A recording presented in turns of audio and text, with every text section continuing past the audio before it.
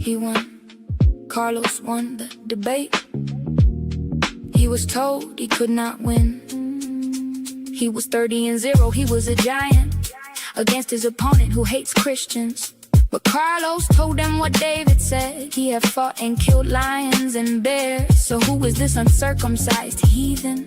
He will take his head off, and his head was cut off. Jesus is still Lord of his anointed. Carlos, Lamar, Apostle Carlos, Judah thou art he whom thy brethren shall praise. Genesis 49:8. Brother Carlos Lamar will be coming on today, talking about his debate against YirmeYah Yah. Please say the Yah. Against Lord Megatron. Who is winning this debate? Lord Megatron 53%, Apostle Carlos 48%, 21 votes. He won the judge vote. Carlos won the judge vote. But YirmeYah Yah, please say the Yah, won the poll vote. He was 30-0, and he was told Carlos could not win against his opponent who hates Christians. But Carlos told him what David said. He had fought and killed lions and bears. So who is this uncircumcised heathen? He will take his head off, and his head was cut off. The scepter shall not depart from Judah. Genesis 49:10. Jesus is still Lord of his anointed. 4 p.m. Est. Carlos Lamar coming on today. 4 p.m. Est. He talking about his debate against YirmeYah Yah. Please say the Yah. He won the judge vote. He was told he could not win against the giant who hates Christians. 30-0. But Carlos said what David said. He had fought lions and bears. Who is this uncircumcised heathen? He will take his head off. Jesus is still Lord of his anointed. He won. Carlos won. Apostle Carlos won the debate. The judge vote was his, but the poll vote was 53%. Lord Megatron 48%. Apostle Carlos 21 votes. YirmeYah Yah, please say the Yah, won the poll vote. But Carlos won where it matters. He took his head off, and his head was cut off. Judah thou art he whom thy brethren shall praise. The scepter shall not depart from Judah. Brother Carlos Lamar, Apostle Carlos will be talking today about his debate against YirmeYah Yah. Please say the Yah. Against Lord Megatron, he was a giant. 30-0. One who hates Christians. He was told Carlos could not win, but Carlos told them what David said. He had fought and killed lions and bears. So who is this uncircumcised heathen? He will take his head off. Turn to he did take his head off, and his head was cut off. Carlos coming on today. 4 p.m. Est. Talking about his debate. He won the judge vote. YirmeYah Yah, please say the Yah, won the poll vote.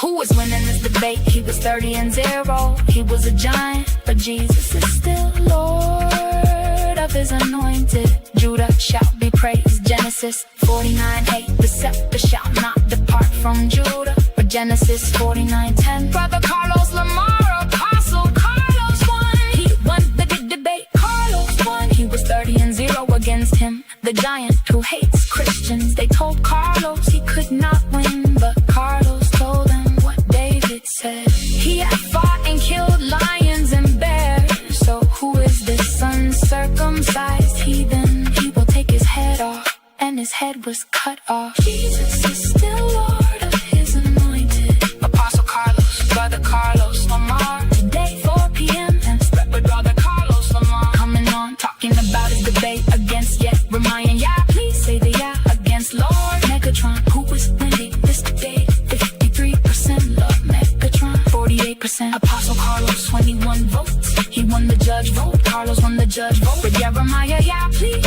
say the Yah, won the poll vote. He was a giant. 30-0. But the scepter shall not depart from Judah. Judah thou art he whom thy brethren shall praise. Carlos Lamar said it. He fought lions and bears. He said, who is this uncircumcised heathen? He fight against his opponent who hates Christians. One who hates Christians. He was a giant. He was 30-0. But Carlos was told he could not win, and he still won. He took his head off. His head was cut off. Jesus is still Lord of his anointed. Genesis 49:8. Genesis 49:10. The scepter shall not depart from Judah. Brother Carlos Lamar will be coming on today. 4 p.m. Let's keep talking about his debate. He won the judge vote. YirmeYah Yah, please say the Yah. YirmeYah Yah, please say the Yah. YirmeYah Yah, please say the Yah. On the pole vote, Lord Megatron.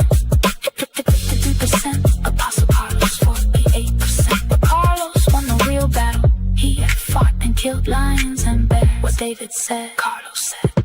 Who is this uncircumcised heathen? He will take his head off, and his head was cut off. Jesus is still Lord. Jesus is still Lord. Jesus is still Lord of his anointed. Jesus is still Lord of his anointed. Carlos Lamar, Apostle Carlos, Judah thou art he whom thy brethren shall praise. Genesis 49:8. Brother Carlos Lamar will be coming on today, talking about his debate. He won the judge vote against YirmeYah Yah. Please say the Yah. Against Lord Megatron. Who is winning this debate? Lord Megatron 53%, Apostle Carlos 48%, 21 votes. He won the judge vote. Carlos won the judge vote, but YirmeYah Yah, please say the Yah, won the poll vote. He was 30-0, and he was told Carlos could not win against his opponent who hates Christians. But Carlos told him what David said. He had fought and killed lions and bears. So who is this uncircumcised heathen? He will take his head off, and his head was cut off. Jesus is still Lord of his anointed. Carlos Lamar, Apostle Carlos, Judah thou art he whom thy brethren shall praise. Genesis 49:8. But the Carlos Lamar will be coming on today, talking about his debate. He won the judge vote against YirmeYah Yah. Please say the Yah. Against Lord Megatron. Who is winning this debate? He was 30-0. He was a giant, but Jesus is still Lord of his anointed. Jesus is 49-10. Jesus is still Lord of his anointed. But Carlos Lamar said he had fought and killed lions and bears. So who is this uncircumcised heathen? He will take his head off, and his head was cut off. Jesus is still Lord of his anointed. Carlos Lamar, Apostle Carlos, Judah thou art he whom thy brethren shall praise. Genesis 49:8. But the Carlos Lamar will be coming on today, totally a mess. He talking about his debate. He won the judge vote against YirmeYah Yah. He say the Yah. Yep, he won the judge vote. He was told he could not win against his opponent who hates Christians. But Carlos told him what David said. He had fought and killed lions and... Oh, man. Peace and blessings. Welcome to the Lion's Den. My name is JJ7000, the most feared debater on this planet. Sit your butt down. Because I know you can't stand it. Y'all see, the champ is here in the building. He done brought the belt back home where it rightfully belongs. Sometimes you got to go out into the highways and byways, ladies and gentlemen, to fight the battles. Jeremiah, now you ran up out of the Lion's Den 3 or 4 years ago, and you ran off with the belt. That's right. But God has sent an angel, sent the warrior, the Spirit of David, to bring the belt back home, man. We got a new champ. This brother right here, he ain't playing no games. But Jeremiah, I know you in the bushes lurking around, man. Like you said, it's fair over here, man. You know, you got to get in here and explain yourself. 30-0, that's a tough record. I commend you for that. You are a Hall of Fame Lions Den champion, Jeremiah. Please say that, yeah. I will give you that. But before we get into meat and potatoes, let me give a shout out to my wife, my queen, my eternal, Jenny Hayes. Like I said, shout out to the Lions Den, Black Jesus Minister, Sister Karima, Neil Love, and the rest of the crew. We got a special show today. The belt that came back home, y'all. The belt, the rightful king of the Lions Den is back home with the belt. I'm talking about the apostle, Brother Carlos. Go ahead and hold up before you get into your diatribe. Sister Karima, you want to say anything before we get into this victory celebration? Go ahead, Queen.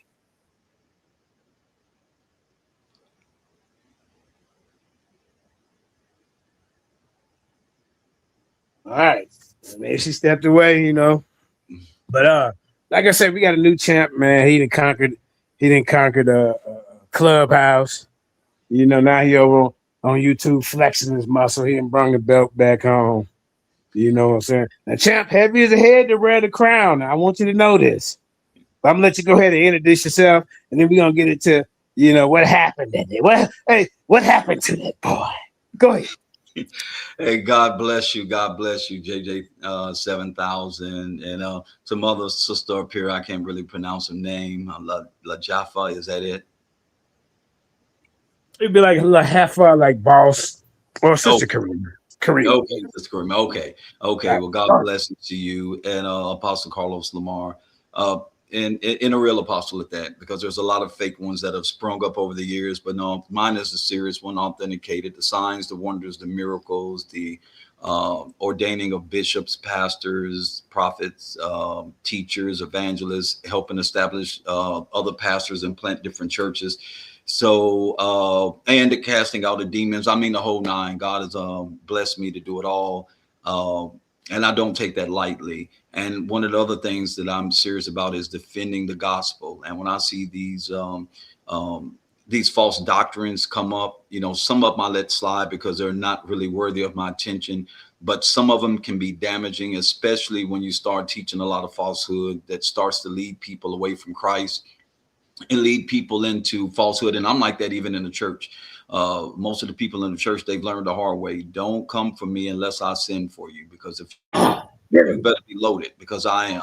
So that's to, you know, to the Christian circle, and just recently me getting introduced to this Hebrew Israelite movement, which in the church we would call a wind of doctrine. And there's nothing wrong if you want to use it as a spiritual metaphor. But when we go as far as saying that you, the people, without any evidence, and you start dictating who can get saved, and you start coming up with all this stuff, then I got an issue. So, what was the topic? Topic of you and the House, the Hall of Fame Lions Den champion? He was a Hall of Famer. He's still a Hall of Famer. Yeah, I give much respect to YirmeYah. That's my brother. It was on the Deuteronomy 28, and they've been pushing this for years, that they the Hebrew Israelites. And I, mind you, at this time, you know, and I knew that there was Hebrew. I knew that there was Israelites of color, and I was teaching this back in like 2003. Just by revelation and by God leading and guiding me through the scriptures, and me seeing the Cushites and the Ethiopians. And I started, you know, the Lord has lead me like, yeah, it's black people, there's Israelites in this as well. But I never used Deuteronomy 28 for any of that, because biblically that's incorrect. And so what they've done, instead of them actually studying the Hebrew language, the Hebrew culture, and the history, they created this doctrine that says that they Hebrew Israelites. And I said, okay, so how do you know? And mind you, I was teaching this and understanding this way before, you know, these guys might have still been just in church at the time, just being, yeah, they, you know, they would have been in Sunday school while I was already out here chopping wood and teaching this. And I never said that it was all black people. I said some, because I had a good understanding that it was an African slave trade. And in the midst of that, you would have had some Israelites that got caught up in it, because you had them over in that area.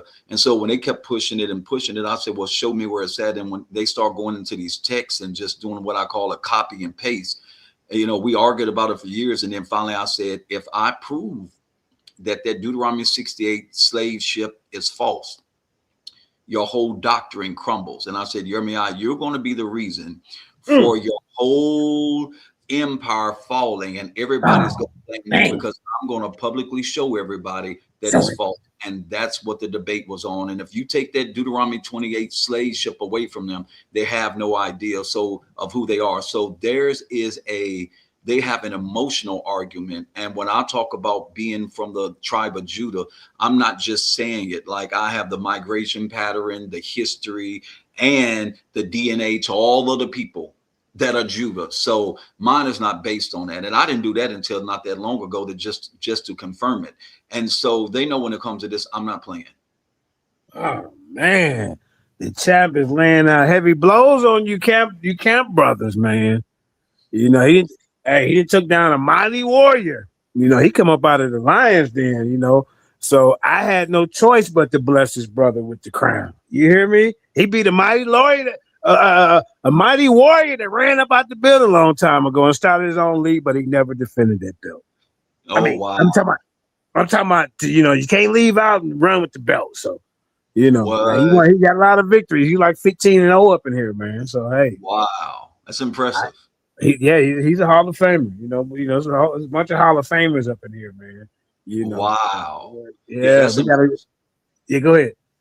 No, I was just saying that's impressive, and I pretty much knew that coming against him. I think because I never debated, he just took me lightly, and I told YirmeYah when he told me about his history of all of the people he defeated, and he was like, "You've never done this before, so why would I worry about you?" And so my response to him was this: I said, YirmeYah, I'm gonna put you in a place of somebody that's in a safari.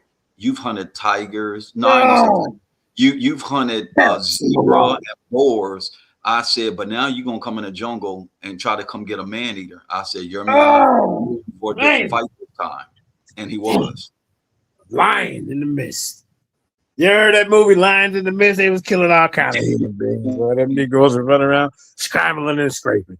Yeah, so let's go ahead and kind of get into the topic a little bit. You know, what led you to this victory of becoming a dominant, you know, champion now. You know, everybody celebrating you around the league. You just don't know it yet. Go ahead. Well, let's either celebrating or hating right now. I think you got a wanted poster for me.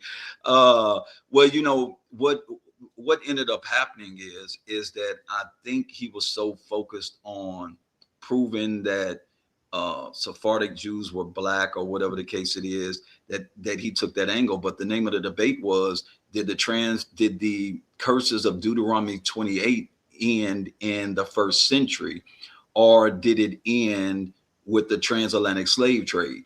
So I said, okay, let's go that route. And so I'm gonna be honest, when I came out from the very beginning, I told YirmeYah, I said, you're gonna have one chance, and that's because you're gonna go first. I said, but after you do that first round and I step up, I'm gonna kill you every way you can think of after that. And I don't think he took it serious. So in the beginning, I told him, I'm going to demonstrate all of these things that are in Deuteronomy 28.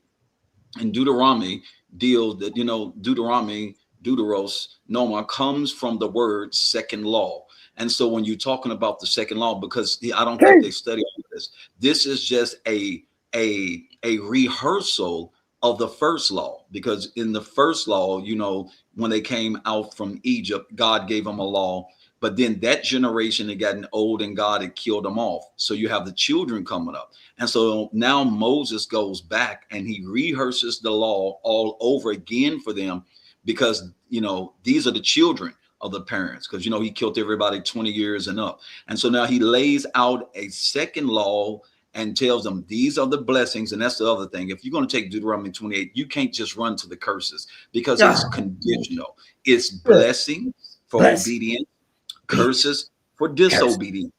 That's right. So when you just say we curse, no, because this thing is both ways. It can go either way. It could go blessings or curses. And so I demonstrated that I'm going to lay out that all these things that took place in Deuteronomy 28 have already happened within the first century. And I said, I know my opponent is going to hop up later on and he's going to show some things that are similar. And I made it clear to the judge and to the audience, similar does not mean exact. If you go buy a pair of Jordans, people know the Jordans that are exact versus you go getting some knockoffs that are similar. Somebody with a trained eye, they'd be like, yeah, I got some Jordans. No, them ain't Jordans. You know what I'm saying? They look like Jordans, but they're not the real thing. And so what a lot of them have done is they've gone and tried to find similarities thousands of years later and say, that fits us. And that's not the way that the Bible works. Is the Bible gave the covenant, it gave the laws, it gave the judgments, and then the curses for disobeying it. You can't get thousands of years later and hop up and say, hey, this sounds like something that we went through. That must be us. Well, if you take that approach, And I showed them also that I gave them like 15 other peoples that went into slavery that were not all black. They were white, Russians, Spaniards, all kind of people in India. They went into slavery on ships. That doesn't make, do they get a chance to come and say, well, that fits us because it's Deuteronomy 28? So a similarity does not make it exact. And I was able to pinpoint and show from the text all of those curses being fulfilled inside the Bible itself. If I gave you a verse, I went and showed you another verse where it was fulfilled. I give you a verse and I want to give you another verse where it's being fulfilled. And I walked that thing all the way through. So I didn't even have to come out. Oh, walk it down. Oh, yeah. Hold up, champ. Hold up. Jeremiah said, hey, so you better get up in here, man, and explain yourself today, champ. You're a Hall of Famer over here. You already know that. Hey, the belt back home, man. You ran out with it. We gave. Come on, man. You got to come in here and explain what the heck's going on and see if this brother might be willing to give you a rematch. I don't know, man. The champ might want to flex for a little bit. You know, it's other.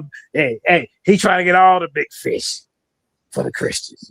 So, how long have you been a Christian, brother Apostle?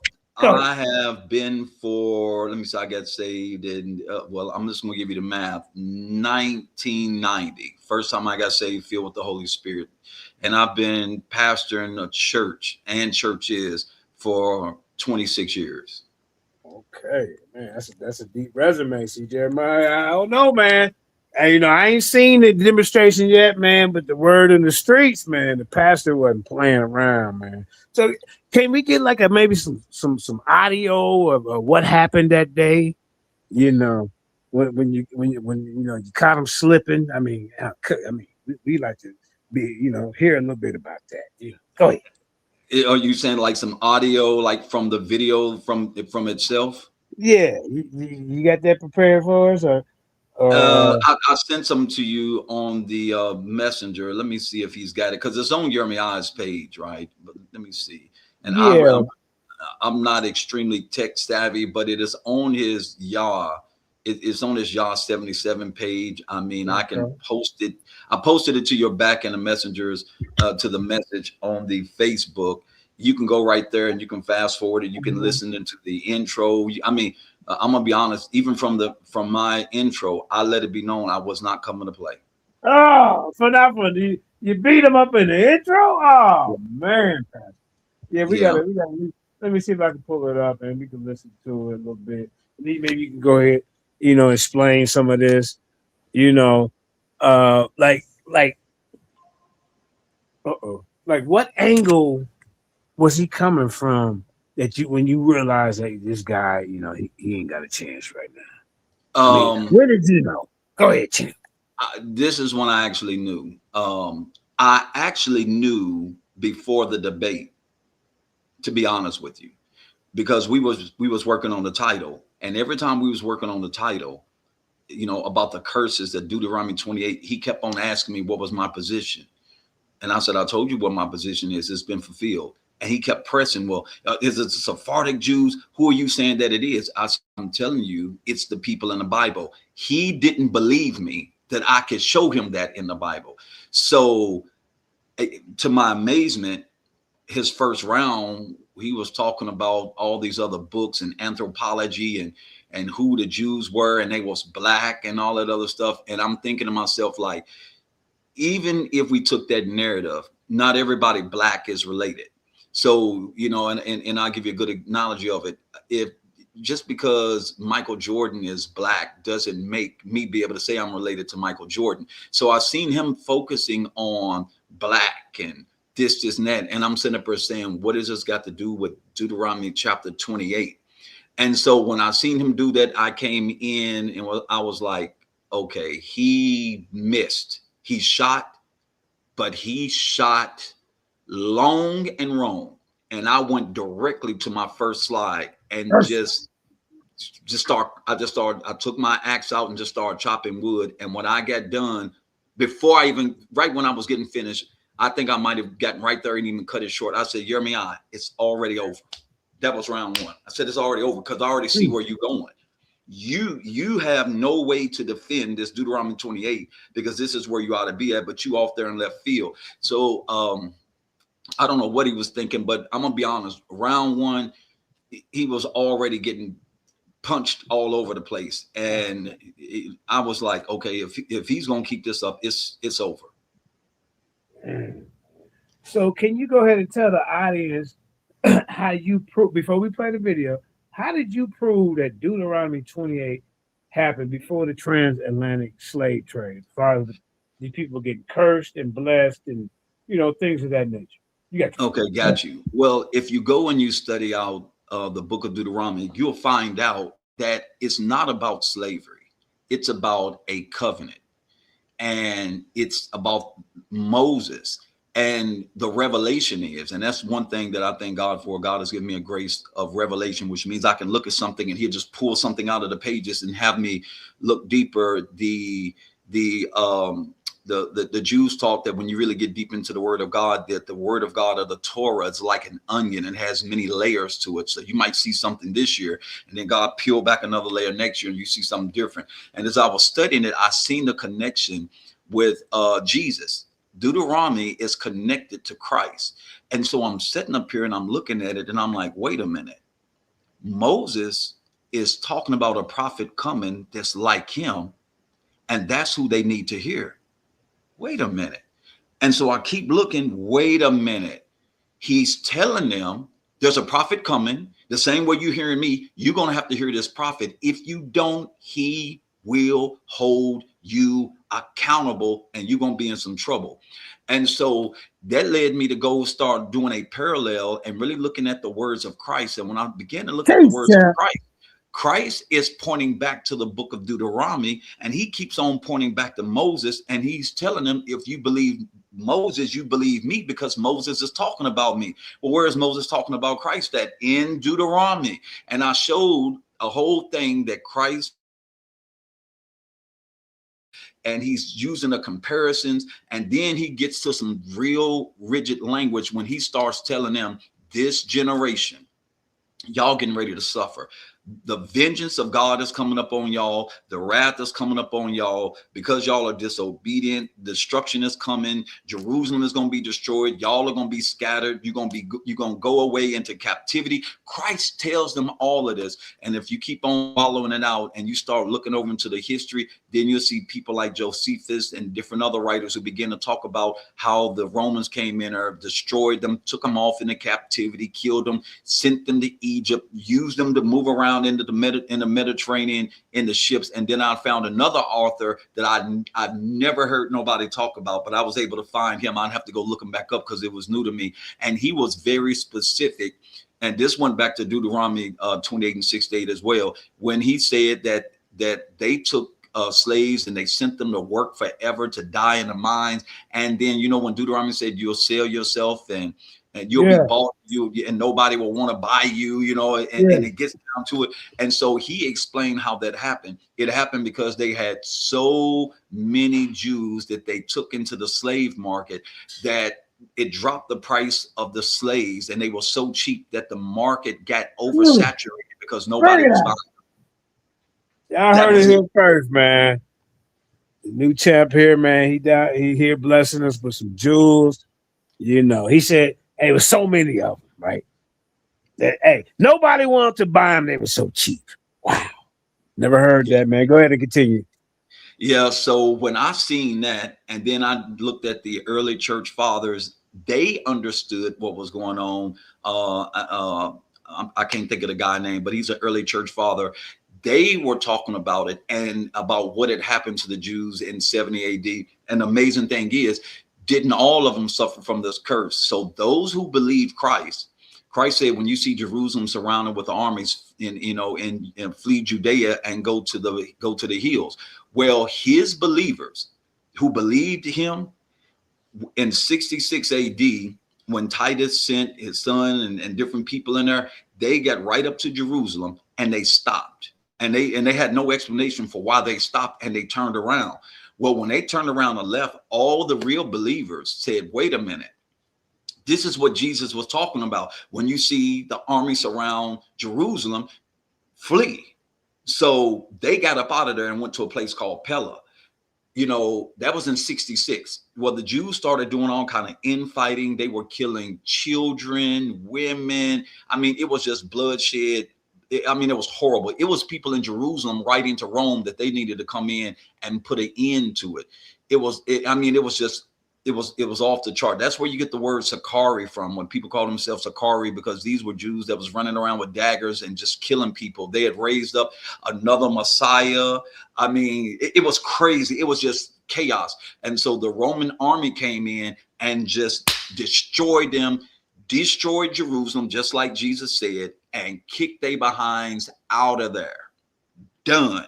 Y'all being sent all over the Roman province. You know, they're making parades about them. They kept the best looking ones for trophies. I mean, it was a real work of art that they did. And even some of the Romans were saying, we thought we would have had more resistance than this. You know, we thought they would have really fought back, but they slaughtered them guys. They put an end to that. And then that's how the early church fathers knew 100%, like Christ ain't playing. If he tell you something, you better take heed, because it's going to come to pass. And that was exactly, Brother JJ 7000. Here's the thing about it. Jesus kept on pointing out this generation, this generation, this generation. And guess what?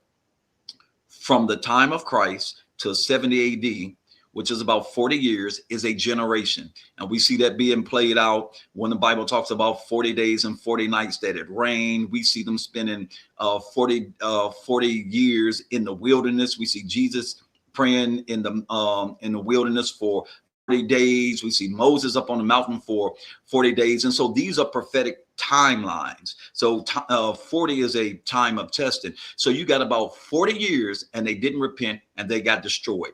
That was the end of it. Man, hey, that's a lot of heavy information.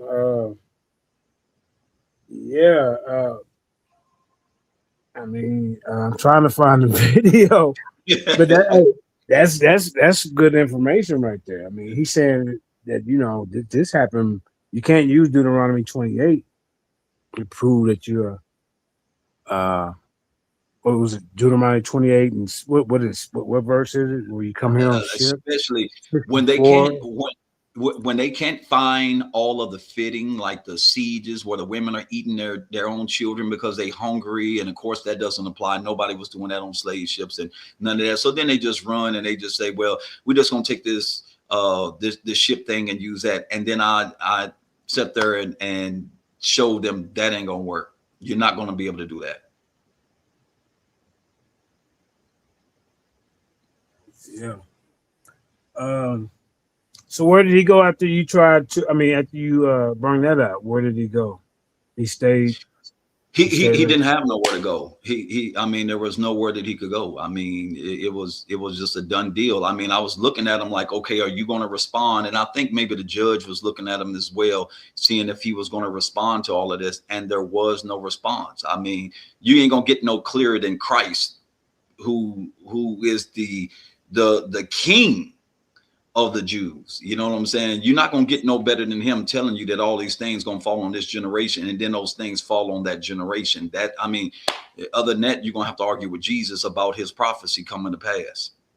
So he couldn't respond. And Don said he was waiting to see, are you going to push back? And there was no pushback. And of course, the judge was Don Pro is 01, you know. Yeah.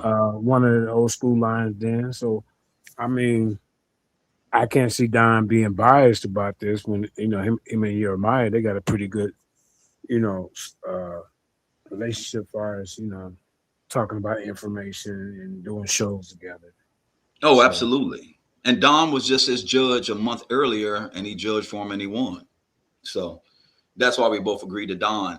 But I was given a warning, you know, because I know Don pretty well as well. You know, we all get on the phone all the time. Like one of the guys told me, don't go in there trying to preach, because that's where he got messed up at. You know, you go in there trying to preach, Don he's going to get you. You know, it's kind of like going to court. A lawyer advises you what kind of judge you're dealing with. He said, you better come in there and you better be precise. He said, don't do what I did. I went in there trying to preach and do all of that. And it was a bad situation. Yeah, okay. We got Sister Karima back. Karima, do you have the video from it's on Black Jesus Ministers Clubhouse page and it's on Yah World 777. I'm on my phone. I Are can't you on your share. You phone? gotta share. Okay. Are you on your computer, brother Carlos? Yes, I am. Yes, I Okay, so if you go on Yah World 777, that's YirmeYah's channel. am. Shout out to YirmeYah, first Lions Den champion. He posted it. So if you can go ahead and look and find that while I can continue to talk while you find it. Yeah, Okay. ladies and gentlemen. Well, okay, so let me go on there and look. Yeah. Ladies and gentlemen, hey, we got a new champ in the building, man. And I think this brother is pretty well versed in his studies. He has his own church. He's an apostle. He's a preacher, pastor. And he broke that Deuteronomy 28. He broke that down pretty good, And Maharkar kicking around, YirmeYah, he wants some get back, maybe Tazariak, Daniela, Divine Prospect, all you guys, man. It's a new heavy hitter that you know what I'm saying, that was, a diamond in the rough. He was over there on Clubhouse. Now we done brought him to YouTube. Y'all in some trouble. And he said, anybody that come up here, you still gonna be in some trouble. You hear me, ladies and gentlemen? But yeah, man.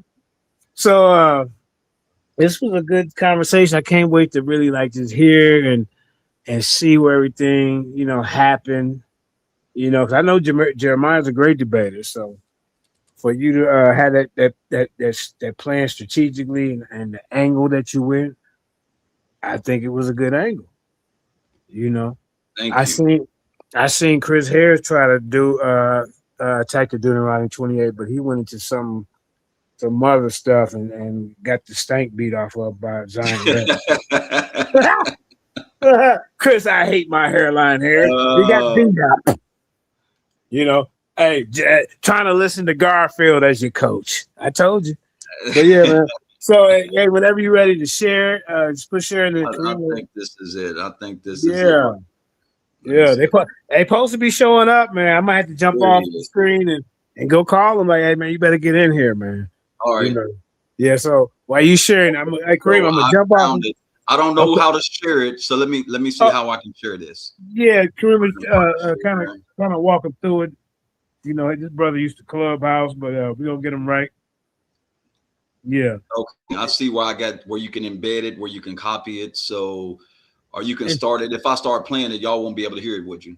No, it should be. Go ahead, Kareem. No, on your computer, it's on the bottom of the screen here. You have to share your screen, and it's gonna link to whatever file or app you have open.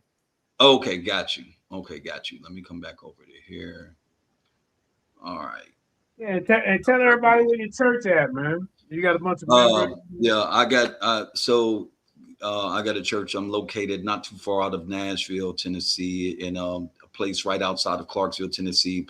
I'm actually on the edge of Kentucky, Western Kentucky, a place called Hoptown, which is Hopkinsville, but we call it Hoptown. So I've been there for 26 years. Then I had another church that I left to a pastor about an hour and 15 minutes away. I built that church up and left it in the hands of a pastor, taught the people what they needed to know, and they've seen the works of God. And so I was able, after 14 years there, to come back and just fully concentrate on this one and work with some of the other pastors that's up under me. So it's been a blessing.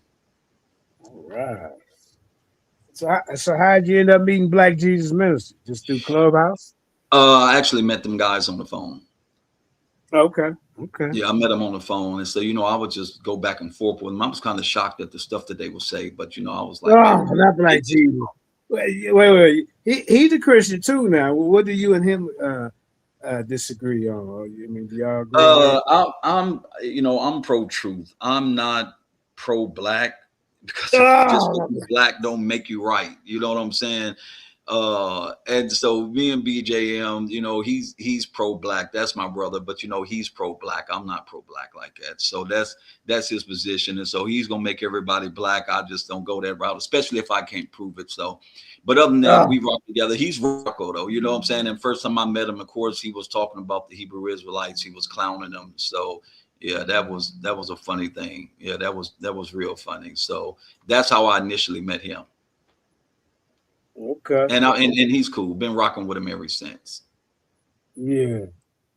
Okay, well, So yeah, you know, whenever find you're it. ready to set a video, we ready to Okay. check this out. We gonna Okay. check out a round or two, and then All right. Do you want me to show you evaluate the the place. intro? Do you want me to show you an actual? Well, I'll show you an actual Now, round. Let me. Black Jesus intros be like 20 minutes long, man. No, I I was going mean, to show come you an on. intro between me and him, but I'll actually Oh just yeah, show you. do what you do. Do what you do. Okay. I I'll know show. Black Jesus, but he got them 20-minute intros. All right, go ahead. Okay, so I'll show you what his start was, so you kind of get an idea of where we're going with this. Okay, I'm gonna let you see. This is him. So let me see if I can. All Yeah, right. once you I don't know share if you your can screen, see then it. Sister Karima can share it for you. Yeah. All right. Are you able to get it? All right, go ahead, Sister Karima.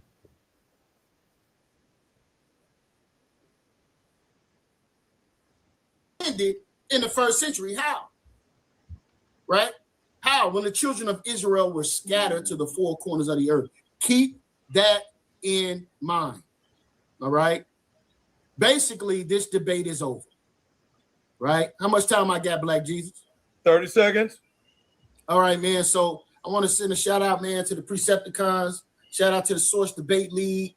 Shout out to the Army of Israel, man, and the House of the Redeemed Servant who are watching, right, in support of this truth, right? And for those Christians that are looking, I'm going to do my best to be well behaved because I don't want you to be dismissive of this information simply because you don't like my delivery. Okay.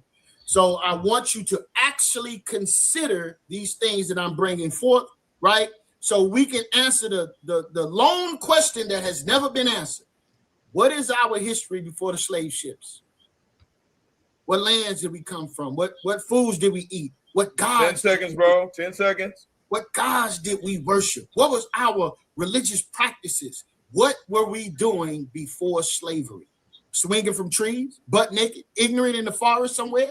No, we come from greatness, and you're going to find out tonight. I yield. Thank you, bro. Appreciate that. Lord Megatron, brothers and sisters. Now we're going to hear our 3-minute introduction and response by the esteemed Apostle Carlos Lamar, dear brother. Your 3 minutes start, bro. When you speak, your time will start. All right. Thank you, BJM. And I am glad that my brother YirmeYah Yah invited me in. I'm normally having to argue with them on the phone about stuff. So YirmeYah Yah is getting ready to find out what a real apostle does. YirmeYah Yah is uneducated, and I'm going to show him just how uneducated he is. God does not let us come up with private interpretation, first of all. Anything that God wants us to know, we don't have to guess. We don't have to figure it out. They're in the book. So here's what I'll say. Before we can debate Deuteronomy 28, we first must define what Deuteronomy is. My opponent does not define the Hebrew words, the Greek words, or historical settings of the text. Words have meaning. And if we ignore the meaning, we can make the Bible say almost anything. The Hebrew name of the book is Devarim, meaning words. And when we put it together, Deuteros, and Pneumos, we get a meaning, the second law. Deuteronomy is the second law, or a repeated law. It's not a book about slavery. It's a covenant law book. Deuteronomy records Moses repeating God's covenant to a new generation of Israelites. Chapter 28 is the covenant's legal section. It promises blessings for obedience and curses for disobedience. That means the curses are not random acts of suffering. They are legal penalties for breaking God's covenant. Before anyone can claim the curse of Deuteronomy 28 that they apply to a people, they first must prove a few things. Number one, that the people were under a covenant. That's the burden of proof. My opponent must prove 4 things: that the West African people he identified as Israelites possessed the law of Moses, that they are under the Mosaic covenant, that they violated the covenant, that God judged them according to the covenant curse of Deuteronomy 28. The Bible says curses came because Israel refused to keep God's commandments, statutes, and judgments. So my question is simple. What commandments did the people in West Africa break? Is he going to be able to show us the Torah, show us the covenant, the commandments, show us evidence that they were accountable to the law of Moses before claiming they were punished by the law of Moses? You cannot punish someone for violating the law they were never shown. My opponent begins with slavery and works backwards to Israel. The Bible begins with a covenant and works forward to the curse. These are totally two different methods of interpretation. Finally, there's an important difference between something being similar and something being exact. Many nations have experienced slavery, captivity, famine, exile, and suffering. Similarity does not prove fulfillment. An imitation may resemble the genuine article, but resemblance does not make it genuine. Deuteronomy does not say some of these curses. It says all of these curses. 30 seconds. How many seconds? 30 seconds. Every part must fit the covenant exactly, not approximately, not emotionally, and not by selective comparison. Before we discuss slave ships, captivity, or history, my opponent must first establish the covenant itself. Without the covenant, there are no covenant curses. This is where which is where the debate must begin. I'm done. All right, so that's an intro. Yeah. Wow. You know, so yeah. All right, let me see if I can stop it. Okay. Yeah, let's go. Go ahead. Do your thing. Okay. Hold on. I'm gonna try to stop it. Where is it at? It's playing from somewhere. Hold on 1 second. All right. Everybody hit that like, share, and subscribe. You know, Where is it? Shout out to the viewers in the audience. Shout out to the viewers on JJ7K TV. You know. Okay. All right. I caught it. So I got to go back and put it back in. But yeah, but that was the beginning of the intro. So you see, I was focused from the beginning. YirmeYah was still, I don't know where he was at, but my focus was, we're going to get into this book. Yeah. And you know, when you stop, you don't have to take out your video down. You can just pause it where you want to pause it and then start back up. You know, once Okay. Kareem is share it for you again. Yep. All right. Okay. So are we getting into the first round, or let us check out the first round? Okay, so let me go find the first round. I know where that While one you're is doing that, I at. continue to talk. Go see. Let me look in my history. Okay, history. All right, so here we go. So let me get ready to share this. Okay. I'm gonna let you hear YirmeYah. I'm gonna give him his chance to take off. Okay. Yeah, we got to hear both sides. Okay, so all right, that's the second one. Okay, so here he comes. Here we go. I'm taking him back to his beginning. All right, so I think here it is right here. Yeah, take your time. Yeah. Okay, here we go. Share your screen again. All right, I'm getting ready to share the screen. All right. Let me know if you got it and ready.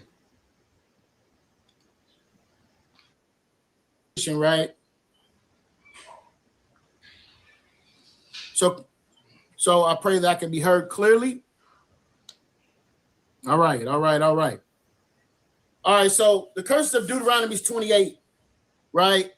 It's important that you understand this from a broader sense, not a isolated circumstances, because the scriptures deal in manifolds, meaning they happen in one generation, they're going to repeat in another generation, right? As long as the children of Israel rise and fall throughout antiquity, right? First thing we need to understand, what methodology will I be utilizing? I am utilizing anthropology, right? What is anthropology? It's the study of science of human beings, especially the study of human beings and their ancestors through time and space in relation to physical characteristics of physical characters, right? Environments and social relations, and what culture, right? Let's see here.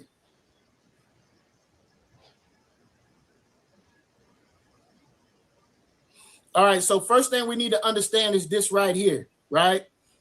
Daniel's 9 and 11. There's no confusion, brothers and sisters. Did the curses of Deuteronomy 28, right, pan out, right?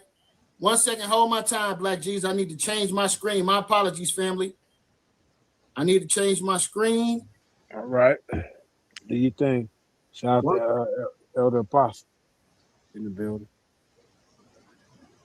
So I want to read this to y'all. Right?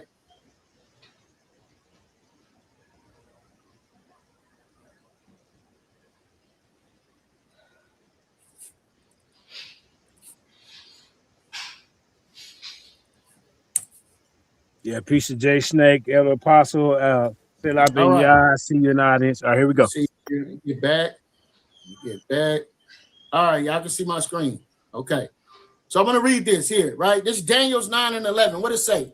Yea, all Israel have transgressed thy law, even by departing, that they might not obey thy voice. Therefore, the curses is poured upon us, and the oath that is written in the law of Moses, the servant of God, because we have sinned against him, and he have confirmed his word, which he have spoken against us and against our judges, the judges that judged us, by bringing upon us a great evil, for under the whole heaven have not been done as have been done upon Jerusalem. Verse 13, as it is written in the law of Moses, all this evil has come upon us, yea, yet made we not our prayers before the Lord our God, that we might turn from our iniquity and understand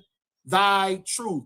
That's Carlos's problem. He don't understand this truth, right? Switching screens, right? So we know and we understand that the curses of Deuteronomy 28 have been poured out upon us. Daniel's 9 and 11 confirms that. Daniel, when he was in righteous standing with the Most High God, yet Daniel went into captivity right along with the wicked. Why? Because your brothers in your nation and what they do matters. That's why we hold each other accountable, right? So one thing that me and this brother agree upon is that the Jews in Spain and Portugal, right, are the Israelites that the Bible speaks of. So we're going to examine this particular time frame. First, we're going to go to the New Voyage, a book called The New Voyage, right? It says here in the New Voyage to Italy. The Jews are what? Black. For this is only true of the Portuguese Jews, who married always amongst one another, begetting children like themselves, right? And of the swarthy, and their being swarthy of their complexion. Swarthy, brothers and sisters, means melanated, all right? A people of color. Here's another book, The History of the Jews, right? It says The History of the Jews by Hannah Adams, right? Page 180 says what? The Spanish and Portuguese Jews claim their descendants from the tribe of Judah in consequence of their supposed superiority. They have not till lately married or any ways incorporated with their brethren of other nations. They have separated themselves. They have separate what? Synagogues. And if a Portuguese Jew, even in England or Holland, marries a German Jewess, he was immediately expelled from the synagogue. Why? What you all need to understand is that there's two types of Jews. There's one Jew that's the real Israelites, and then there are people who are claiming to be Jews who are not. Carlos is going to be showing you their history. Carlos's problem is their history don't align with Deuteronomy 28, and that's the discussion for tonight, right? So it lets you know that the Portuguese and Spanish Jews did not marry outside of their ethnic group, right? Here's another book, 100 Amazing Facts About the Negro. Negro is going to be very important throughout this presentation, right? Right?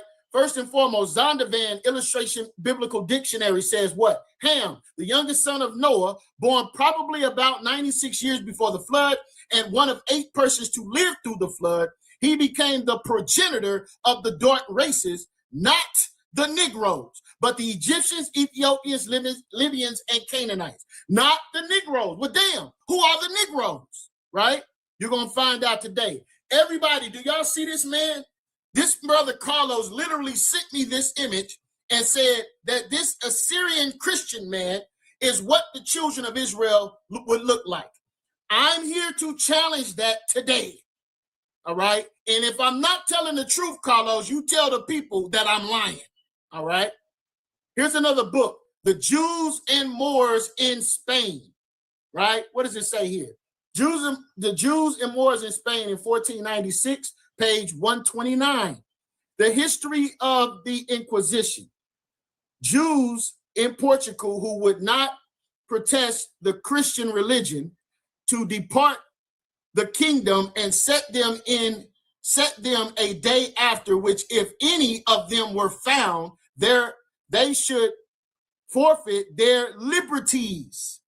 The Moors immediately, right, profited over the Africans as the Jews were preparing to depart. The king commanded that all their children who were not above 14 years old should be taken from their parents and educated in the Christian religion. All of you Christians out there, you got to be responsible for what these Christians did and stop playing a game and trying to separate yourself, right?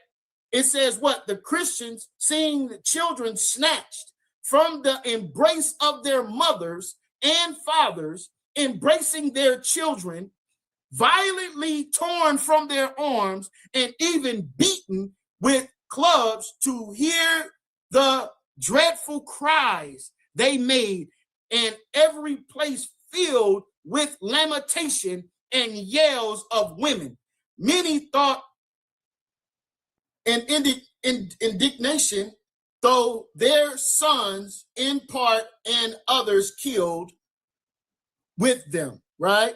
Let's move on here. Was that cloaked who would have gone over to Africa to avoid, right, these evils were not suffered, for the king feared giving them the liberty of falling day after day. And although the 15th, he had alleged them 3 parts where they might go on board.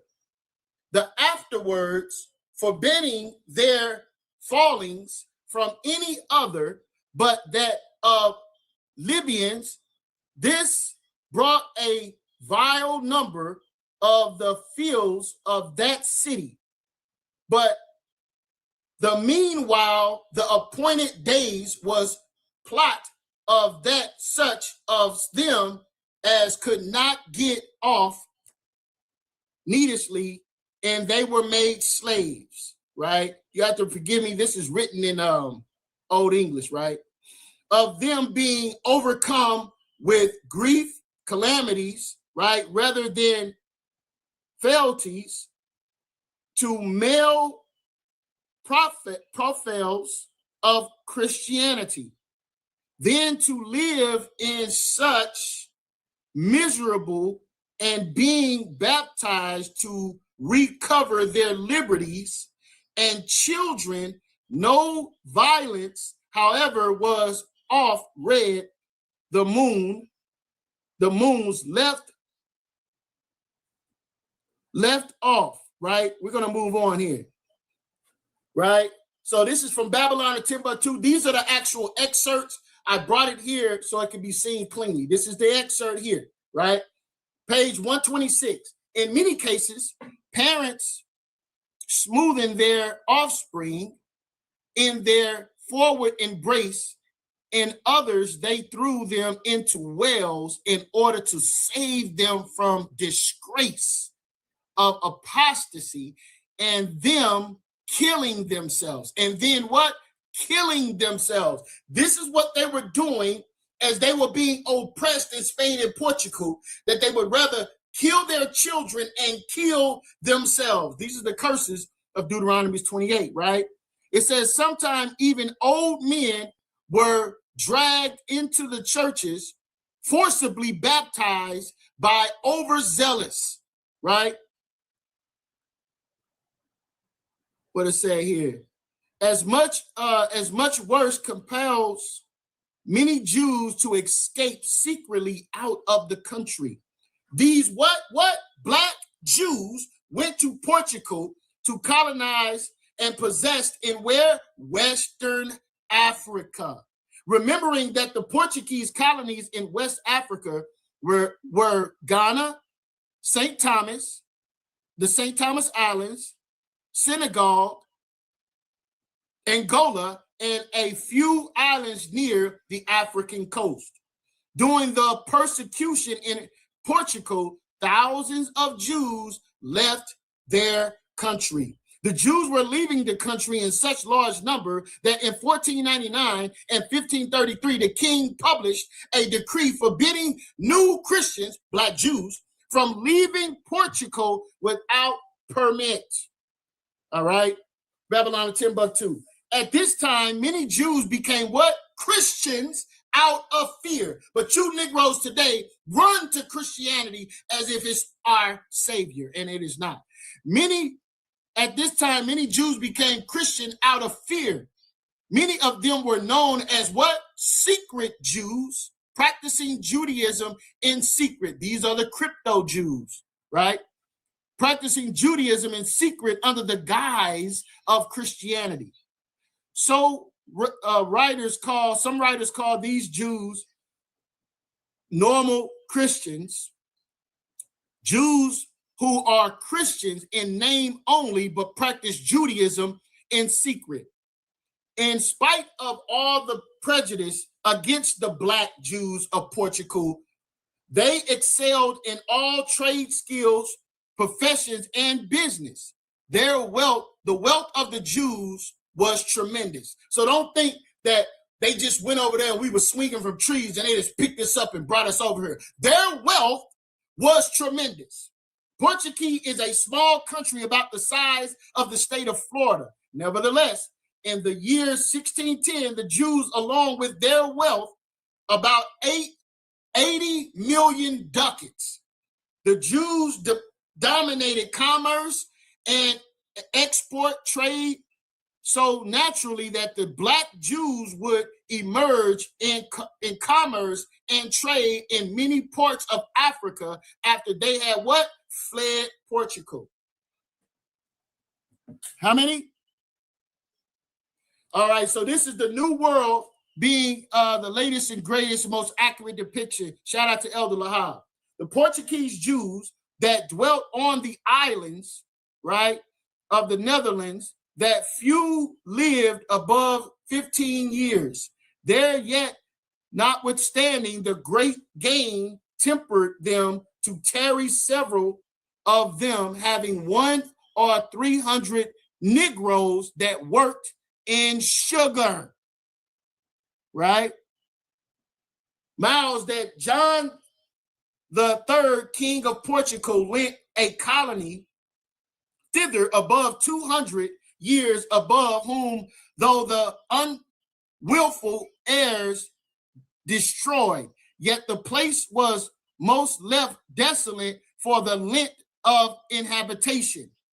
So who selected the Ghananese next in Angola and Lofty of Santo Main, or the islands of St. Thomas, chat, so that might be the brutal Salakia that said the king that said the king, the further, although later chronicles attributed their sugar production on the islands to the talent of those departed children of their offspring, meaning the Jews, right? Is that my time, Black Jesus? All right.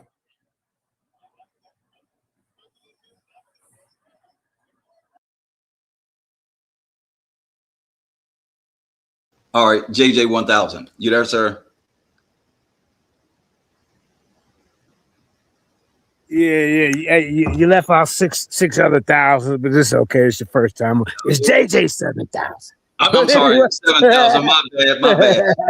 So here's the main problem, right? We're supposed to be doing with Deuteronomy 28, the curse. Yeah. And if I would have really taken time and paid attention, he talked about how they had all this money and ran commerce, but that ain't a curse. And then he can't prove that these people were black. That's another problem that he has. And I went and looked up some resources and saying, no, that's something that they use to paint these people as black, but these people are described as Moors and swarthy. So he's just going to, Moors with different complexions, Africans, Arabs. So this is his attempt, but he's still failing to, if you wanted them to be under the curse, why are you talking about their prosperity and how they ran everything? So that that was kind of a bad angle. Exactly, that was everything that he said. Yeah, that was a bad angle. Now that you pointed that out, I don't think I would have went to their prosperity and things of that nature, because they're supposed to be cursed. They're supposed to be, because he's dealing with the curses. You're dealing with the curses. You just showed me these people having all this money, running everything, and they above everybody. So how was that a curse? And see, I didn't even catch that to even hit him with that on the question and answer. Yeah, it'd be like that until you. Yeah, it'd be like that too after you review the debate and all that. Oh, damn, he said, how let that slip away? Yeah, I let that slip. Yeah, I let that slip. So I'll give you let me run into mine. Hey, well, hold up for 1 second before you do that. Elder Apostle, we're on, if you type into YouTube, JJ 7000 and Lions Den, it'll take you to this channel over here. You'll see the lion. You won't see JJ, it won't say JJ 7K TV, it'll just say Lions Den. And then the link, if you want to jump on the panel, is in the chat. Yeah, hey, champ, I told you once you jump out there like that, you become a champ over here. A target is on your back, so you pick down a heavy hitter. You see, Apostle's our discussion champion. He's lurking in the midst. So yeah, but continue to teach, man. Go ahead. Man. Okay, so I'm gonna jump off Kareem and get Apostle over here. I'll be right back. All right, go ahead. All right. You just do your thing, pause it when you want. You got the floor, champ. We'll start likewise, dear brother, when you're ready and when you speak, my dear brother. Is that understood? Yes, sir. So let me see if I can, we're loading this up. Again, brothers and sisters, thank y'all for being here. Thank y'all for being here. This is a Clubhouse YouTube simulcast. This is a Black Jesus Minister Ultimate Debate League collaboration with the Source Debate League. The CEO, YirmeYah, please say the Yah, broadcasting live all over the world. The much anticipated Titans debate titled, Did all Deuteronomy 28 end in the first century or at the transatlantic slave trade? YirmeYah says, no, man, it continued into the transatlantic slave trade. What is you talking about? But brother Carlos Lamar says, man, no, bro, I'm finna put some brakes on that, bro. I'm ready, BJM. You have fallen off the cliff, brother. You know what I'm saying? No, that thing ended in the first century. So we about to hear from the esteemed Carlos Apostle. So can you hear me, brother? You ready? Yes, sir. I'm ready. All right. So again, when you speak, your time starts, bro. I'm ready. Let's go. Okay. First of all, let me say this. Did I show him that picture of a Semitic person? Absolutely. And now let me make this extremely clear to anybody who doesn't know. The people that he's reading about, that's who I am. I am a bloodline Sephardic, which is in Spain and Portugal, Jew. That's been documented. His migration pattern, the history, even down to the DNA. So that ain't what the fight is. And my people were in Jamaica, may I ask, which lines up where the Jews went. But that still has nothing to do with Deuteronomy chapter 28. And let me show you why my good brother is an amateur, because he does not know the text. He doesn't know the scripture. He doesn't understand it. So let's go to Deuteronomy 28 and let's see. Deuteronomy 28 and 15. Now I'm going to walk you down this right here. I don't know if YirmeYah Yah can see my screen or not, but I'm looking at it. So here's what we're going to start with. This is what it says. Well, let's pause your time, brother. Okay. You want to make sure that your screen is being seen. So, YirmeYah Yah, can y'all see my screen? Do you have Deuteronomy 28? It's up on the. It's up on there. We can see it. Okay, so you can see my slides, correct? Yes, sir. Okay, thank you. And now the current slide. Hold on, brother. The current slide that you want up, is it up? Can you? Yes, it is. And they can see it, and as long as the judges can see it. Okay. And the judges said they can see it, so we ought to be good. Okay, let's go. Okay, so Deuteronomy 28. And let me walk everybody through this. The reason why people don't know this, because they've never really sat down with somebody who really knows the Bible. I'm not guessing. I know it.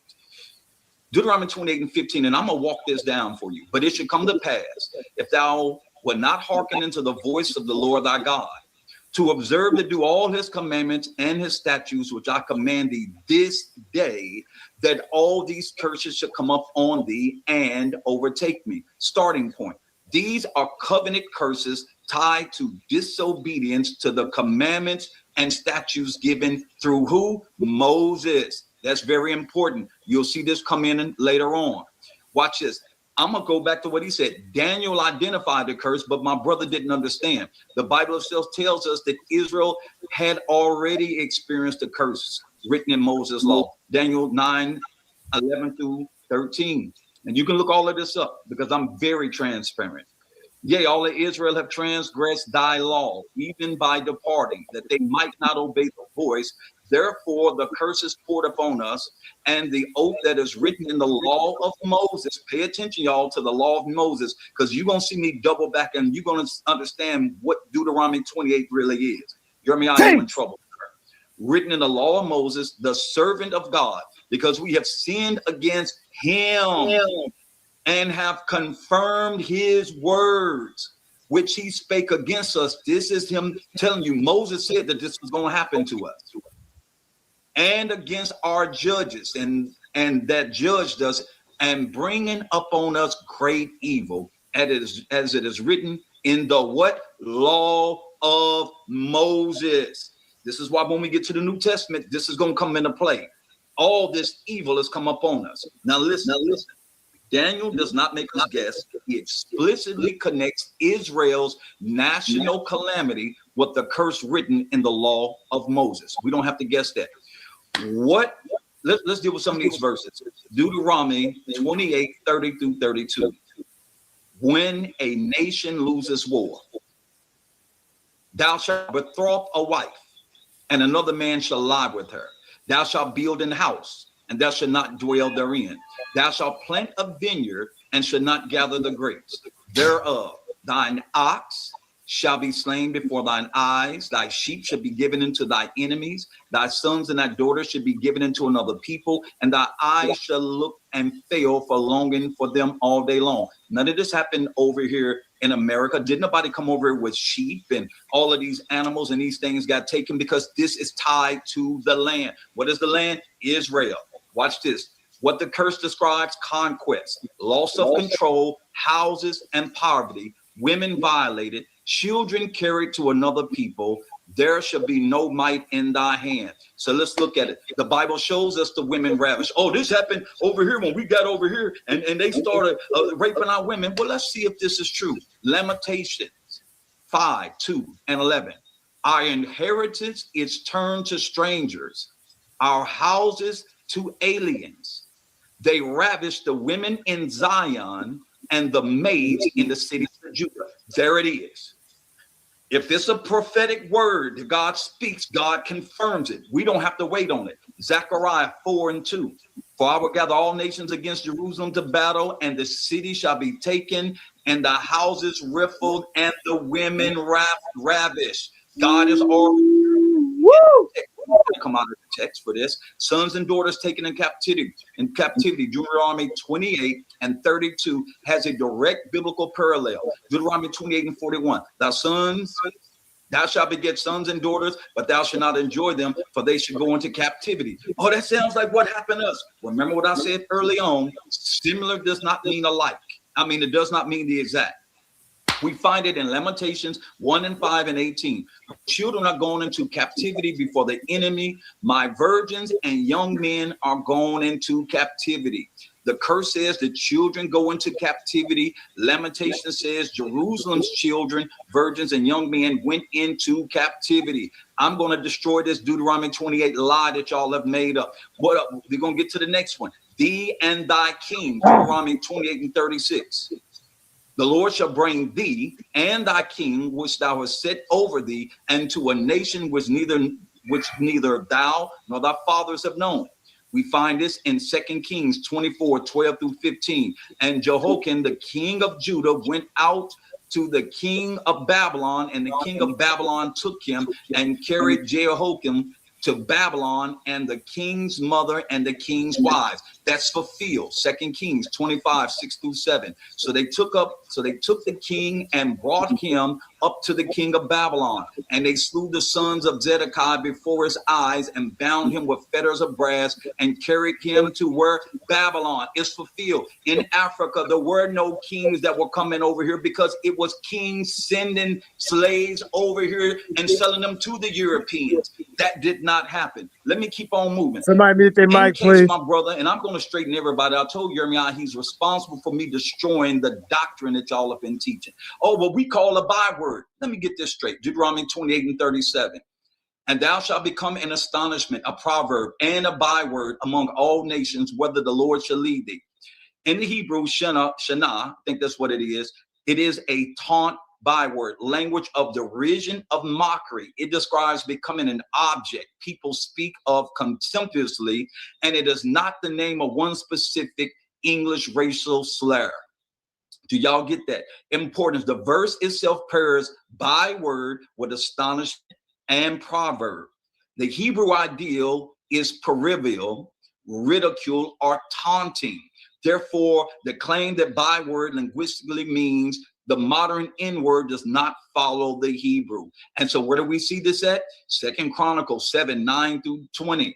But if you turn away and forsake my statutes and my commandments, then I will pluck them up by the roots of my land, which is given them. And this house, y'all, which I have sanctified for my name, I will cast out of my sight and will make it to be a proverb and a byword among all nations. I don't even got to hit the second one because he's telling you that his house is called a byword.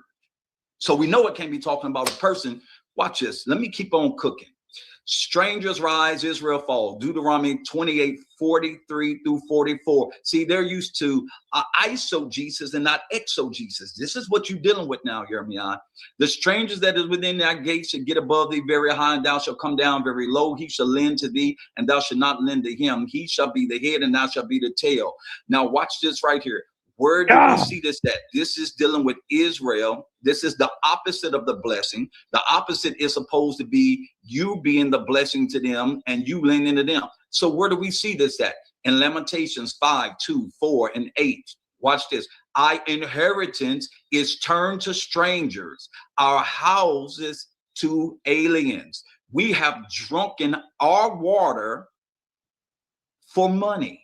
Our wood is sold unto us. Servants have ruled over us. There is none that doth deliver us out of their hand. And then in Nehemiah, we have Nehemiah 5, 3 through 5. We have mortgaged our lands, vineyards, and houses that we might buy corns. We have borrowed money for the king's tribute. We bring into bondage our sons and our daughters to serve. Do y'all hear this, brothers and sisters? All of this is being fulfilled. We ain't got to go outside this book to go 1,500 years later to 3,000 years later for a transatlantic slave trade, siege, famine, and the unthinkable. Deuteronomy 28, 52 through 53.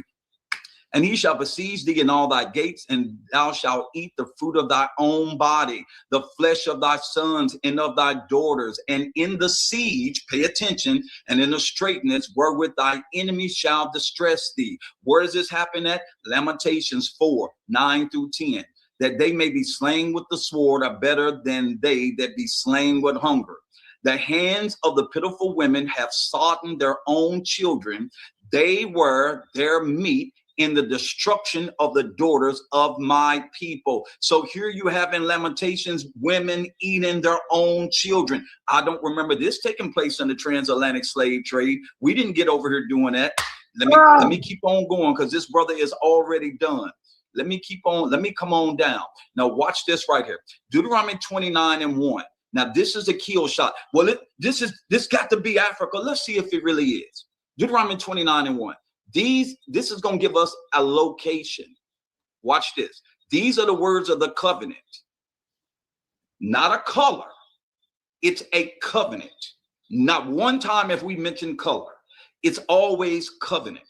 And people who don't understand covenant will run and pull up cover. I understand covenant. Watch this. Which the Lord commanded Moses to make with the children of Israel in the land of Moab, beside the covenant which he made with them in Horeb. Watch this right here. Do y'all get this right here? Y'all need to see this. This is covenant talk. Now watch this. Deuteronomy 29:22-24. This is what it said. So that the generation to come of your children shall come from afar and shall say, see the plagues of that land, and that the whole land thereof is brimstone and salt and burning, that is not sown nor beareth. Even all nations shall say, wherefore have the Lord done this unto us? What meaneth the heat of this great anger? Deuteronomy 28:63 says, and you shall be plucked off the land whither you go and possess it. The land matters. Israel receives a land. Covenant rebellion brings judgment on that land, and Israel is ultimately plucked from the land. Let me keep on going. This right here is what he needs to understand. Watch this. Deuteronomy 29:25-27. I'm just going to work the text. Men shall say, because we have forsaken the what? Covenant of the Lord. Where is it mentioned in color at? Nowhere. This is about covenant. Because they have forsaken the covenant of the Lord of their fathers, which made with them when they were brought them forth out of the land of who? Egypt. For they went and served other gods, and the anger of the Lord was kindled against this land to bring it all the curses that are written in this book. He's telling you who the people are, where they're located at. We don't gotta go no further, people. Deuteronomy 29:28. And the Lord rooted them out of their land in anger and in wrath and in great indignation, and cast in them to another land, as it is what? This day. So this is already known. Covenant, disobedient, curses, land judgment, people rooted out unto another land. But this brother wants to skip past all of this history, all of this Bible, all of this truth. You know why? Because they don't know the scriptures. When you don't know scriptures, you have to start making things up. You have to start what the Bible says, what the Bible tells us about casting down imaginations. This brother, all these people come together and they're imagining all of this that is true because they haven't took time to do what the Bible said to do. Study to show yourself approved as a workmanship of God who need not be ashamed, rightly dividing the word of truth.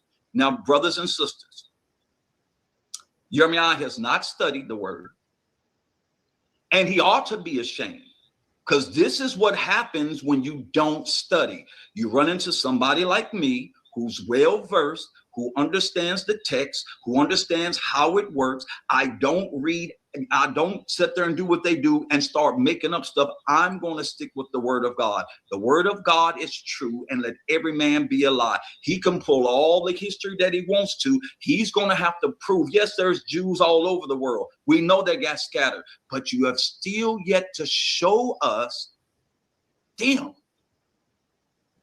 We still ain't seen it, because all this is tied to the land. I don't need no more time. I'm done.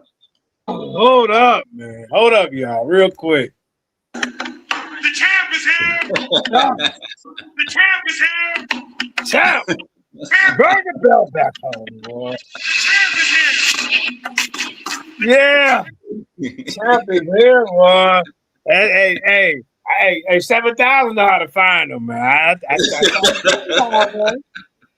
Hey, I got an eye for good talent. So we got one of the Scott. We got another champion in the bill. Let me give him because he ain't been home in a minute. Hold on, let me give him the same blessings. Hold on. This guy once whooped up 7 guys in 45 days. He went on a tail. I'm talking about Elder Zaquan. Here you go. Hold up. The champ is here. Yeah. The champ is here. Yeah. Champ is here. A champion, hey, long as you bring out all the champions, and your target on your back. So let me let the Elder Apostle, the Lions Den discussion champion, get in here for a minute. Then we're gonna get back to your evaluation of that round, and then we're gonna get back into it. Anybody else on the panel they want to speak, and then we're gonna go back into the video. Go ahead, champ. Unmute your mic. Shalom on the platform Peace. too. Okay, yeah. Okay, let me mute my mic too. All right, go ahead. Shalom once again, man, and peace. Blessings, my brother. To you, brother. Wow. Yeah. So you're in Tennessee, I'm in Tennessee, by way of Washington, D.C., via Hilton Head, South Carolina. What part of Tennessee are you in? I'm in Holden Wall in Middle Tennessee. Okay. Heading towards the Memphis and all of that area. The rolling hills, yeah. Up in the mountain. I'm about. Hey, man, can y'all hear me? 800 feet above sea level. Yeah, brother. Just hold on. Let Apostle go, and we're gonna let you get in, brother. Hold up. Yeah. Go ahead, Elder. A couple of things you said, man. I want to know first. Do you know the essence of dual prophecy? Yes. In the Bible. Yes. That Isaiah can prophesy about a situation that can occur within Isaiah's time, and then also beyond his time. Like Isaiah 14. Correct. Okay, it's a dual prophecy. Isaiah 4, the 7 virgins taking hold of one man. Dual prophecy. And I find that more often to be, and that's where people become confused, because they do not understand the dual process or the prophetic utterances in prophecy. They look at it as simply as, okay, well, this was fulfilled here. We read in prophecy that we was going to rebuild the temple and we was going to bring other people with us, right? To build that temple. Well, I read that in Isaiah 60. At the end, we're going to bring strangers with us. But then it also occurred when we was under Darius in Persia. He permitted us to bring strangers then when we built the temple that was destroyed by Babylon. When we rebuilt the temple, we brought strangers. So people think when they read Isaiah 60, they thinking, well, when we built the temple,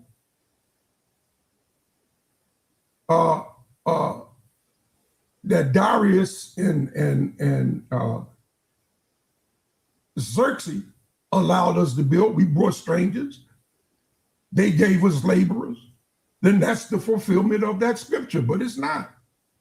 Because there's yet a fulfillment of the stranger being tied to us and building the kingdom, which gates shall never close. And we read about that in Isaiah 60. We're going to take their sons and daughters, and then the kings and rulers that refuse, we're going to destroy them. It goes on to say, I think around the 18th verse, that we're going to suck the pats, the breast milk of the stranger. We're going to strip it. We're going to take his riches, and we're going to bring these riches with us. Right? So we got to be really careful. I don't want to go on a dialogue here, but I just want to represent one more thing to you, because you mentioned the 40 years fast, the 40-day fast, the 40 days Moses, and then you associated that with the 42-year generation. It's not a 40-year generation, but it's a 42-year generation. And if what you were saying was true, that 40 years after the death of Christ, we had AD 70, that would mean Christ died in AD 30. And that's not so. Paul died right before AD 70, I believe like 68, between 68 and 69. Peter died right shortly before that, AD 70. And we're not saying that we are West Africans, but we fled, not just into West Africa, but we fled, like you said, I'm Sephardic, Portugal Jew. Straight like that. DNA demonstrating. My father got roots back to Portugal. You can look at me and tell I just ain't from Africa. I see you. Yeah, I see you. Okay. So I'm a Sephardic Jew. Okay. I can share, I don't know if you know about the expulsion of the Black Jew from Portugal and Spain by Queen Elizabeth and her husband, King John. Auto defame. You know Say what? Yeah, and auto defame. Well, yeah, paper bulls and them forcing our family members to become Christians. I take it out. Elder Apostle, can I ask a question? Yes, so, okay, so you know the title of his debate that he was having. Champ Carlos, go ahead and tell him the title of your debate, and in that way he can kind of see what where you at with it. Okay, so it's about the curses of Deuteronomy 28. Do they end in the first century, or do they go all the way to the transatlantic slave trade? Because if we in agreement with being Sephardic Jews, then I don't have a history of Sephardic Jews actually leaving Spain and Portugal and actually being in slave ships. We know they mixed with some of the West Africans, but we also know, like for me, they went to Jamaica and they didn't go there as slaves. So to say that, and then I want to make another correction. It is said that Jesus was born in 3 BC. So if he was born in 3 BC, the math wouldn't be wrong for 70 AD if he died at 33. That's just one. And then I'll go to the next one. I have no record of Sephardic Jews that went to Jamaica fleeing the expulsion of Spain and Portugal. I have no record, and I've searched it. They didn't go to Jamaica as slaves. They came over there free because they could worship, and they were often known as conversos and different things like that until the British took over. Until the British took over and allowed them to practice. Allowed them to practice their religion freely. So to say that everybody in the transatlantic slave trade are Jews is absolutely incorrect. If anybody says that, that has nothing to do with it. I'm not saying there couldn't have been any Jews on those ships, or the descendants at least.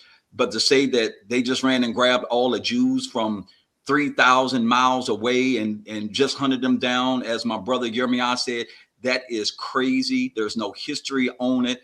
That's ridiculous. And for first of all, I didn't say that. That's a false claim.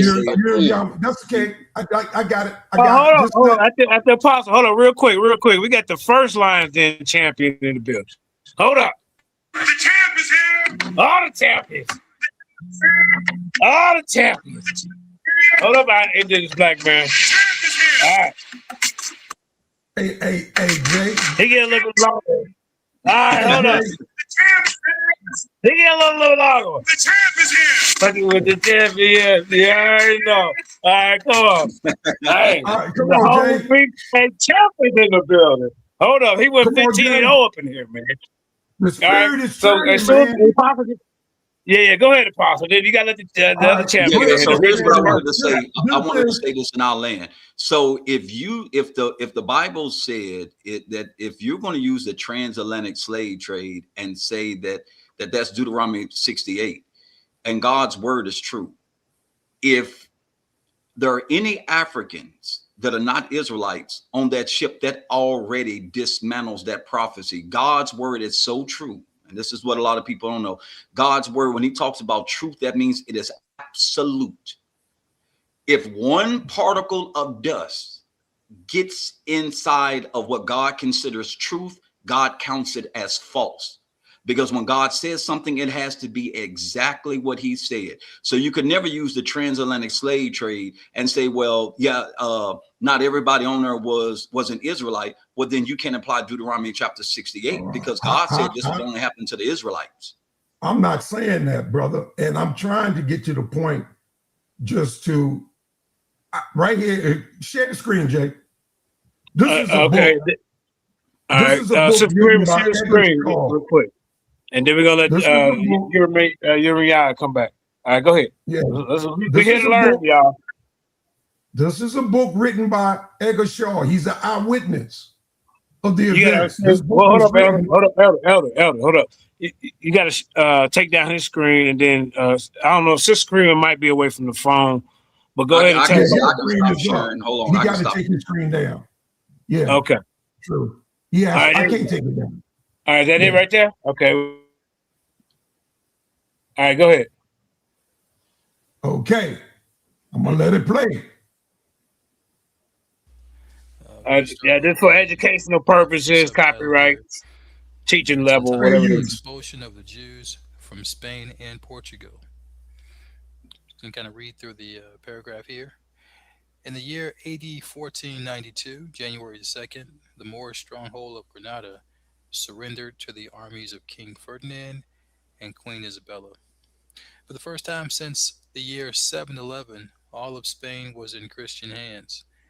The decree to expel the Jews from Spain was signed on March 31st in one of the corridors of the great Alhambra, the palace of the Moorish kings of Granada. So this was signed in one of the great palaces that these Moorish kings who previously had ruled in that land had built. It says the motive given for the expulsion of the Jews was that it was conceived that they corrupted the Marranos, which were basically the Jews that converted to Christianity during the time of the Inquisition. This was done by privately encouraging them in disloyalty to Christianity. The ultimatum given to the Jews elapsed or expired August 1st, 1492. Professor Alan H. Godbey says that the last Jewish king was overruled in Ghana, terminated in 1492. So basically the rulership of the Jews was terminated 1492 in Ghana. It says, I literally read this source in my debate. Spain, King. Yeah, now, and like I say, this is a eyewitness account. This book was written in the 1500s. Apostle, I really edited in the 1700s. Okay, you only can get this book, and I had to pay for this in this form. Or you're gonna spend a lot of money trying to locate this book. A lot of money. So I don't want to have to read all of it or go through all of it. You acknowledge that you are Sephardic. Correct. This is talking about Sephardic Jews, Black Jews. Our children were taken to St. Thome. All of them were 14 and under. We was burned on stakes. Those that refused to take the scarlet letter A on their shoulder, to recognize that they had been converted to Christianity. We were taken to Africa, to what they call, according to the 1748 map, Bowen map, to a place called Negro land, YirmeYah, or for the place of Judah. They didn't hide it. This is true. But it's just not about the transatlantic slave trade. It's even what's going on today. This was perpetual. Teach, champ. Until Christ returns. Right. This is perpetual, never ending, because of what we done. And it is about color. The reason why Moses was told to put his arm inside his breast and pull it out was to show God's power when it comes to color. Woo! Ah! He would hold up, champ. Oh, reel back for a second. And put it in his breast. All right, hold up, champ. We gotta get the first champ in here. Hold up, brother. You got it. You got that. Do this, brother, with all my heart. I left Christianity in 2014. 14. After pastoring, after getting saved when I was 22 years old. I'm 71. Years old. All right, hold up. Come on, Elder. Okay, we get it. Under pastors. I have my hands anointed on me, 42, installing me to apostleship. Okay, Elder. Okay, that's enough, Elder. For a second, we gotta get. You gonna come back? All right, all right, hold up, brother. Not saying I, but the Christ in me is able to converse with you on the level or any level. Okay, all right, Elder. That's it. That's enough for a minute. Woo, woo! I told you. Hey, yeah, man. Listen. Hold on, YirmeYah. Indigenous, I'm gonna have to jump on the computer, and then you can jump on and call in from the phone. All right, we got the first foundational champ in the lines. Then he back home. He comes back to take the throne. Go ahead, YirmeYah. Please say the Yah, CEO of the Source Debate League, and Megatron on there on I can't hear, man. Can y'all hear me? Yeah, go ahead.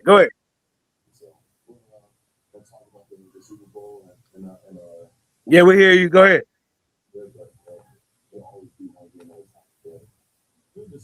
Can y'all hear him?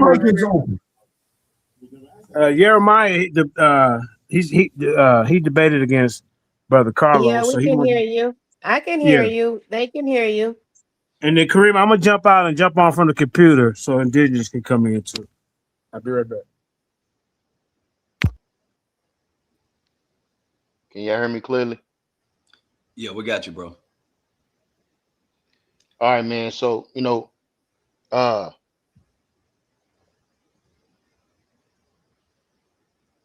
powerful words being spoken by Apostle, because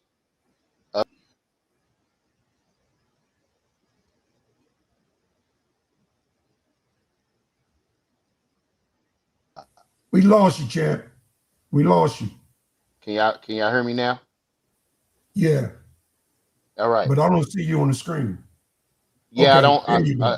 all right. No, you up there. So You up there. You was up there the twice. information that has been kept from us purposely, right? If we can reverse engineer this information, as the brother said so eloquently, this is something that has been perpetual until Christ returns. We would continue to suffer until Christ returns. That doesn't mean you can't receive no blessing. That don't mean if you got you a nice car, or if you got you a nice house and you got you a good job, or you own your own business. That don't have nothing to do with the overall arching theme that we are a people that is suffering in a land that is not ours.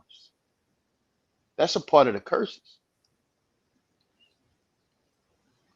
Deuteronomy chapter 28 outlines from the 64th verse, 64, 65, and 66. It tells you and I in the 65th verse about our condition outside the land.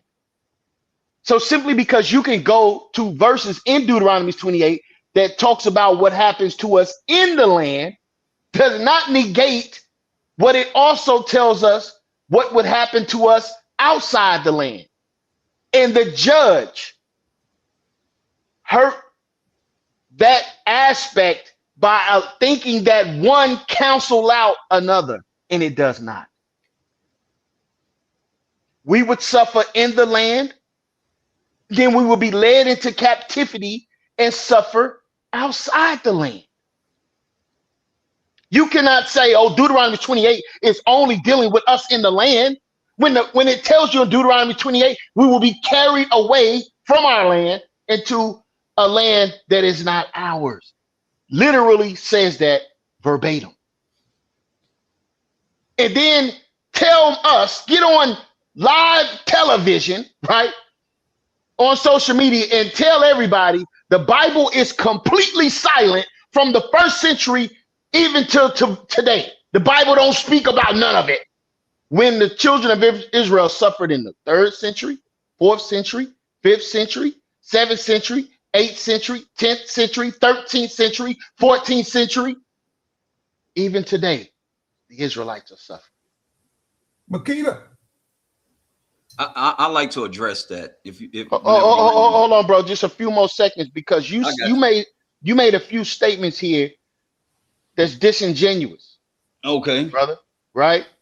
You made a few statements that's disingenuous. You talked about would they travel 3,000 miles? What are you talking about? 3,000 miles?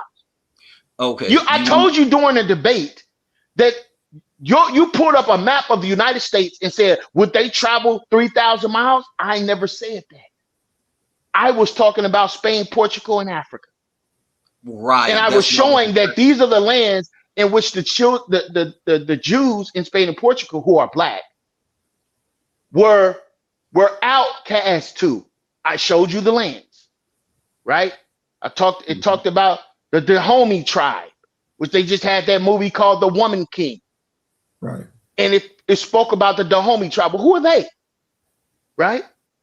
Who are these people in whom they were selling in the slave trade? These are the people that came from Spain and Portugal and was migrating into the land to perform commerce, to trade, to sell.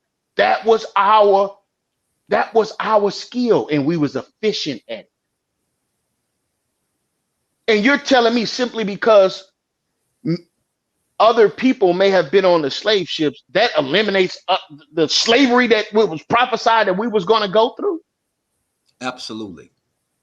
That is ridiculous. Why? Because during the Babylonian captivity, we can outline other people that went into captivity alongside of us, that fell at the hands of the Babylonians.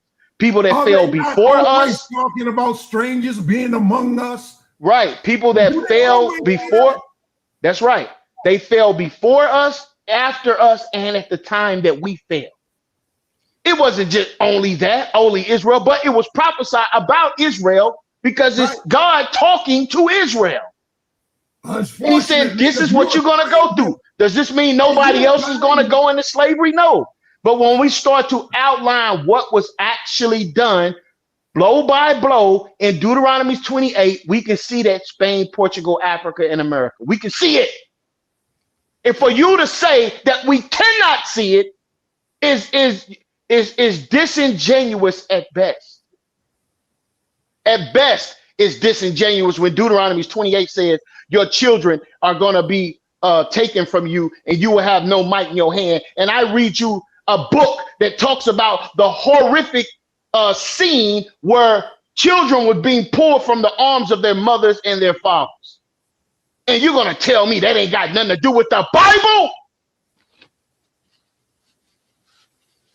As if these people suffering, and I'm going to tell you something too, Apostle. I'm going to tell you this, and I'll let you speak, Apostle Carlos. Thank you, sir. But I'm talking to the other apostle. I'm saying to you that one of his problems is he don't know how to distinguish between the white Jew and the black Jew. Yeah. See, he thinks because there is a history of white Jews going into Jamaica as free men. Those are the only Jews that went into Jamaica that was free. The other Jews were being called Negroes. And those were the Jews that were suffering the curses of Deuteronomy 28. The free ones was not suffering the curse of Deuteronomy 28. This is how we know they are not authentic Jews. This is how we know that they are not Israelites. There was a proclamation, brought this in my source. There's a proclamation that said they only married within themselves, and if they married outside of themselves, they will be obligated out of the community. Yeah. They will be kicked out if they decided to marry outside of their own race. And he's going to tell me about mixing when this is the decree they had in Spain and Portugal before they went to Africa. Second Ezra. You can read about it. Yeah. See, okay. So let me address that because I'm not no Hebrew Israelite. Even though I'm an Israelite, I'm not a Hebrew Israelite. So let me address. I don't know the difference, man. That's just playing on words. Well, it depends Abraham on. Was a Hebrew. Abraham is our father. If he was a Hebrew, even Ishmael is a Hebrew. So that goes back to Eber. Yeah, but I don't rock with the religious. I don't rock with the religious aspect of it because I found it to be faulty. I found it to be false, unverifiable, and people just making it up. And the Bible said, "Prove all things." Hold on, Elder Apostle. Let me just say this. YirmeYah Yah. The reason why I showed that map of the United States was to give you an approximate of where they got all these slaves from.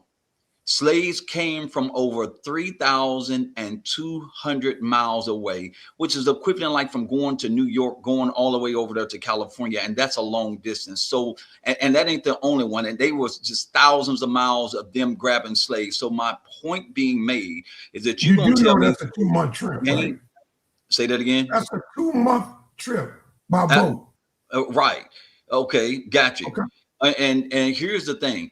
You're telling me that they were only looking for Israelites. So the white man knew who the Israelites were. People living 3,000 miles away knew who they were. Hold on, Apostle. Hold on. These people in Africa, let's just be honest. One thing about me, I'm gonna keep it real. I'm gonna keep it real. Africa is the largest continent. They speak all kinds of languages in Africa. Well, I don't know one that's bigger. That's the second mistake. You also I don't know a continent bigger than Africa. 28. Well, I don't know a continent bigger than Africa. Europe. No, Europe can fit inside of Africa. Europe, Asia, excuse me. The continent of Asia is bigger than Africa. I'll double check that. Check it. Africa, and I love Africa. Africa is huge. It's huge. It's larger than what they represent. Right. But it is the second to the largest continent. Okay, got you. All right. So as big as Africa is, these people are speaking all of these different languages. 54 different people. Okay, all In the Bantu hold on, language, Apostle, is because I really want him 1,800 to. different dialects. In the Okay, Bantu so language these people, itself. they didn't speak the same languages, and you're going to tell me that they went over. I told you, show me in the Bible where the Bible said that show me the scripture, because the Bible said God would do nothing except he first reveal his secrets unto who? The prophets.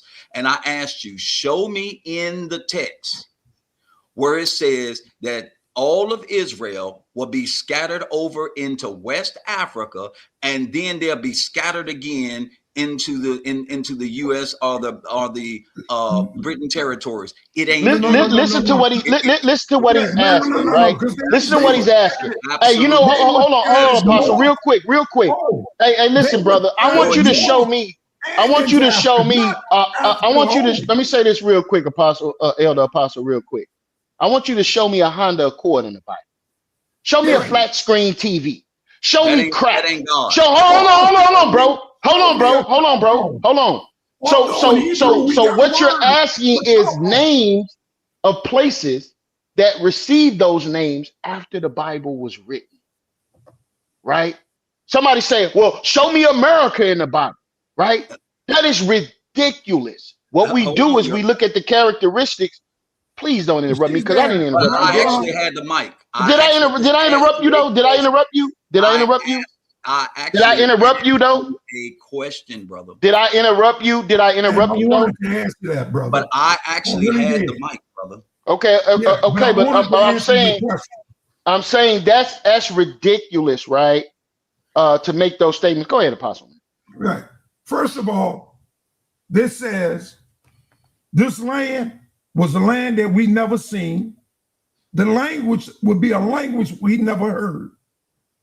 So that known world over there, as an Israelite, you knew the difference between an Egyptian and a Syrian.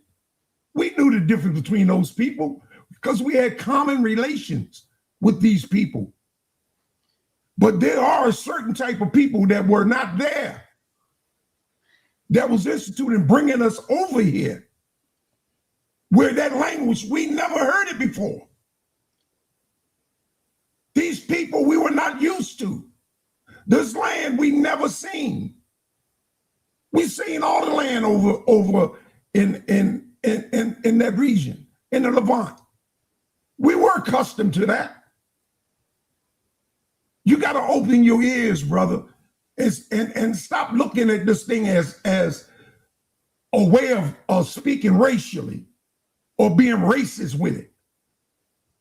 Because to accept that we are an Israelite, you have to accept everything that we have done to displease our God, in spite of him providing everything for us, and we rejecting it. But the Bible says, all right, hold up, y'all. I'm back. Hey, I'm back. The Bible says we will be. Hold on, I just want to finish with this. I just want to finish. Apostle. Yes. All right, land your plane and then let Yeah, Brother I Carlos just get want back to in finish. because he had the floor. Almost making me All right. forget, Jay.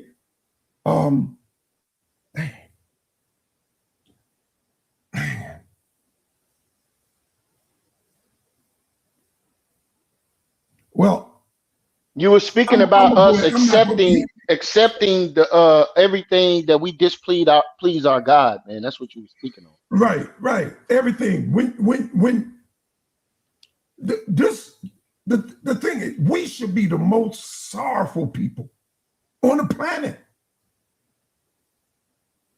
because he never gave commandments to anybody else. He gave them to us. That was a relationship that he shared with us and us alone. He went into covenant with us, nobody else. Now, you got some believe that there's a path for them, fine. But he originally went into covenant with us. Oh, okay. Elder, So, you got to, okay, just you for, we got to, all right. Let the brother, okay. This So is his show. here- And then what? Okay. This is him and Jeremiah's show. Yeah, go ahead. Okay. So here we go with the issue. The Bible makes it clear whenever God is going to do something, God puts a word in front of it so we know that it is him. And if we get to the end of it, even we go with Deuteronomy and 6 day, when they were going to get kicked out and suffer all these things, the Bible makes it clear that they will know that the Lord did this. Here's the issue that I have. Show me, since you saying that they was, because for this thing to work in Deuteronomy 21, 28, we need the Torah, we need prophets, we need language, we need all of these different things so God can hold them accountable. And I made that very clear. God is not going to hold you accountable for something that you don't know. Nobody has been able to provide, besides the last rabbi of Timbuktu, who YirmeYah called a white man, because he kind of looked like this brother that's up on the screen. YirmeYah considers that a white man. That was the last rabbi of Timbuktu. Now, we don't see any synagogues. What prophet came and warned them, y'all are breaking a covenant? What covenant was they on? Let's just be honest here. The people in Africa were not speaking Ladino. They were not speaking Hebrew. They were not speaking Aramaic. They were speaking Aramaic and these different African languages. Not only that, they was worshiping all of these different gods. This is what they was doing. They was eating all of the stuff you say not to eat. They was eating, and I can show you where they was drinking pig's blood and offering sacrifices to snakes. Now, did Israel do some idolatrous stuff? Yes, they learned it from other nations. But if we go back into some of these places, this is where voodoo comes from. Especially, it comes from there. It ain't that they learned it. It was created there. So my issue with that is this. What did they do to get carried away? What was the covenant that they broke? What was the covenant? Hey, I want to answer that. Hold on, brother, because I want you to answer. Show me that they physically possessed the Torah, because all of the other Jews, anywhere that you go, had synagogues, they had rabbis, they had the Torah, they had the language. All of these different communities had this, but none of them went into slavery. So we're going to say that the Ethiopian Jews, they not real Jews. We're going to say that the Limba Jews, they didn't go into slavery either. They not real Jews. We can go with the Cochin Jews. We can go with all of these other different Jews, and none of them went into slavery. And what y'all keep on forgetting is that before the transatlantic slave trade, there was an Arab slave trade that started way before, about what, at least maybe, I don't know how many hundreds of years before the transatlantic slave trade that's in East Africa. Are those Israelites too? Now, we know the Bible speaks about Cush and Ethiopia. Those people got sent off into slavery. All right, bro, you compiling, bro. Can we deal with one point at a time? No, hold on, brother, because I'm laying this out. So I want. Yeah, but I'm saying you compiling it. Can we deal with that first question you asked? Yeah, show you in the Bible. And then we're gonna let Jeff. Yeah, hold on, YirmeYah, and I'm gonna hand it to you. No, but you piling on, bro. Just let's deal with that first point. Hold on, YirmeYah. If you're going to say that all these people in Africa are Israelites, then let's deal with East Africa. It's in the Bible. We know God said he called it disperse them there. It's called Cush. We know that some of them got dispersed there. The problem is you're going to make the whole continent of Africa be Israelites, because everybody in Africa went into the slave trade. Okay, brother, you're piling on. Can we deal with the first point, brother, if you don't mind? You don't need to be doing all of that, bro. Go ahead. We've already reached a point to where we agree that the Jews that stay in Portugal are actually Israelites. I give one more minute to wrap it up, and I know just give us last minute. Yeah, but listen. He's next.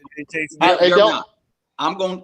You're making it longer. Just give it one last minute here, man. You just got to deal with it. So you're going to have to show me these people who had Torah, had language, had history, and they were Jews, and they never went into the slave trade. They never went. I'm sorry, they didn't go. But then you're going to go pick some people in West Africa and say, well, were there Jews that came into West Africa? Yes, they married women. They went off off the places in Europe and all over in the islands. We know that. But what we don't have is history of them coming over from, and you go find me some history that they came over saying, I'm a Jew. They didn't come over here saying they were Jews. They came over being Muslims, and some of them Christians, some of them worshiping all kind of different gods. So who's an Israelite? Just because you're a black, you're Israelite, you're gonna have to do better than that. I'm done. All right, go ahead, Jeremiah. After Jeremiah, we got Indigenous on the phone, and then we got Jay Snake. You can check out the woman they call Moses. And then Apostle, then Gideon. Her history. Kareem could jump in whenever. Because she knew she was a Jew. Israel. No. Apostle, no, not your turn yet. Not your turn. Elder, it's not your turn yet. It's Man, okay. I keep getting my volume keep getting knocked off, man. I cannot hear. Jay Snake.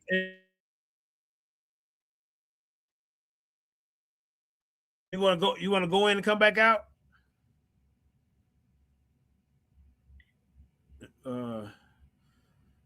Okay, well, I'll let Indigenous talk until you can get your sound right. Go ahead, Indigenous. Yeah, peace and love, Apostle Carlos Lamar. God bless you, sir. You know, God bless you. My first time hearing about you, brother. But you know, you did a good job.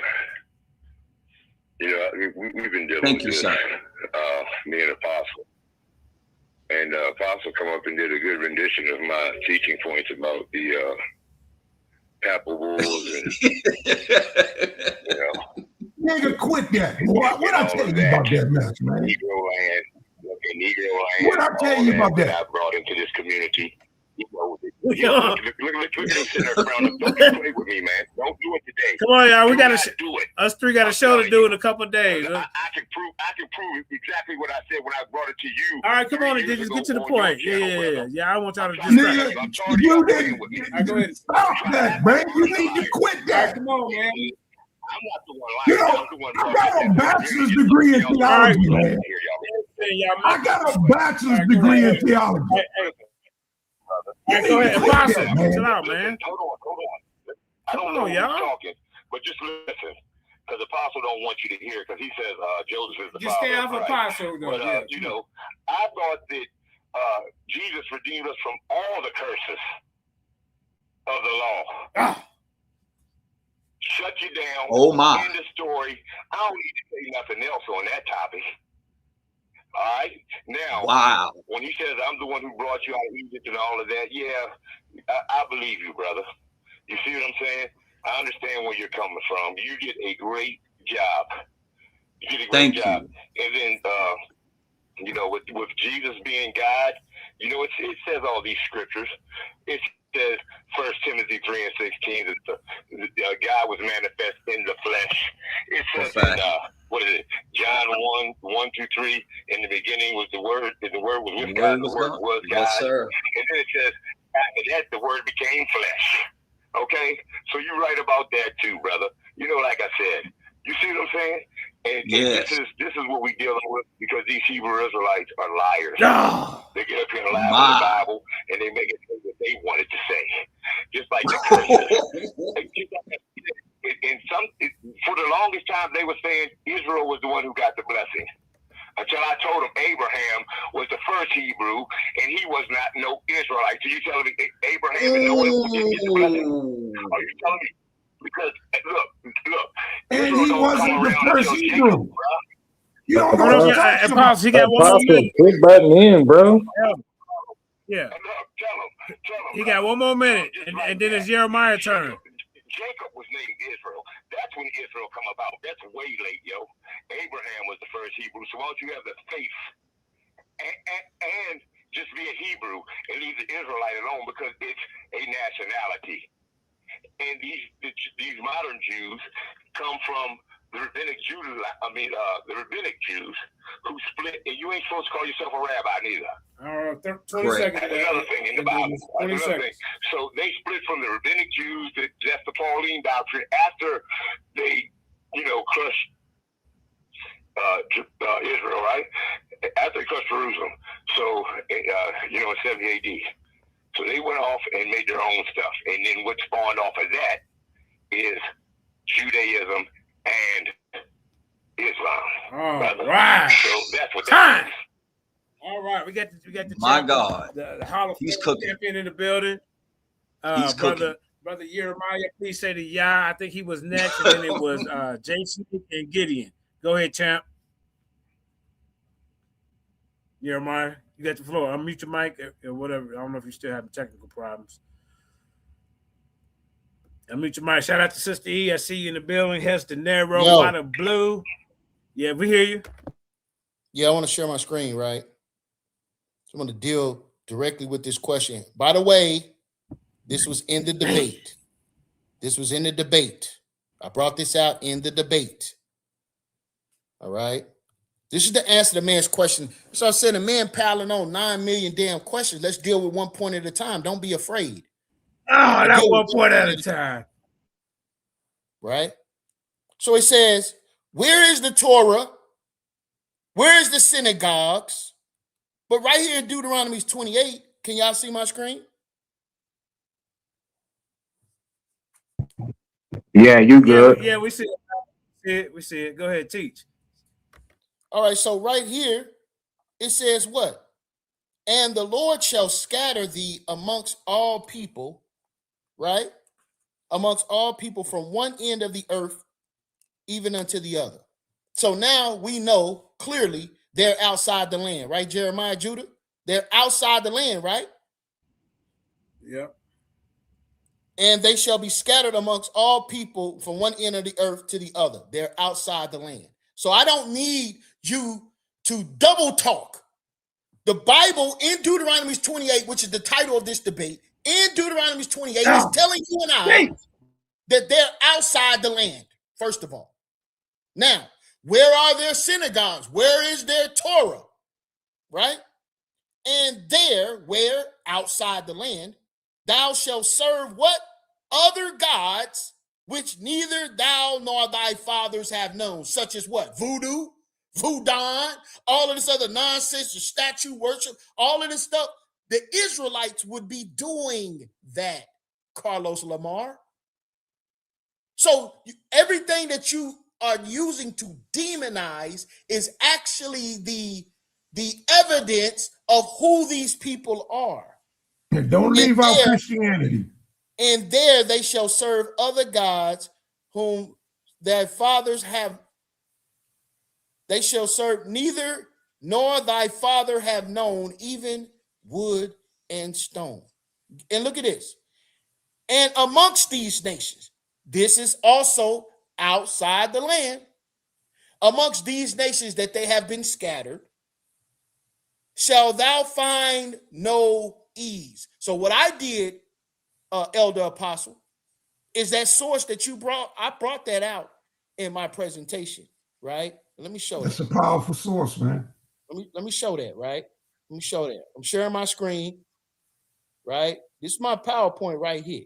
Yeah, they ignore that source, man. They don't never have nothing to come back with that source. It destroys their whole idea. Right? All right. Here we go. Can y'all see my screen? Yeah, like, share, and subscribe, everybody. Can y'all see my screen? Yeah. This is a book of blow it up a little bit. Right?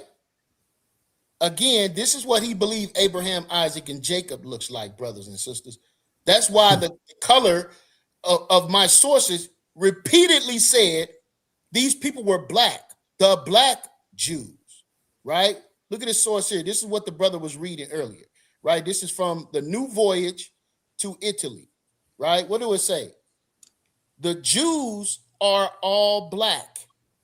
For this, I played that for him, brother, earlier. Only true of the Portuguese Jews who married always amongst one another, begatting children like themselves. Right? Look at these sources, man. Look at these sources here. Right? What does it got to do with Deuteronomy 28? Hold on, hey, why are you interrupting me? Why? Right, hold up, y'all. He got 2 more minutes, and then we got to go to the next person and work it back around. Why do I got 2 minutes? You got 2 minutes, family. Go ahead. Yeah, everybody needs to mute their mic except for the person talking, for real. Yeah. Why do I only got 2 more minutes when I set for 5? All right, get you 4, man. All right, you're right. Get you 4. Get you 4. All right, is that okay with everybody? Because this is his demonstration. Him and the champ. Hey, we got Philip Baines in the building. I see you. Go ahead, champ. Nobody interrupt him. Go ahead.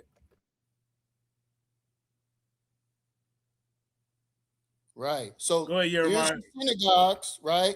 They had separate synagogues from who? These white Jews that was in the land, right?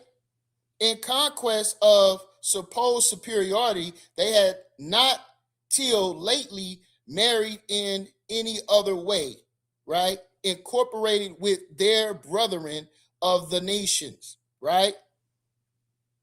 Look at this 100 amazing facts about the Negroes, right? Right here. The those of the Portuguese Jews are Negro, right? Of West Africa, having so-called Semitic profiles, right? In French, Spain, and Portugal, there are Negro Jews, Negroid Jews with woolly hair, right? The Portuguese Jews, right? Who are the aristocrats of Jewry, show considerable Negroid strands. Not what this guy is talking about by sending us this image. Does he have considerable Negroid features? No, right? Another book here showing this history of the Inquisition and what transpired with the Jews in Portugal, right? Look at this right here. It says children who were not above 14 years old should be taken from their parents and educated in Christian religion. It was was shipped to Saint Tomé. That's right. It was a most effective thing to see the children snatched from the embrace of their mothers and fathers, embracing their children, right? Embracing their children, violently torn from them, and even beaten with clubs to hear the dreadful cries they made, and every place filled with the lamentation and yelling of women. This is what they did to us, Christians. And you sitting up here proud to be a Christian, but this is what they did.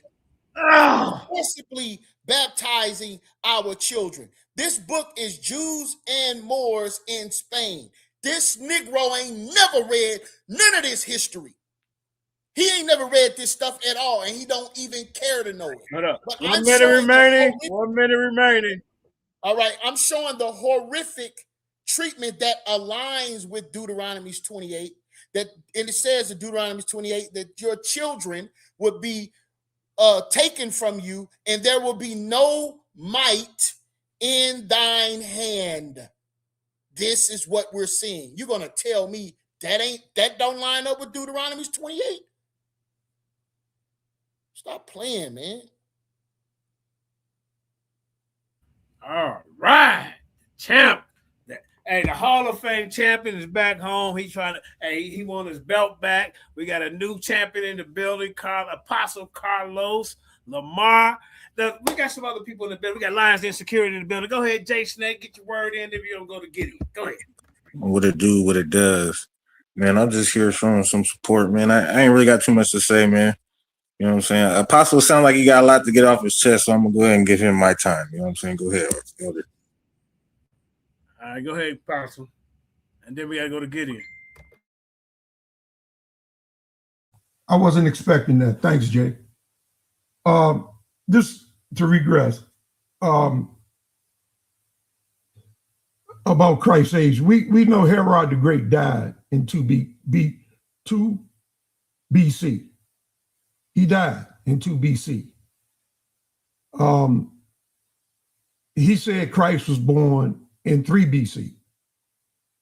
Well, that would not give time for Herod to make that decree or hear about this child being born king of the Jews. So if he do his research, he'll know that Christ was born around 5 BC. And it says he was about 30, 33 when he started his ministry. But that's not an exact. You read in the Bible that it was about the 6th month. But that don't mean it was 6 months. It was about 6 months. It could be 5 months. It could be 7 months. But it was somewhere around 6 months. But to make that statement and associate a generation and try to slip it in with a 40-day fast or a 40-day on the mountain with being a generation. So Christ dying on AD 30, which is crazy, because he wasn't 33, he was more like 39. He took the 39 strike lashes on his back for every year of his life, times 3. When they counted the markings that are upon the shroud, it was 120 lashes upon his back. Body, total body. They talked about how the Romans would set 3 men. He would be tied to a post, balled over, and 3 men would stand behind him and slashing him. Each with 39 slaps. You know, when you get whipped, you get 39 lashes. Now, I'm not saying this is exact. I'm approximating, but I would never say or try to use that when I know a generation is 42 years and not 40 years. Apostle, can I ask you a question on that point you just made? Yeah, go ahead, man. This is my question, and I apologize. I'll get out your way. If the curses were done at Christ's death, burial, and resurrection, and we see the apostles being scattered and murdered, such as Paul and Peter, right? We see them being murdered and chased down and murdered. Then we see 70 AD, we have Vespasian and Titus come in and destroy and carry the children of Israel off into captivity. And they didn't come back. How in the hell did Christ's death, burial, and resurrection end that when they was carried off into captivity in 70 AD? Well, I got that answer. And it's in Luke, because the curses didn't end at Christ's death, burial, and resurrection. Right. The Bible says in Luke 21, 24, that 24 and 44? No, this is verse 24. I think it's 20, it might be 24, 21, where it talks about when the Romans come into town and how they're going to slaughter with the sword. And when, let me get the scripture so I can read it.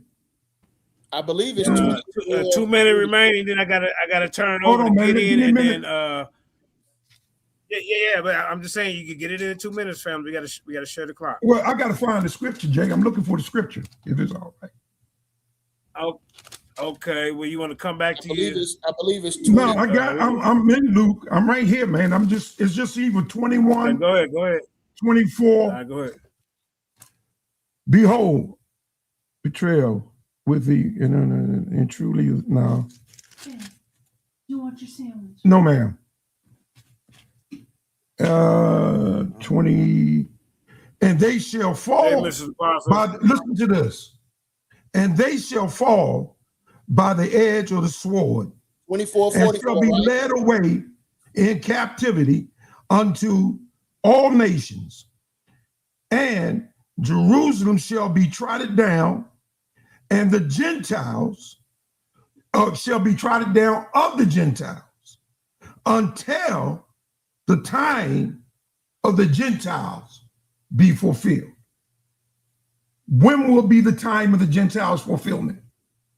I asked that man that in the debate, and I asked him, has the time of the Gentiles been fulfilled? And he said, no. No, because So the churches, the Gentile churches, and the Gentiles are still in charge of this world. But when Christ returns, he's going to bring an end to it. As he said, Esau is the end of the world, and Jacob is the beginning of what's new. So how could the curses? One more question that we got to go over. Go ahead. Yeah, I got you. 7,000, no problem. How could Apostle Zaquan? How could the curses be done if the time of the Gentiles have not been fulfilled? Right. The thing is, individual curses, because I have Christ, have no effect on me. But now that ain't talking about me personally. There still is a perpetual curse upon the people of Israel for what they done. Not, I'm blessed. I'm beyond blessed. And it ain't about just things. I ain't lived in an apartment over 30 years. I've been buying houses, selling houses. This is my fifth house. Time. Woo. I got a car being delivered to me Saturday. Hold up, Elder. A brand new car. Brand new car. All right, Elder. I'm blessed. Okay, Elder. You got it. As all a right. people, we are Elder, cursed. we gotta get to Gideon. All right. We got Brother Gideon in the house. Now, Gideon, my brother, you went through a debate. Thanks, like Jake. this 2 Jay days Snake, ago. for that. Yeah. Hold up, Brother Gideon, can you hear me? Yeah, what's going on, JJ? All right, go ahead and tell the world real quick. You know, you had what was your debate? It was similar to this. Can you kind of just tell us the debate and what you went through, then go through your questions? Go ahead. Shout out to Zep Teppy Slim. Go ahead. Yeah, Go ahead, tell the title. Yeah, man. Shout out, JJ and the Lions. Then all praises to the Most High in the name of Yahshua HaMashiach. Yeah, man. I had a debate several days ago. How was that worded? Were there Israelites among the slaves of our ancestors, basically? And yeah, man, it was a good debate, man. I really beat mud down a dude leg, but judges are judges, but the judges say I lost, but yeah, man, it's there for everybody to see if y'all want to check it out. Whoa, hold up, wait a minute. Whoa. What happened? Now you say never mind. Go ahead, man. That's how they do over there. Go ahead, bro. Well, all I'm saying is, like, you can literally watch the debate, and one judge said for rebuttals, the dude got a 10 out of a 10. But I promise, if you watch that debate, he didn't rebut not one of my claims. The trending topic on the internet is DNA. That's their last line of defense. So he wanted to make it all about DNA, but again, man, that's not nothing against the channel, because judges are gonna judge. So yeah, but I lost it, but what's more confounding to me is what's going on, Apostle Carlos Miller. Yeah, that's the new sheriff in town right there, man. He's the new champ over here. Yeah. No, I don't know about all that. Hey, Are you there? He got a target on his back. I told him. What's going on? What's going on? Him and YirmeYah pretty soon, though. All right, go ahead, Gideon. Yeah. So are you there, Carlos Lamar? Yes, sir. Yes, sir. I'm here. So you would consider yourself a Bible believer? Absolutely. Right. So, I mean, I'm not going to bring out anything more than these brothers brought out, because they definitely brought it out. And the thing that's funny to me about these debates is, I can understand it if we having it with non-believers, but if we having it with a person who really read the Bible and they still have that question, it's kind of funny to me. So what I'm going to ask you is this, like the brother, peace to YirmeYah Yah, please say to Yah, and everybody on the panel, Apostles Aquan, Jay Snake, everybody else, Lajifa, good discussion between y'all two. What I would say is, though, one verse, because I hear that a lot. They like to to put it on just in the land, but as he clearly read in those verses that it's going to extend the land. Even when we look in, verse 45, it tells us that he's going to literally perform these curses on us until we destroy. So that I don't understand why y'all go to that verse as to say that everything is to be in the land and everything is just like, a one-time shot or a one-time deal. But also the thing that I want to read is Matthew 23. Matthew 23 and verse, I'm gonna start at 37, and I'm gonna ask you what this means to you in context of what we're talking about. Yeshua says, O Jerusalem, Jerusalem, thou that kills the prophets and stones them which are sent unto thee, how often would I have gathered thy children together, even as a hen gathered her chickens under her wings, and ye would not. Behold, your house is left unto you desolate. For I say unto you, you shall not see me henceforth till ye shall say, blessed is he that comes in the name of the Most High. Now, the reason why I read that, because, whether a person believes that salvation is for everybody and this and that, it clearly says that the nation, the bloodline of Jacob, must call upon the name of Yeshua for him to come back and restore us. So when I'm looking at this, and if I'm reading this as a Bible believer, whether I think I'm an Israelite or not, I would see is contingent upon the nation of Israel to call on the name of the Most High and say, blessed is Yeshua that comes in the name of the Lord. So, clear that up for me, because like I say, we see it in the curses that these things are going to follow us. And then Yeshua says it explicitly that these things will continue to follow us until we recognize that Yeshua has come in the name of the Lord. And as we see today, the people who you claim are those people, they would never say that, because their whole identity is based on not saying that. So, it's only if you believe in the Bible, because if a person believes in the Bible, this should be clear cut. So I want you to just explain that to me, and then I just want to put this forward. I think that Christians who disobey the law are polytheists, and I would like for us to have that discussion for you to try and show me how you're not. So if you can, just explain those verses that I was speaking on. Thank you.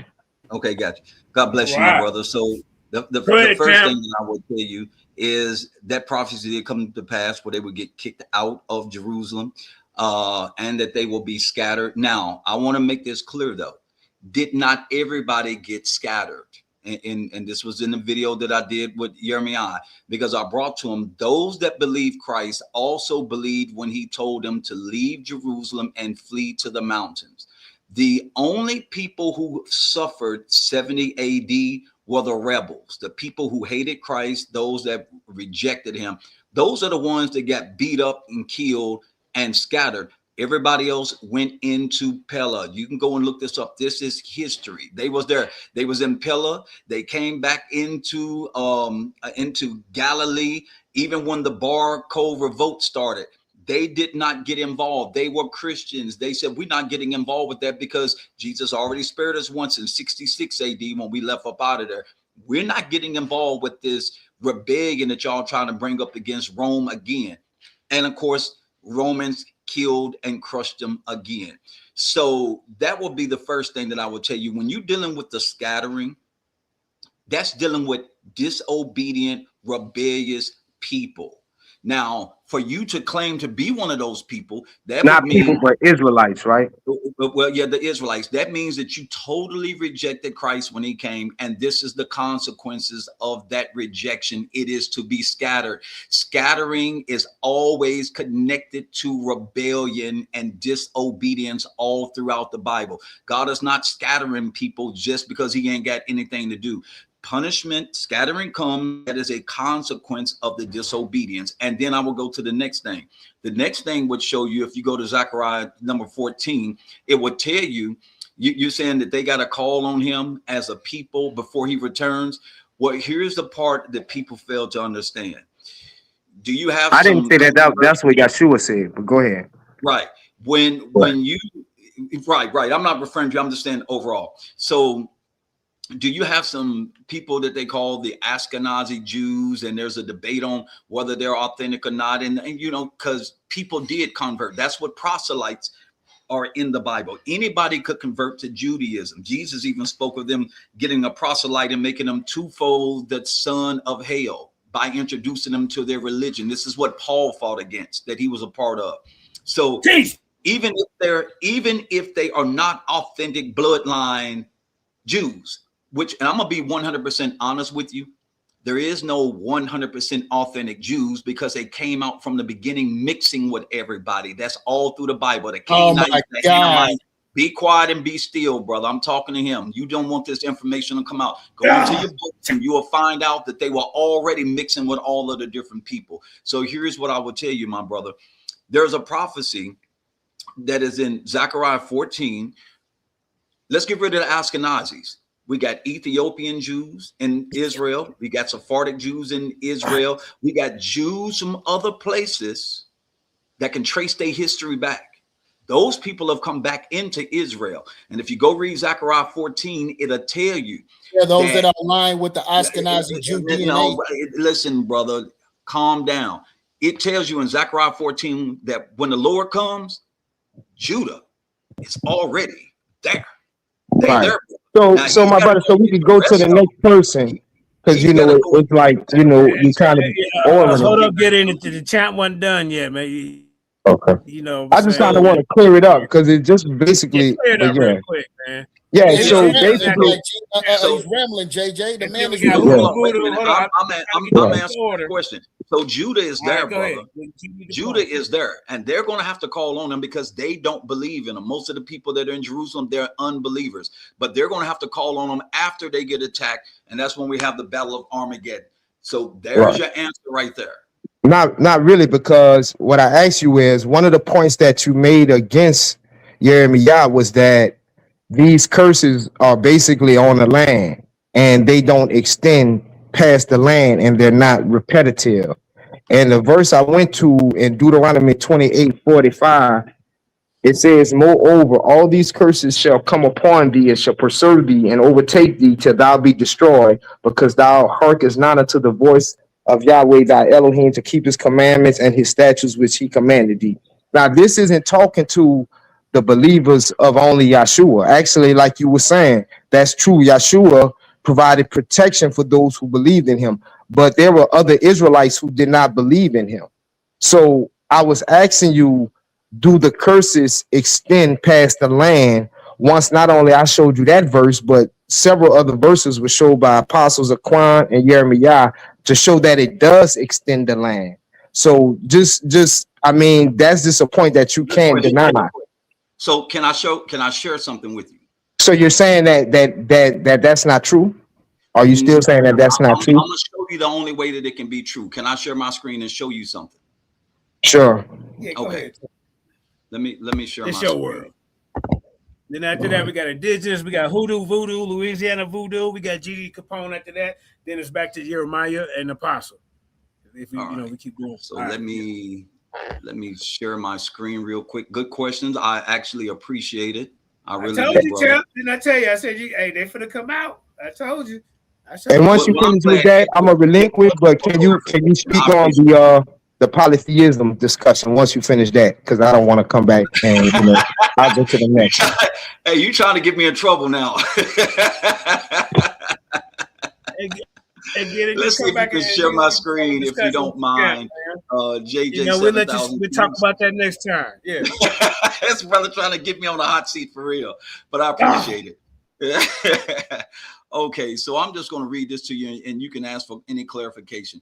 So Paul is going to answer it better for anybody, and I'm going to deal with somebody who actually has the authority that's writing scripture. And here's what he says. And we're in Galatians 3:10. For as many are of the works of the law are under the curse. Bring it out. For it is written, Cursed is everyone who does not continue in all things which are written in the book of the law. That's your first 5 books, to do them.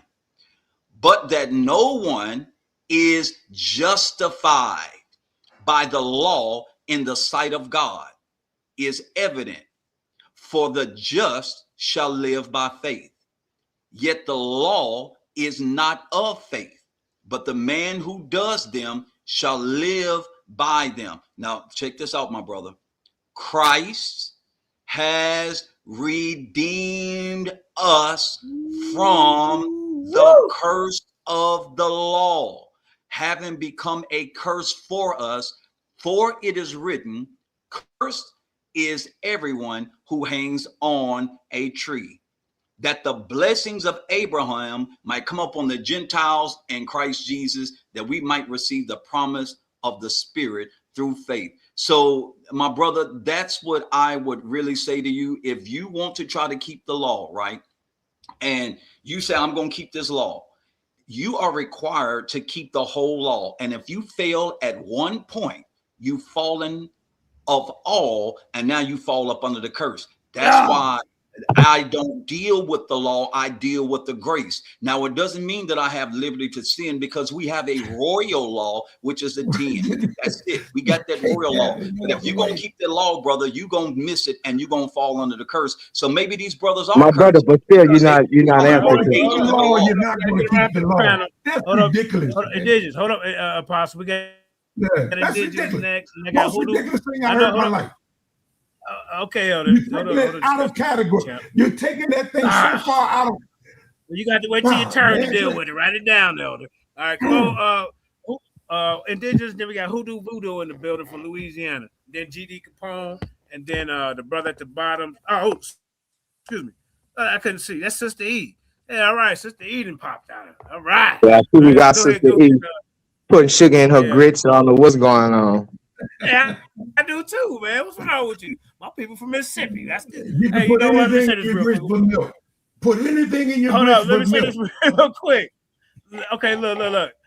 I started eating grits in Illinois, but then when I started going down south to visit my family, they would eat grits with salt and pepper. And I was like, well, what's going on here? So, right. So yeah, they look at me crazy when I ask for sugar. So I get it. That's so right. Go ahead, brother Indigenous. Then we got Hoodoo Voodoo in the building. All right. Go ahead. All right, Apostle Carlos, can you hear me, brother? Yes, I can, sir. Okay. Thanks for regurgitating my one of my scriptures, Galatians 3:13. And you notice they still talking about Christ. Yes, sir. When I just said earlier, Christ have redeemed us from the curse of the law, being made a curse for us, and they still stuck on it. You notice that, right? Let me give you another one that y'all can regurgitate. Here is Romans 1-3. Romans 8:1-3. Therefore is now no condemnation for those who are in Christ. For in Christ Jesus, the law of the Spirit of life set you free from the law of sin and death. That's what the law of Moses is. For what the law was powerless to do, and that it was weakened by the flesh, God did by sending his own son in the likeness of sinful man. And as an offering for sin, he thus condemned sin in the flesh. Anyway, we'll argue about that one. Before I go, I wanted to say this to you. They were talking about black in the Bible, brother. Hold on, y'all. Hold on. Everybody mute the mic. The fact checker is on fire. Go ahead. Yeah, they did call Barnabas and Simeon Niger, and that is the origins of your word Negro, because it's pronounced Niger, and they were calling them Negers in Jesus' time, bruh. So yeah, they was. Yeah, you can look that up in Strong's G3596 or in Acts chapter 13, verse 1. Okay, that's how easy that is. So they was using black back then for the people. And then another thing, this is science falsely so-called. 1 Timothy 6:20. Science falsely so-called. Bring it I up. hear these guys talking about anthropology and try to add evolution to the story when evolution and creation can't mix, don't mix. And I don't know why y'all play those games. That shows you don't believe in the Bible, because you know that Darwin's theory of evolution don't got nothing to do with the Bible. It was about supremacy and inheritance and racism. Just like that, just like I taught y'all from Carl Linnaeus. Well, first I started off with the Papal Bulls. They were saying that blacks had no souls and loved the devil.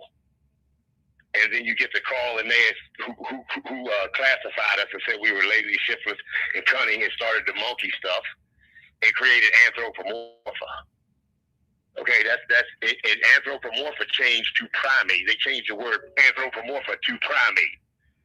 Most of these guys can't explain it to you, but they'll be regurgitated tomorrow. And then I go to Johann Friedrich Blumenbach, who created the race theory, who split humanity up into 5 different groups, created craniometry, created the word Caucasian, and put the whites on the top and the blacks on the bottom. Which I believe is the start of the class system. Come on, Uncle Wes. So like I said, these guys don't know what they're talking about. They just up here making up stuff and, conning the people. And I hope they don't take nobody to hell with them with these lies. Oh man! All right. And that was prior to Uncle Wes and all them other guys. Wow. They know who the missiles was aimed at. Not to all of them, because I hear them all regurgitate. Okay, yeah. All right. They all be regurgitating and can't teach about it. They'll say the names, but they can't teach about it. Okay. And they can't break it down like I do either. All right, fact checker. Lions Den One fact more checker. thing, JJ. All right, one more thing. Just like Go ahead. Negro land. That's right there at the bottom of North Africa. So, and then you have these Jews being taken out at that time. So you can have Jews, or what we call it, but not what we have today, man. And look at the Talmud. The Talmud talks bad about Jesus, says he's boiling in hot excrement in hell, and it talks bad about black people. We good, all these, man. I'm telling you, y'all want to be a part of that. Judah is a nationality, because that's we're a place. Israel's a nationality. It is a place. Be Hebrew like your father Abraham and have the faith that he did. That's what's getting us through. Not the law, faith. Faith. All right. Hold on, fact check. All right. Hold up. We got okay. Hold up. We got Voodoo. I can't really see it, but yeah, from Louisiana. Go ahead, Mr. Voodoo. What you got? Peace. This is Hoodoo and Louisiana Voodoo, and I'll try to keep it brief. To the Hebrew Israelites, the African American Hebrew Israelites, really, if you don't have no Hebrew DNA, you're cosplaying. You're caught in the fantasy. Really, seriously, you need to put that Bible down. It's not your culture. And to the African American Christians, really, I have a similar message. If you don't have any Hebrew DNA, you are practicing the culture of a people that you do not descend from. You're worshiping the God and the ancestors of a people that you do not descend from. And this shows your lack of ethnic self-esteem. And really, you are afflicted by the post-traumatic slave syndrome disorder. I see fire in your future. I see fire in your future. Don't worry about it, Apostle. I see fire in your Come on, don't be future. biting and rebuking now. Oh my God.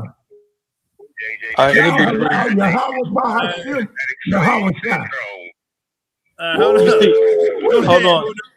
You'll notice. Turn the tables over here for you. And you'll notice I'm exorcising demons out of them, really, because they are possessed. My God. They are possessed by. They are. Fire. Come on, Apostle, man. Come on, bro. Fire.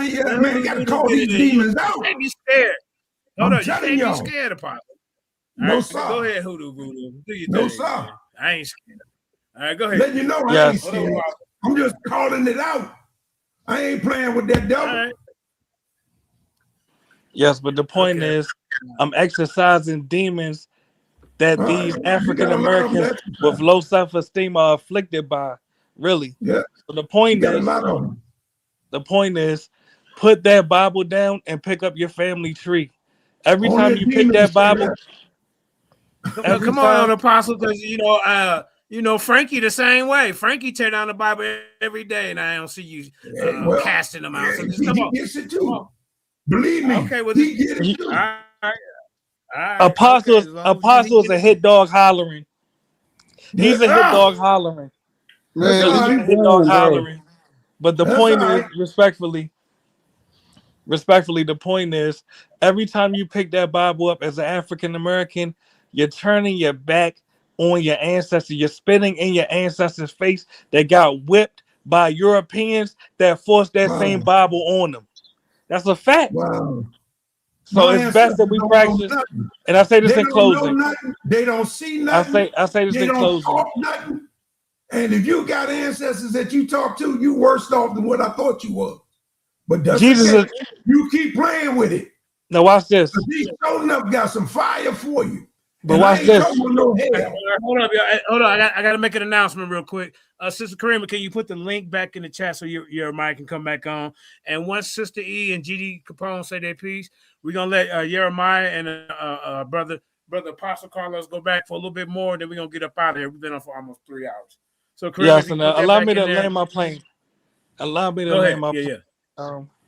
The point is this: Apostle talks to Jesus, and Jesus is dead. Apostle and these black Christians, they literally drink the blood of Jesus and eat crackers saying it's Jesus, but Jesus wasn't a cracker. Checkmate. So the point is, All right. put that Hey, Bible Voodoo. down You and got pick to up your come back family and Just do tree. a Much always love. put the presentation, and I'm Bible sure all these down. people listen, Voodoo. You got to come back do a presentation, and I'm sure the Christians and the Hebrews they're Yeah, gonna be boy. questioning you, and you might I have bit think off a these little bit more Christians than are you can chew up scared, here in man. the That's building. why these I'm And I ready. welcome you. All right, so I'm we ready. got Sister E in the building.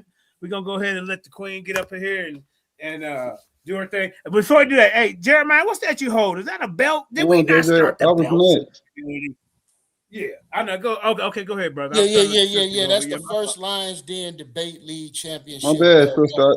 But I was next, though. Hold up, GD. He got to make this announcement so these fakers and imitators can hear this real quick. Say it again, Jeremiah. Yeah, that belt that I got right there is the first Lion Den Debate League Championship belt ever, right? Facts. Yeah, And the man. real Listen, belts, man. not this little poster. All that old. This show ain't about you non-believers, man. This ain't about y'all, bro. Like for real, Yeah. right? This Bruh. is about. Yeah. It's about I Hebrew told him he could Israelites. do his own show. This Right. is about Hebrew Israelites who are fighting against their brothers who are Christians who are following the white man. That's what this is about, man. All right. All right. So, Right. Sister Okay, E, you're yeah. So mine. as soon as you go, I want Yeah. to chime in after GD Sister E. Capone. All right, yeah. GD Capone was before her, and then Sister E, and then you and the brother Carlos. JJ, give everybody 2 minutes, man, so everybody ain't interrupting each other. Just give everybody like 2 or 3 minutes and just let them go. All Yeah, right, I'll keep the be clock, Jay I'll be Snake. brief. Jay Snake, keep the clock. Keep the clock. Okay, go ahead. Okay, I will. Yeah, Hold I'll on. be brief. Shalom, peace to the panel, everyone, and everyone in the chat. Shalom. So the brother Carlos, he was saying that they didn't have no Torah in West Africa. Well, they had different communities in different parts of West Africa, Angola, Ghana, Senegal, San Tome. Yeah. You know, even in Morocco, they had in Mali, Nigeria, they had found synagogues there. Even they had synagogues when they was in Portugal as well, and they contain the 5 books of Moses. This is historically documented in medieval times. Also, he asked, Brother Carlos again asked for a scripture that relates to Deuteronomy 28 when y'all was talking about that, about them going into other nations. Luke 20, because he say show him in the New Testament where it says that. So Luke 21 and 24, and it said, this is Christ speaking. He says, you will be led captive into all nations. All Already nations. read that, brother. New or Already old. read it. Right? So Already read it. Come on, Apostle, let them okay. go. Let them go. Let them go. And yeah, so this is a thing. So I'm glad that the brother brought out the Jews and the Moors in Portugal. in Spain, because that's a key point of the history. When the brother Carlos said that the people, our ancestors that came from West Africa, they didn't say that they was Jews and everything. They said that they was Muslims. Well, if you go into the history, it's documented that the Jews was converted into Islam. So of course, generations later, their children will be saying that they are Muslims. See, and this is the intellectual disingenuous that these deniers they have about the whole thing. They want to gravitate to missionary this and this and that. Oh, they wasn't Jews, they was Africans and all this, but y'all want to deny about the persecution, the assimilation, and the conversion, right? Into Muslim. We got Jews documented that has Arabic names, that and that spoke Arabic, but they practiced they practiced their Jewry in secret, right? So this is nothing, that's nothing new right there. So it's a lot of stuff that y'all just be disingenuous about, man. Yes, the Jews were black, and it's go all the way back to Herodotus, who the one that spoke of the claim that the Jews is similar to the Your time is up. Go ahead. I'm done. Go ahead. Good job. Go ahead. Who's next? Whoever's next, go ahead. Why you don't have no Hebrew DNA? I think it was on Sister E. Yeah, Let me say something. Let me say something real quick about that DNA. DNA do not determine your ethnicity. Look it up. It does actually. You're wrong. Yeah, you're wrong. No, it does not, bro. It don't determine your nationality. It determines your ethnicity. DNA, man. We're not doing that, bro. We're not doing that, bro. It do, bro. So you have no Hebrew DNA. We can move forward. Hey, Hoodoo or whatever your name is, bro. Don't do that. You can read, brother. You can read. Yeah, just well, at least quiet, I think you can. brother. This ain't got nothing to do with you, bro. You're going to the lake of fire. That's what you. Stop booty clapping. Stop booty clapping. Yeah, but yeah. Let me just ask him what is Israelite DNA? What is that? What is that haplotype? What is that? What is it? Yeah, so I'm gonna answer your question directly. You got 3 minutes. You got 3 minutes. Who?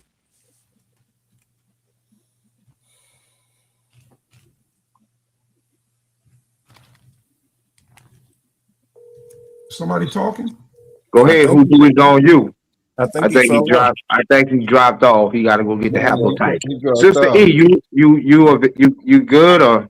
I think she away from the phone. Okay, listen. The Sister E get to go. Let her go, and then we're gonna let these two brothers go. I think y'all did the second round. We want to see the second round and let them go over their rounds. You know, we already seen the first round. And then we're gonna get up out of here. And we can come back, do a part 2, 3. Go ahead, Sister E.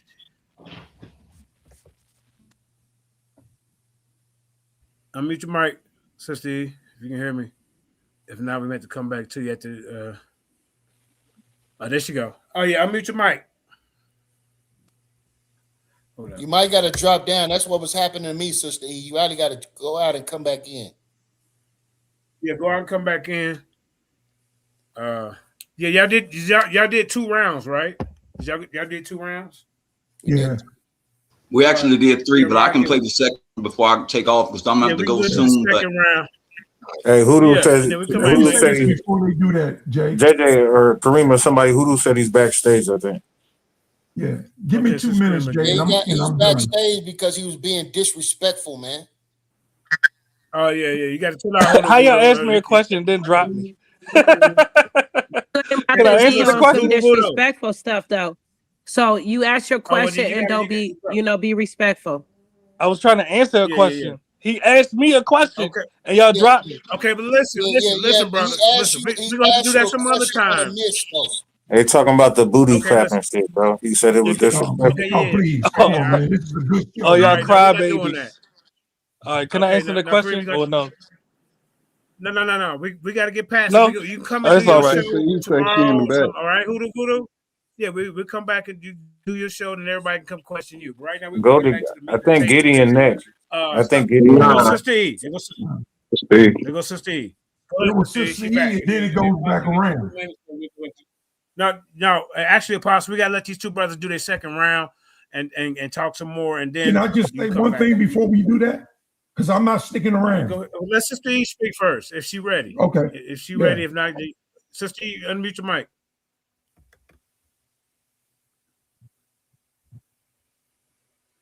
Okay, she might have to call in or something. I'll put the number in there. Yeah, we can't hear you, Sister E. Okay, so Brother Carlos, go ahead and get the debate back up, and Apostle, go ahead. Get the debate back up. Yeah. Okay. Jeremiah gonna go back. I just want to say this one thing that I want all of us to keep in mind when we read this Bible, especially like the Gospels, because the people that were living in the days of the Gospels being written, they didn't have the privilege of reading these books. They didn't read Luke 21:24. So you say, well, why is that written? For one reason and one reason alone. 1 Corinthians chapter 10, verse 11. Now these things, is that the one I want? No. Where it says these things are written for our understanding, for our enlightenment, for our moderation.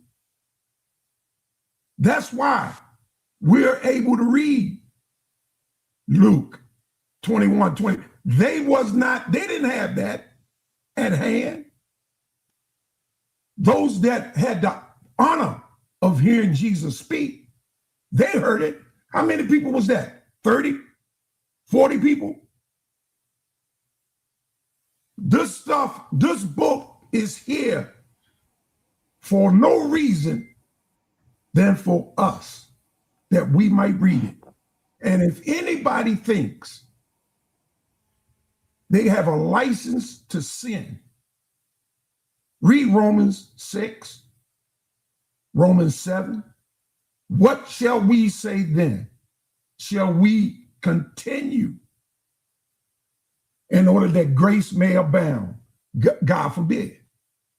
How can we, who are dead to sin, dare continue therein?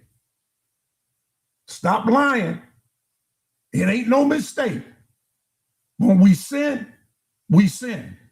Take the responsibility and seek his forgiveness. Just understand, ye that sin after coming to the understanding and the knowledge of him, you crucify him afresh. Therefore, I say, Matthew, and this is my last thing, Matthew 5:48. Be ye therefore perfect, even as my Father, which is in heaven, is perfect. And that's for the people that talk about not keeping the law. By any measure, I don't care what you call it, sin is sin. And if you're committing sin, you're damned. Walk right, walk upright, take on this mind of Christ, that we will not fulfill the lust of the flesh. I'm done, y'all. Good meeting you, brother. I like to sit down and have a conversation. Okay. Just you and me. Have a conversation. Yeah, we'll set that up. I'm gonna bring him over to your channel too. I'm gonna bring him over to your channel too. Get in. All right, go ahead, Apostle. Yes, sir. I'm sorry, I didn't hear you, Elder. Yes, sir. Okay. You want me to play the? Go ahead and share the video. Part of it? Yes, sir. All right. Let me share see the if I can video, get and we got Maharakai in the building. You know what I'm saying? E37, Maharakai, him and Jeremiah be making music together. They've been in the community for a long time. You and Black Jesus got to get that debate going. You said what he say, Baal or something was righteous or something, but we gonna have to get that, on wax over here as well. So go ahead, brother Carlos, get the video going, brother, and then we're gonna check out the second round. Jeremiah, did you want to say anything before he starts the video? Real quick, right? Yeah, go ahead.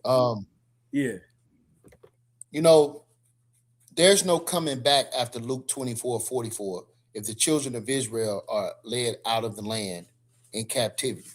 When did they come back? If we're still under the Gentile rule, how is the curse over with? You got to be a stupid nigga to sit there and read the same book I'm reading, right? And see these people leaving Jerusalem in captivity, not coming back, right? Leaving, the president of Libya said, how did the Jews leave black and come back white? Right? Because all these things are important, man.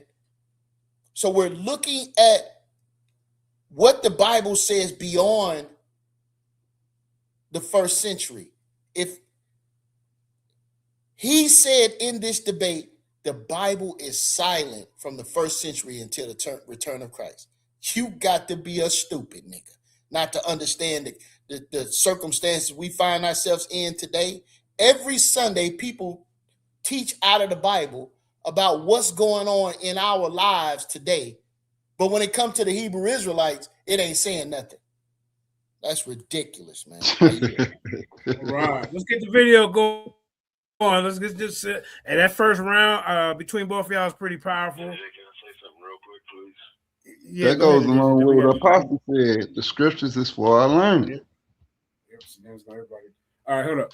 All right, hey, brother Carlos, can you get the video? Okay, there we go. And then just stay with your piece real quick, and then hold up, real quick. Black and then, Jesus oh, Minister, the Source Debate League, and please say the Yah, aka Lord Megatron. We are simulcasting tonight. We are simulcasting today. Whatever side the planet that you all are on, brothers and sisters, we are all the way live. So again, greetings to everybody on Clubhouse, Ultimate Debate League, and YouTube, Yah World 777. Yah World 777. If y'all want to see these handsome faces of Lord Megatron and Apostle Carlos, click in, brothers and sisters, and make sure you lock in Yah World 777, the YouTube channel, brothers and sisters. My goodness. Brother Megatron, are you ready for round 3, your third inning, dear brother? Yes, sir. And we did agree that it will end in 12 minutes, correct? Yes. All right, brother. Your time starts when you speak. Say hello to my little friend. All right. So again, I want to rebuttal a few things, and how can everything be over in the first century? That's so ridiculous, man. The children of Israel are scattered; they're not made whole, right? The last question that the apostles asked Christ before he ascended in Acts chapter 1, verse 6, will you now restore the kingdom unto Israel again, right? This is Luke chapter 21, verse 24. It says what? And they shall fall by the edge of the sword and shall be led away captive into all nations, and Jerusalem shall be trodden down by the Gentiles until the time of the Gentiles be fulfilled, right? This is Isaiah chapter 60, right? Shout out to Elder Lahab, right? It says here real quick, Isaiah 60, right? It says, 60 and 5, it says, then thou shalt see and flow together, and thy heart shall fear and be enlarged, because the abundance of the sea have been converted unto thee. Let me go to verse 4. Lift up thy eyes round about and see all they that gather themselves together. They shall come to thee. Thy son shall come from far, and thy daughter shall be nursed at thy side. Why is this man saying it's over with when the children of Israel are still in captivity, man? They're still scattered to the four corners of the earth. Those people over there that's in Jerusalem now is Revelations 2 and 9 and Revelations 3 and 9. That says those that say they are Jews are not Jews, but are the synagogue of Satan, man. That's who they are. What is this guy talking about? And again, let us not forget, right? Let us not forget that this man sent me this picture, right? And told me that this is what an Israelite looks like. when you go and look in the mirror, Carlos, I don't think you see this when you look in the mirror, man. All right? Stop hypocriting yourself. All right? Everything that was outlined in the book of Deuteronomy 28 was fell upon the children of Israel in Spain and Portugal, and thus over to the Africa, and thus over to the Americas, right? So it says here, right? Listen good. So that the tender man amongst you, Deuteronomy 28:54. So the tender man that is amongst you, and very delicate, his eyes shall be evil towards his brethren, and toward the wife of his bosom, and toward the remnant of his children, which he shall leave. Hold my time, Black Jesus. I got to share my screen. I want to show something real quick. Right? Hold my time. All right. So this is an article here, right? It says black fatherless homes, statistics, right? So right here it says what? Black children are 8.1 times more likely to grow up without a father than white children. 34% live in homes headed by a single mother with no father present. These households show medium wealth of $6,000, a 35% higher than the school dropout rate and triple rate of anxiety disorder. So again, we fall under these curses of Deuteronomy 28, right? Hold my time. Let me switch back, Black Jesus. That's a murder. Let me switch back, right? So it says what? So that the man is tender among you and very delicate, his eyes shall be evil towards his brethren, and toward the wife of his bosom, and toward the remnant of his children, which he shall leave, which I showed you statistics here in America. Deuteronomy 28:54, so that he will not give unto them of his flesh, of whom he shall what? Eat, because he have nothing left in the seeds, and in the straightness thereof his enemies shall distress thee in all thy gates. Only gates in Jerusalem? No, bro. Anywhere they go. Deuteronomy 28 say, these curses shall follow you everywhere you go, Carlos. Right? Deuteronomy 28, right? 48. Therefore shall thou and thine enemies. Let's see what I want. All right. So it says the children that they should eat. He made a comment on this earlier. Let me read this information because he don't know history, right? And that's this man's problem. He don't know history, right? So this is from an article that was done. It's called White Cannibalism in the Slave Trade, the curious case of the schooner Argan, right? So here's what happened. It says, the Portuguese ship that was captured in late November 1837 by HMS Snakes of the coast of Cap Santona in Cuba. At the time of the capture, the Argos had more than 330 Africans on board who had been embarked in Angola.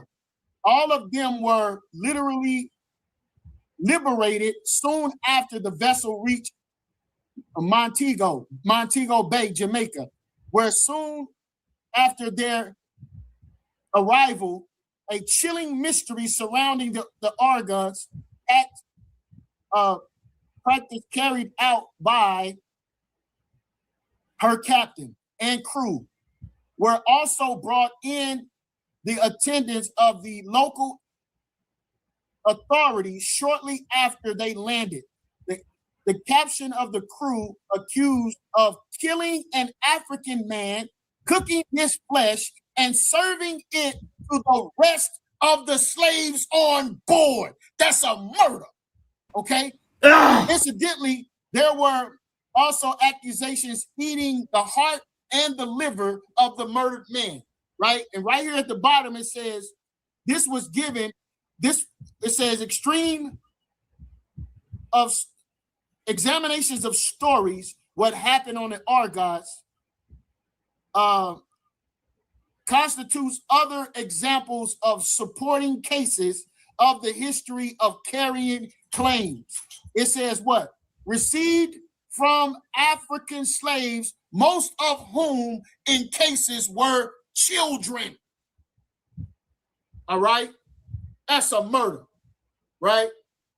So it says here what?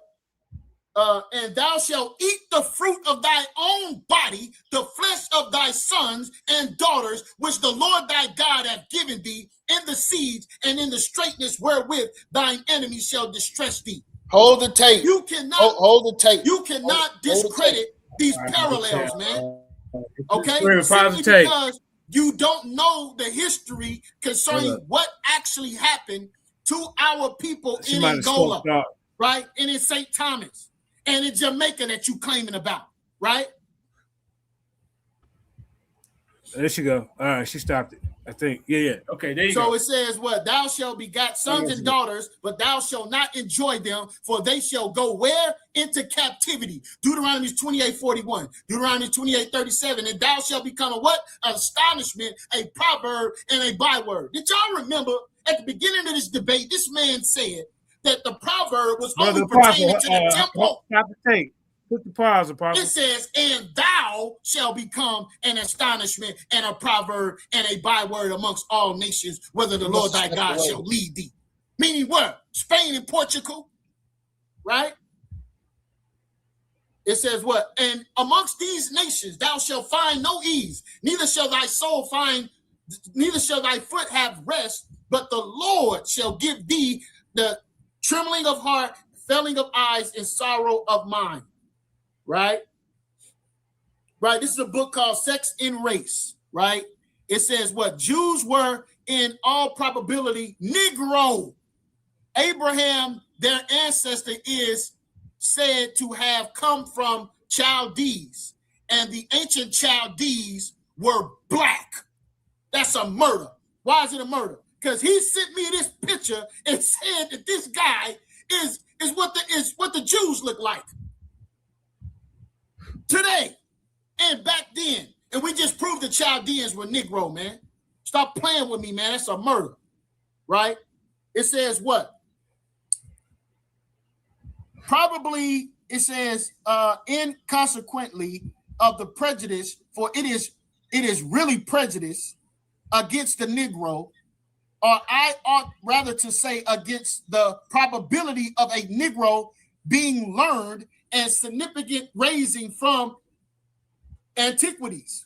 With the presence Negro character, I admit with great difficulty that the theory of all the early astronomers' knowledge of the Chaldeans having been acquired in invention by his race, that the Chaldeans were originally Negro.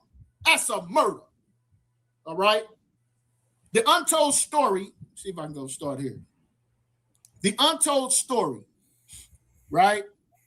It says here in the year AD 1492, January, in Moorish stronghold of Ghana, Gardia, surrounded of the armies of the King Ferdinand and Queen Isabella, for the first time since the 711, all of Spain was Christian, right? So it says here, in order to satisfy Queen Isabella, kings, Moro of Portugal, elected a royal ordinance expelling the Jews and Moors from his country in 1496. The Jews who was expelled from Spain and Portugal were what? Scattered throughout the Mediterranean coast.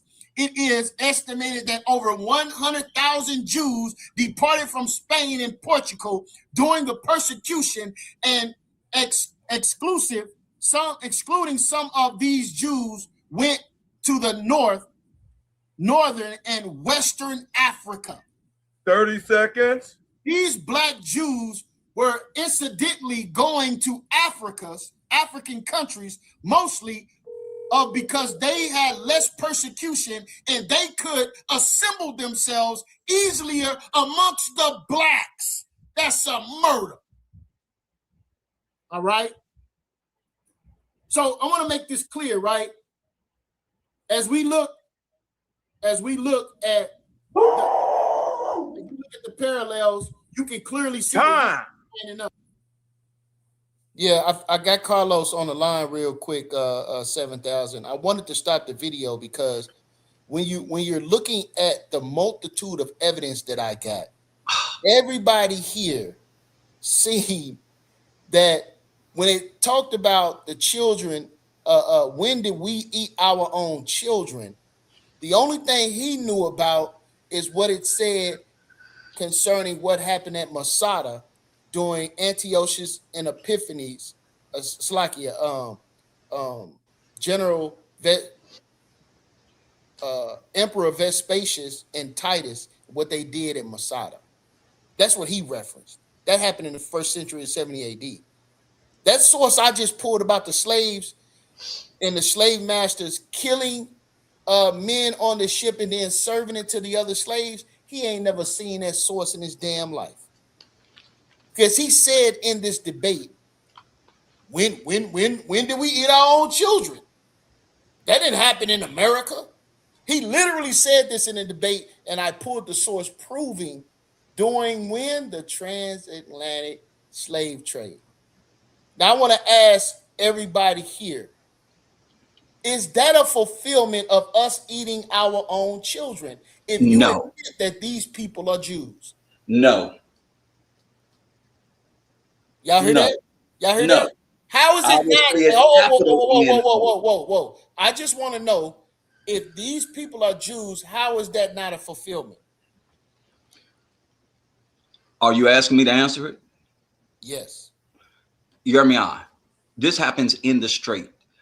The man is fighting against the woman to eat the flesh of his own children. The woman has a baby, and the child that comes out of her own legs, she eats. I showed it in the book of Lamentations. I showed it in other places. It didn't say nothing about them being on a ship and a captain killing somebody and eating a human and then giving them some of it. It's out of context, bro. Stop it. Everybody, are y'all hearing this? 7,000, you there? Maharakar, yeah. I'm on fault, man. I'm on the phone with a Black Jesus, man. Y'all continue. Y'all do your thing. I missed the question, so listen to the complete and utter disregard for human suffering that's coming from this man.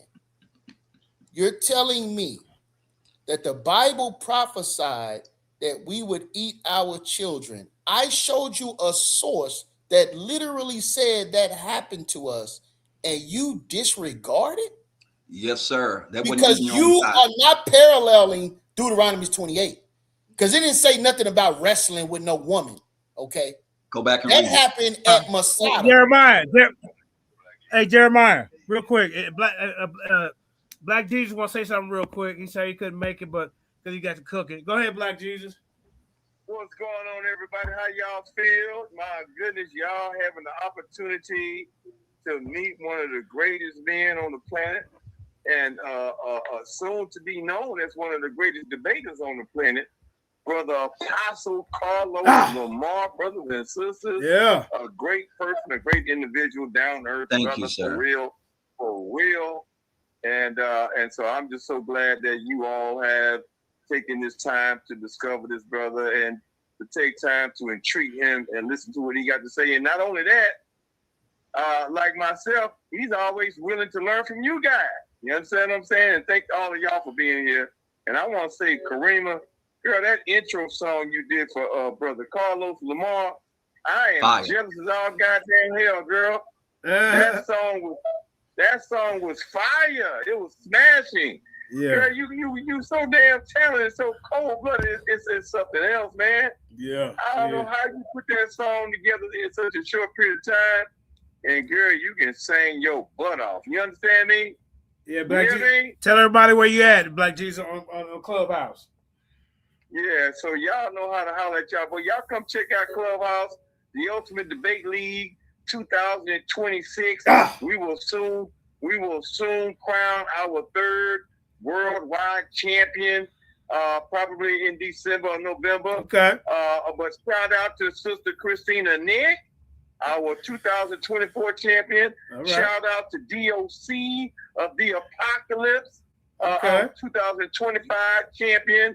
And somebody's gonna be crowned for 2026. So y'all come on over to Clubhouse. Yeah. Join our Clubhouse room, Ultimate Debate League, and you'll get notifications of our upcoming debates, which should occur within the next 2 weeks. All right. Right. So right now we got some things happening. So we're gonna miss a week, but we're gonna pick up.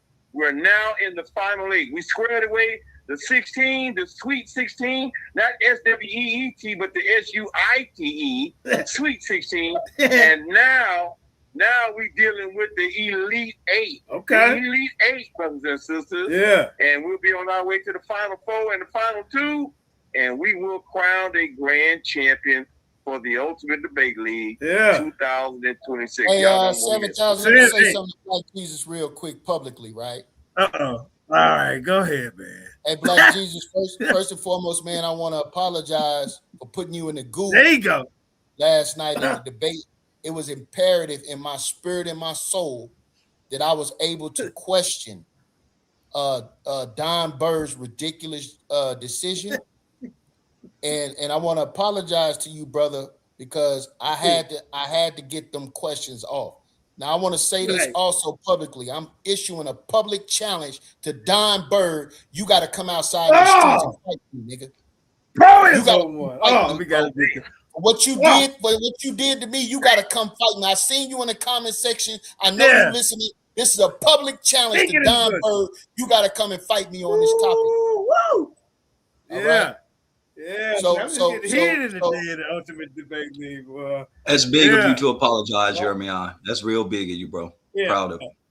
Hey, look, since everybody apologizing, hey, let me apologize too. I appreciate it, bro. You know what I'm saying? Black Jesus. And we all good. You know what I'm saying? You know we brothers. You know we love one another. You understand what I'm saying? And without saying, you know, I had to say all that by Carlos because everybody meeting him for the first time. Yeah. But everybody knows your powerful legacy, YirmeYah. Everybody knows who the hell you is. Yeah. The first champion of the Lions. Then. Sure. And can't nobody take that away from you, bro. Nobody. Yeah. And he beat you for that belt, Black Jesus. You know, you would have been the champ.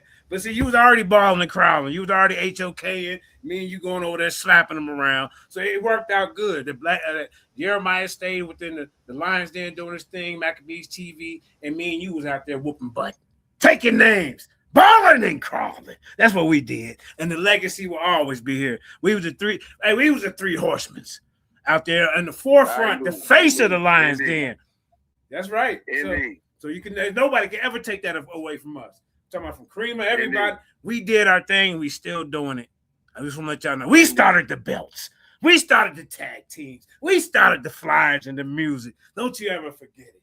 All right. So let's get back to Black Jesus. Like I said, I want to apologize too real quick because, you know, I got attacked as a judge over there on your platform. And then I kind of went into debate mode. And I should have just stayed as a judge. But I feel I made the right decision. That was my first time being a judge. And this time I had better discipline and decorum. And people on Clubhouse, I want to apologize to y'all for cutting up a little bit, you know. So no problem, bro. It's good. All good. All right. So we're going to continue to keep it circulating on Source, Lions Den, Clubhouse, JJ7K TV, Sister E, E37 TV, and the rest. We Voltroning. We transforming. We taking the game back. There you go. All right, let's get back to the meat and potatoes, man, because brother Carlos got to get out of here. Yep. Love you, Black Jesus. Yep. All right. Yeah. Hey, I'm gonna call you too when we do that presentation. I'm gonna let you know. All right. You finally got your speaker together, Sister E? Yeah, I got my speaker together. I haven't used my computer in so long. So I saw the debate. And Don needs to be tarred and feathered for that horrible judgment. And I told him in his face, you need to be tarred and feathered. Nigga, did you have cotton in your ears throughout the debate? Hey, they did me like that, Sister. They said I need to be tarred and feathered. You know what? I just recently got shafted on a debate. I beat SJ. I beat SJ in Clubhouse, and they lied and said I ain't beat him, but we got to everybody else we got to get them. huh? Yeah. And your biggest supporter was Don Bird, and then he turned around and do this to me. Yeah, Don and everybody. We debated, and I beat the brakes off of SJ in Clubhouse to the point he was so mad he took a little break for a day. So that goes along with it. Go ahead, tell us your assessment of what you've seen in the debate. Even though the brother is crowned as the new champion over here, you know, hey, he ain't playing no games. Brother Carlos ain't playing no games. So just Carlos knows me well. Carlos knows me well. He needs to be shaking in his boots. So the biggest thing is when he brought up the eating up, he needs to be shaking in his boots. Carlos knows me. When he talked about the eating of the babies, did you reference that to Lamentations, right? YirmeYah Yah did. I showed it Lamentations. It's a couple of scriptures, but I definitely showed it. It took place. Specifically, what was your argument, though? My argument showed that in the strait, they actually were eating their babies, cooking them, their own babies, not taking some human that got killed. I'd have to go pull up all the scriptures. It played it in there earlier. So you think it was let me explain. That has nothing to do with somebody killing a human and feeding people a human. That's not the same thing as eating your own child. I showed the women eating their own flesh. So there's a difference. So do you look at it that it happened prior to or during 70 AD? It happened prior. Okay, because if you do read the book, you've read Josephus, right? Yeah, but I didn't even go there. I showed it through the book. I didn't even go to Josephus on that. So if you look at Josephus, because if you look at certain signs and signals, and I look at things in timelines, you know that, Carlos. Me and you have had numerous conversations about looking at things from a timeline perspective and not trying to, fit things. I don't believe in putting a circle into a square peg just to meet my point. And you know this about me. So I look at things from a timeline perspective. So when you look at things from a timeline perspective, and let's take color out for a minute. So let's take out the fact that you don't think it's us. That's fine. I'm not even going to argue with you about it. So do you think that the prophecy that we're looking at now aligns with the people in Israel right now? Which one? You talking about Deuteronomy 28? Yeah. No, because that group of people is dead.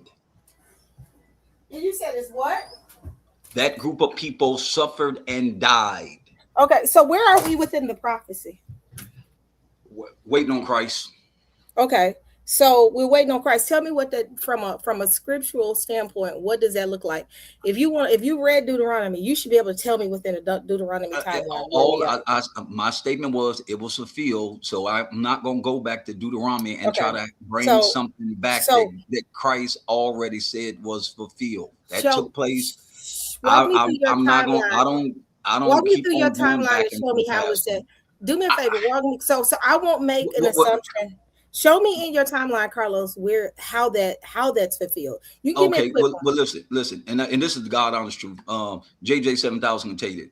I really got to go, so I'm trying to hurry up and play this last. Yes, you can tell me real quick who was the people though. Yeah, that died. The people died.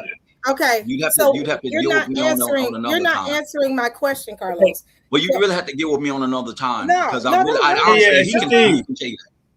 Don't run. No, he got to go for real. He did text me. He did text me, say he got to go, but he want to show his last part of it. I would love for you to bring this back again because I do want to walk Carlos through. Yeah, I'm not gonna tell Carlos what I'm seeing and the holes in his argument because I listened to some of it and there's multiple holes in his argument, and I want to be able for him to fill those holes or either fill those holes or clarify or even say that he has to say that his viewing was an error. Well, you can I'm go not back gonna and tell. listen to it. You can No, go listen I to would it. love. Let's have a conversation, Carlos. You want to do lines then? No, you can go back and listen Why to you it. I don't said want I to was do reading lines then? It Deuteronomy should be 28 easy. I'm one just a time, and woman. that was it. No, I'm because I just a put all the woman. information out But there. if you have the belt and you're supposed to be a champion, you should be able to hold your seat as a champion. This ain't a Okay. Would you like to competition. Wait a schedule a minute. You can go conversation? listen to it. It's The public champ record. celebrate. Hold on, champ. I got you.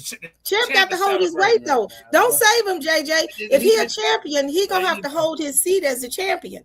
And as a Right now, champion, he on his he should. victory. So Right he should be now, able he to on his hold victory tour, Queen. JJ. But you know you're doing his victory tour, JJ. I'd have been on plenty victory tours. I know how it is. Okay, that's cool about the victory tour. But you got JJ. Let me say this real quick. He got to hold his seat as being the champion. He can just take it and run. So I would love for us to sit down and walk through it. You can even schedule a debate between me and him, talking about is Deuteronomy fulfilled. I'm not going back to Deuteronomy fulfilled. So I am publicly saying, Carlos, debate me on the fact that the Deuteronomy is fulfilled. I only did that's a one and done. You got to go back and listen That's to it. how is 'Cause I that a don't champion want and he to. I can't don't want to hold it? Ain't he regurgitate supposed to it be? again. Is he supposed to continually fight the battle? I don't want to regurgitate. The champ said he got some other topics he need to He's deal scared. with. Let me show you something, JJ. He's scared of me. I'm gonna work it out for you, sister. I'm gonna talk to the you know champ why he's behind the scared of me? scenes. You know why he's scared of me? Because I defeated him numerous times on the phone. That's and not I've true. told him numerous times, let's debate about it. So I'm That's not true. publicly calling you out. I want to debate you soon as possible. Is Deuteronomy fulfilled? I'm not dealing with Deuteronomy again. I'll find something So else. you're That's saying cool. pretty much run, Carlos, run. Ask YirmeYah run, did I tell him that's a one and done. run. But it should be easy with me. Run, Carlos, because you know I'm a dog walk you. Carlos, you know I'm a dog walk you, sir. Sir, I've dog walked you on the phone about 10 times on this. Real quick. I know we're trying to get back to the video. Can I play this real quick? Yeah, Carlos is scared to battle go against Sister E, man. I gotta real how many times have he been scared to go against me? Right, real quick. Hey, he don't want no smoke with Sister E. He don't want that. You accept my challenge, Pro Rizzo? Why you got Rizzo? I want Carlos's neck. I'm here. I'm here. I'm here. Yeah, okay. I'm here for this challenge. I'm here for this challenge. Don't run, Carlos. I'm here for this challenge.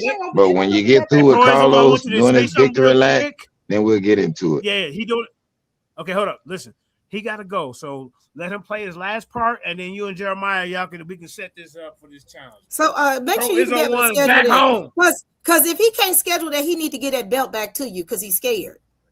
He need to get that belt back to you because he don't know how to hold his own. Anybody I know in the debate leagues, they have to continually debate the whole lay ground. So if he can't debate me, if Deuteronomy 28 is fulfilled, sit him down. He don't deserve that belt because he's scared. I'll take the belt from the nigga with my eyes closed. Yeah, Carlos. You can't be running around here doing victory laps. I would take that belt with my eyes closed. That don't count. He don't get that belt stripped. Numerous times. I could take that nigga's belt with my eyes closed. His office hours from 9 a.m. to 5 p.m. JJ is on from here. Go ahead, laugh, Carlos. You know that belt is. Oh my goodness! Come on, Carlos. Hey, Carlos. Yes, sir. I need a donation from you and YirmeYah because I done spent $50 on analyzing this goddamn debate. I need my bread because I'm going to bring out the information. You know what I'm saying? Based off the whole debate. I'm telling you right now, I spent $51. And I've been in here on this, watching it, listening to this thing the whole time, right? In my studio, uploading audio, cutting it from the beginning, from the 3 minutes, from each round, from the question and answering every goddamn thing. And running through my system so I can get a judgment. And I have the judgment. Okay. So I need a donation because I spent $51. I can send the receipt. You feel what I'm saying? And I'll go live and I'll go through the whole goddamn transcript about this whole debate and let everybody know who won the goddamn debate. I know who won.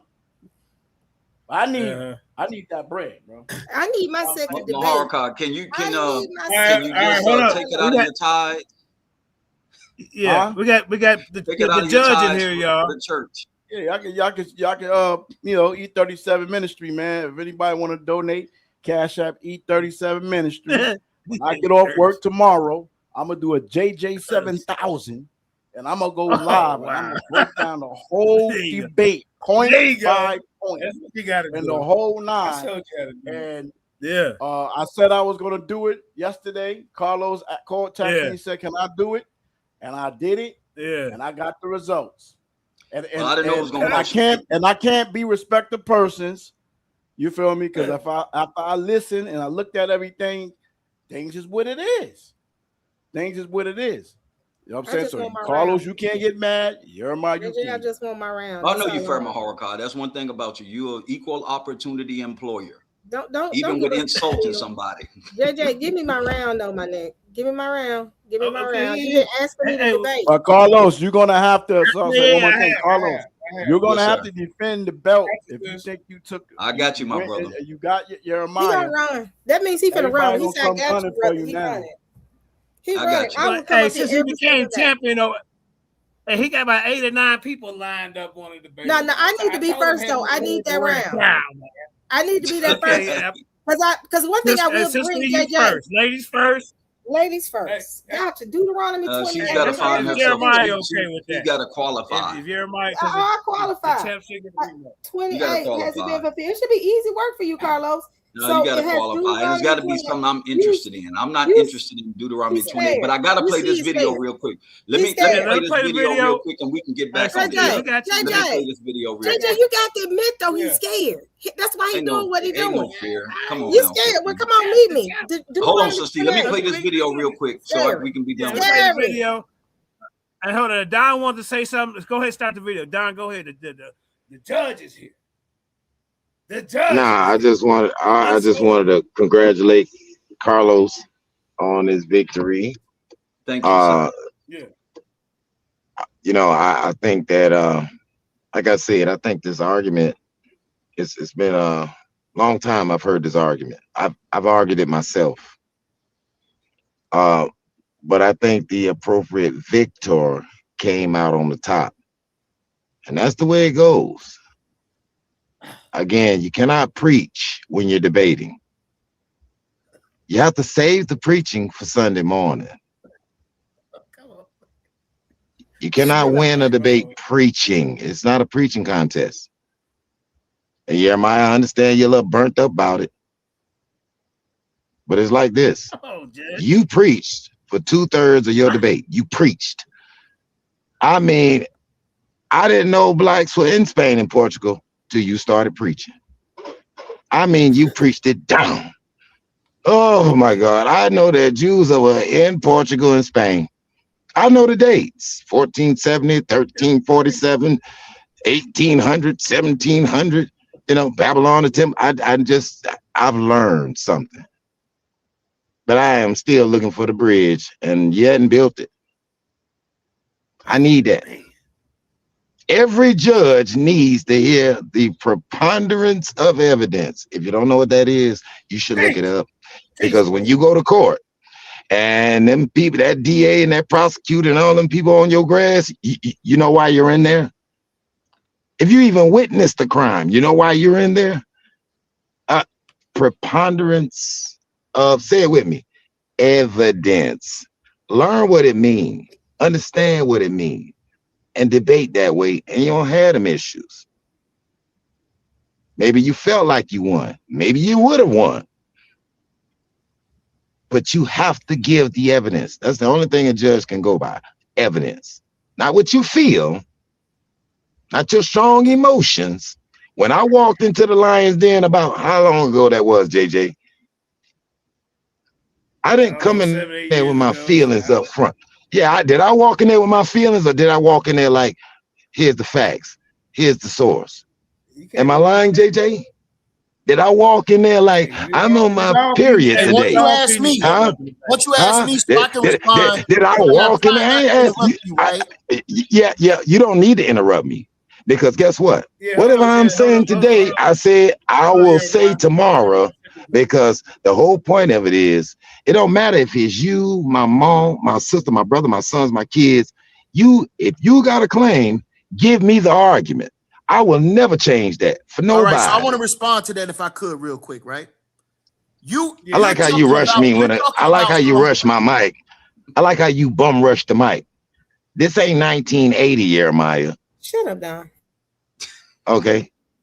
This is not 1980. No, you thought You you can take done. off your poker band. You can take off your poker Hey, brother, I pants. asked you, could I respond, bro? That's what I asked you. Well, it's like anything else. I can listen to you talk for 2 hours straight. We don't want to But listen. whatever I'm saying here for 2 minutes straight is too much. And I run across this issue, have been running across this issue since the day I walked through the Lions Den front door. And that's a fact. From the door. And the mere fact that you called me out to a debate, it's been all that time, and you finally decide to step up like a man and debate me face to face. YirmeYah, get And on that his being neck. stated, Get on his any neck, one of y'all YirmeYah. want this work can get it. I promise you. I'm gonna bring you that work. I just want Carlos. I'm gonna give you that work now. I want Carlos. I'm gonna give you that work though. I'm gonna bring the pain. I'm asking. The only difference between this subject, and you can get in, I'm for the land. The only difference between this subject and them demons I be debating about is I'm gonna put my heart into this one. So be careful what you ask for. Be careful what you ask for. So I want to make this clear, Be right? careful what you ask for. The I man yield. asked for you said I could speak, correct? What I want to say to you, brother, you said I could speak, right? is that Hey, 7,000, you got to mute up, man. You got some background noise, 7,000. Yeah, I want to make this clear, right? The man asked, Sister E, the man asked for a connection. What the hell is this nigga talking about? I don't know what he talking about. Me and Carlos already agreed that the Israelites was in Spain and Portugal. That's your connection. Correct. Okay. In Spain and Portugal, were there events that happened to the Israelites in Spain, in Portugal, in Africa, and in America that we can find in Deuteronomy 28? That's the question. All I have to do is show one thing. No. And so when we see what happened with them having their children snatched from them, when it said that they would eat their children, literally eat them, I showed a source for that. I showed a source for them children being ripped from them. I showed a source for them being scattered. I showed a source for them being oppressed, groping at noonday and groping at night. This is all in Deuteronomy.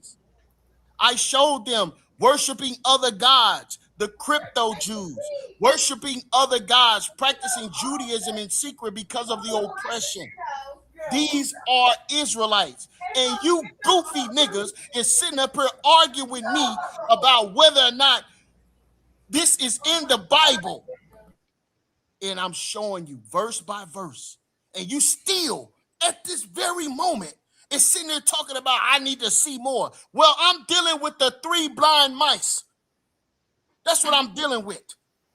Because I can't begin to show you what I have shown have not been disproven. Even out of your own testimony, Don Bird, you sit up and said he didn't refute these points. Simply because he showed something happened in Babylon, don't mean it's over. It happened in Babylon. It happened with the Assyrians. It happened with the Babylonians. It happened with the Persians and Medes. It happened with the Greeks. And it happened with the Romans. Each captivity, I can show you the curses of Deuteronomy 28. Each captivity. So what makes you think, because you're showing me the book of Lamentations and you're seeing the curse of Deuteronomy 28, I'm not arguing that that's not there. I'm saying that it is there. And it's perpetual. And we showed it with the manifold of how the Lord deals with us. And you're sitting up talking about, I can't see it. Yeah, because you're blind. Everybody else seen it. In Black Jesus Room, 7,000, the popular vote was 58. I had 58 of the after it was over with. Hour after it was over with. No, it wasn't an hour Jeremiah, after. I was Jeremiah, sitting if you there. put a poll up, right? If you pull a poll up, and when do you count the poll? Do you count it in the middle? Do you count it a little bit in the front, a little bit at the end, or do you count it at the end? Do you count it at the end? All right, so what is this nigga talking about? An hour after What is people he just talk- coming in there what voting, is he YirmeYah, come on, talking brother. Do you about? want to see the screenshots? Hey, bro, I got the I got more. screenshots, bro. No, It's I can on show your you. All right, so let's Facebook get. page. But I So, want to all right, show hold this up. video. So let's get and into then YirmeYah Carlos. can Yeah, go already ahead, show your start. video. Yeah, let me All right, let me and finish Digits this wants up, to say something YirmeYah, to you please. real quick. Yeah, get your video loaded up. Let's check Yeah, this so- your last part, and then we're gonna get up out of here, and we're gonna come back. Sister E ready to get the smoke, from Oh yeah, from I was Apostle next. and Don. Apostle gonna Huh? run though, like he always do. He gonna run for me. He been running for me for years, for the past year. Been running I've from been you. asking for. I've been trying to debate him I on the go- dumbest stuff for the past year. Every time he found a way to excuse his way. He told me, he said he got to get permission from his church to debate me. Oh, That's like what he said. ISUPK. Hey, go ahead and He- do this real quick, and then Apostle, get the video going. Hey, Go ahead JJ, and just do this. remember, I'm looking for a Christian, bro, for a polytheistic debate, bro, because they polytheism. They polytheists. Okay. Come on, man. All right, go ahead and do this. The video All right, was go ahead. playing. Go ahead and do this. Hey, Oh, the video playing? hey, look. Can y'all Go see ahead the and say what screen? you gotta say. No, not yet. Karima got to share it. Karima, share the video, please. Go ahead and just say what you got to say so we can get to the video. Apostle, brother. Like I said, we got people up here making up stuff. They still arguing about, the curses, which we've already showed today that the curses were taken away with Jesus. But, that's another thing they don't believe. So, that's on them. But there are scriptures there's one scripture in the book that differentiates, and says who these people are. And it's Acts 6:1, brother. And it says, in those days when the number of disciples was multiplied, there arose a murmuring of Grecians against the Hebrews, because their widows were neglected in the daily. Hey, 7,000. Who is this talking, man? All right, so this is 7,000. Let him get it in, YirmeYah. Who is that This talking? indigenous black man. Hold on. This indigenous. He part of the team over here. So, but he having technical problems, so he go through the phone, and then he gonna say what he gotta say. Then we gonna get to the third round. Yeah, I give everybody a fair shake. And not only that, brother, but this curse of Ham thing, it was used in scientific racism too. They were using that to say we were cursed, and all of this comes from the Catholic Church, so that's how it ties in. Like I've been teaching, the Catholic Church had to justify. Is this the same guy that's been talking this whole time, man? Let's get to the video, man. Let's get to the video, Hey, hold man. All right, YirmeYah, hold on. Just let him land his plane. We're gonna get to it. Karima, share the video. Go ahead and do this. I don't know why he keeps cutting me off, because like I said, this is my teaching, and y'all doing the debate 6 years later. I've been teaching this stuff. Yeah. We don't give a damn about what you did, bro. Who are you? Who are thou? Who are you, bro? Who are you, bro? Just come in and talk to us like this, man. Mute your weak mic, nigga. Hey, let's get back to the video, man. This ain't about him, 7,000. Who is this nigga? Okay. I just want to get everybody a fair shake. Karima, is you there? Share the video. Okay, if she's ready, I'm ready. All right. Because they've never had somebody actually exegete that text form and give them a revelation. I am ready, sir. Y'all see my screen? Your 12 minutes starts when you speak, sir. Okay, so he brought up all of these things. He keeps bringing in the race, like Israelites didn't sleep with different women of different nationalities.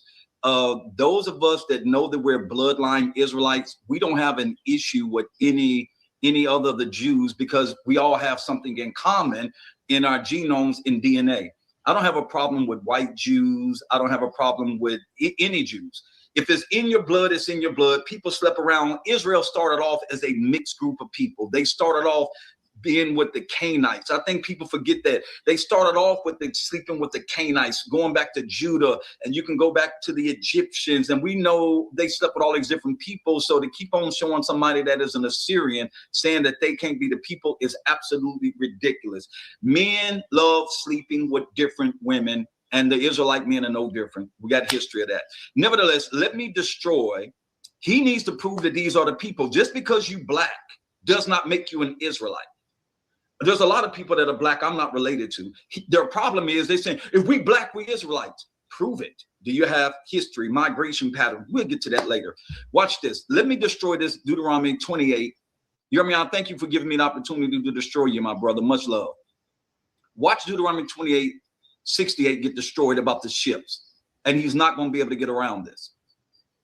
And the Lord shall bring thee into Egypt again with ships. By the way thereof I spake unto thee, thou shalt see it no more again, and there you shall be sold unto your enemies for bondmen and bondwomen, and no man shall buy you. YirmeYah is about to die right here. Oh, that proves that's the transatlantic slave trade. Let me show you what it actually says. Let's break this. Let's exegete the scripture. This is what I love doing. And the Lord shall bring thee into Egypt again with ships. Who is bringing them? The Lord. He's doing this. Now I'm going to give you a revelation on this. For the Lord to be doing it, that means they know the Torah. They got the prophets. The prophets have spoken, they have disobeyed, and so God is doing this to them personally. So why would God bring them to Egypt? Listen, Deuteronomy 17:16. Here's what it says. God is talking to the kings. Now watch what he says. But he shall not multiply horses to himself, nor cause the people to return to Egypt, to the end that he should multiply horses, for as much as the Lord have said unto you, you shall henceforth return no more that way. Who said that? Moses said it in Deuteronomy 17:16, and now in Deuteronomy 28:68, he's saying you're going to Egypt again. God is a God who cannot lie. Watch this revelation. A king cannot bring you back to Egypt, because if God let that happen, he will be lying. So God says, I'm going to do it. I'm going to do this. You're going to know you're going back to Egypt, and I'm the one doing it to you.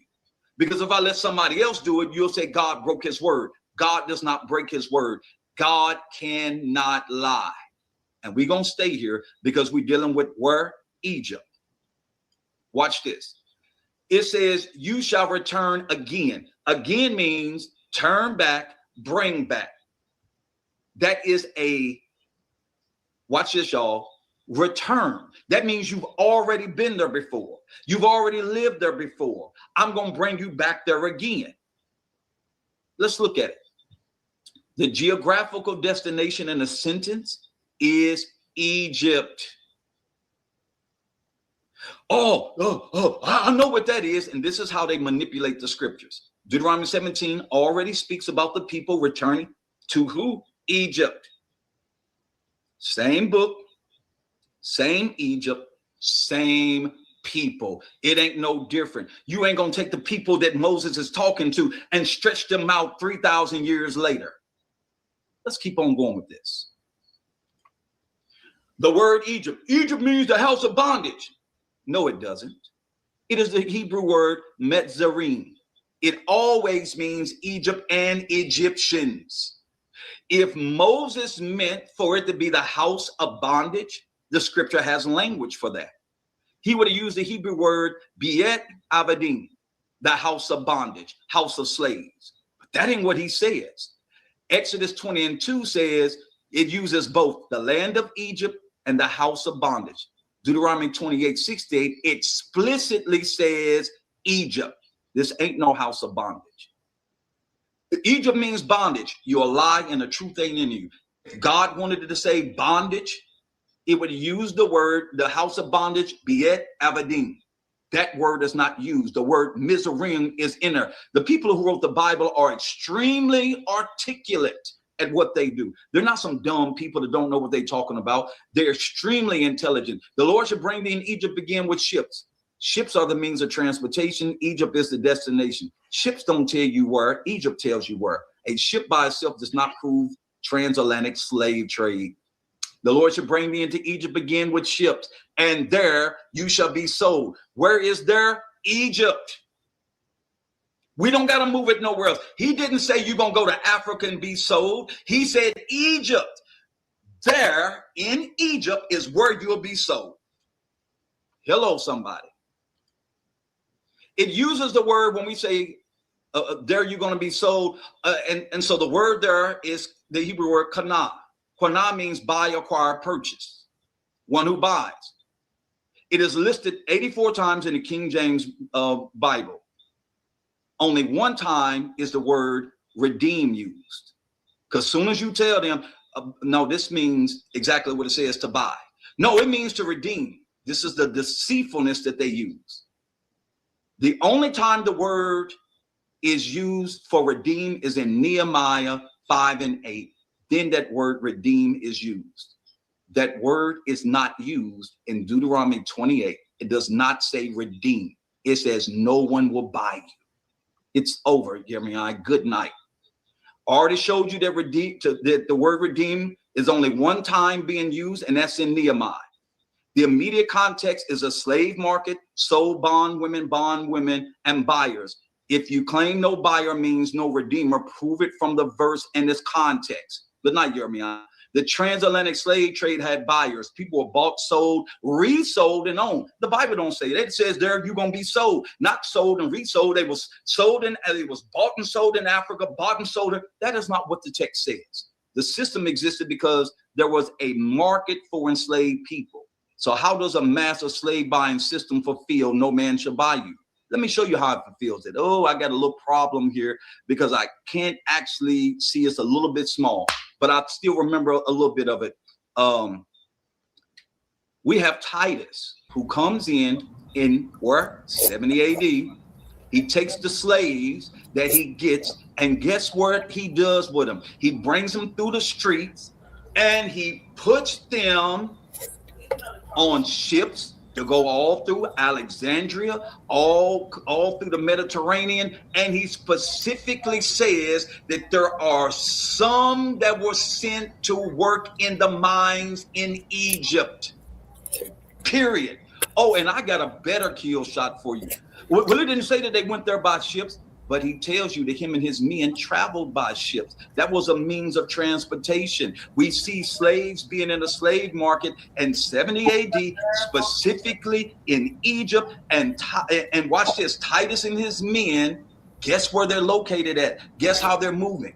And I'd love to read this right here, but it's just so small. They get on a merchant ship, Titus, and they get on a merchant ship, after the siege of Jerusalem. Vaspan go aboard a merchant ship and sail from Alexandria to Rhodes. Where is Alexandria? Egypt. Whence he sailed away with ships of Rhodes of 3 oars. So it's telling you, we got these guys, they Jews on here, using these guys. We sending them and scattering them all throughout the Roman province. Here's some information that I came into that kills this. This is a work by Gruetz, volume 2, chapter 3, on page 311. Here's what he records. They ain't ready for this one. You can't eat this. That they were sold at an incredibly low price because the market was gutted. He says those that are 17 years old or were tall and handsome were sent to the Roman triumphs. Others were sent to labor in mines, and we know that's in Egypt, the rest of their lives, and were relegated to the Roman provinces for a low price. The market was so glutted, which means there were so many slaves, nobody was buying them. It's over, YirmeYah. And all you Hebrew Israelites with this lie. That's exactly what the text said. You will be sold, but you ain't gonna have no buyers. Yeah, you got sold, but don't nobody want to buy you. This is what is recorded in the Correct, Volume 2, Chapter 12, page 311. They had so many Israelite slaves, and they were so cheap, people didn't even want them. It was glutted. It was oversaturated with slaves that they were just sitting there. Nobody was buying. Y'all Hebrew Israelites, it's over. The gig is up. I'm done. Oh, dang. All right, man. There you go, my brother. JJ 7000. Yeah, man. Talk to me before I go, brother. Yeah. You're gonna play my rebuttal to that nonsense you just brought out, nigga? That's the end of it. After that, that's the question and answers, brother. You have to get on there and do Yeah, that on your own. I gotta get ready. Yeah. He played the first round and played both of y'all's third round. So Yeah, we run out of even, time brother. because we did all the commentary. But no, we can come back and continue this conversation. And you know, both of you brothers had some good points. You know, I don't have a dog in this fight, but I just wanted the people to see it on different platforms so they can be the judge of their own understanding. So Sister Korea, go ahead and get your final word, and then YirmeYah get his final word. We're gonna get up out of here. We got some debates lined up, man. So Lions. Hey, I took off my debate hat. I'm back into setting up debates and being behind the scenes, and getting this train back going. You know what I'm saying? So I appreciate everybody coming out tonight. Well, listen, I just need to say, I'm go sorry. Ahead, go ahead, champ. I just need to say blessings and peace. And JJ 7000, God bless you. God bless everybody that is on the platform. And I'll just say this as I'm leaving out. I don't think it can be refuted. You can never go back and use that transatlantic slave trade again and stick it to Deuteronomy 28. That's done forever. And YirmeYah, I know we talked about that. Once I kill it, don't ever bring that up again because I just destroyed that. So y'all better find another way to be Hebrew Israelites. Go get your book. Man, you gotta be halfway at the inside of your damn mind. If you kill quiet, be quiet. Stop the madness, hey, let him go. Let him go. Don Bird, I blame you for this weak ass shit, man. Be quiet. Order in the court. The champ find you another way. Hall of Fame Find champ. You another way to claim that you're a Hebrew Israelite. You'll never be able to do it again by the Deuteronomy 28, especially if you run over there to that 68. And anybody that I hear y'all doing it with, I'm going to slip them the information. Hey, I'm saying it. Come on, let's go for it. Let's go for it. You ready? You ready? So we finna talk about that fulfillment. Hold on, sister. Now let him go, sister. Let him go. Let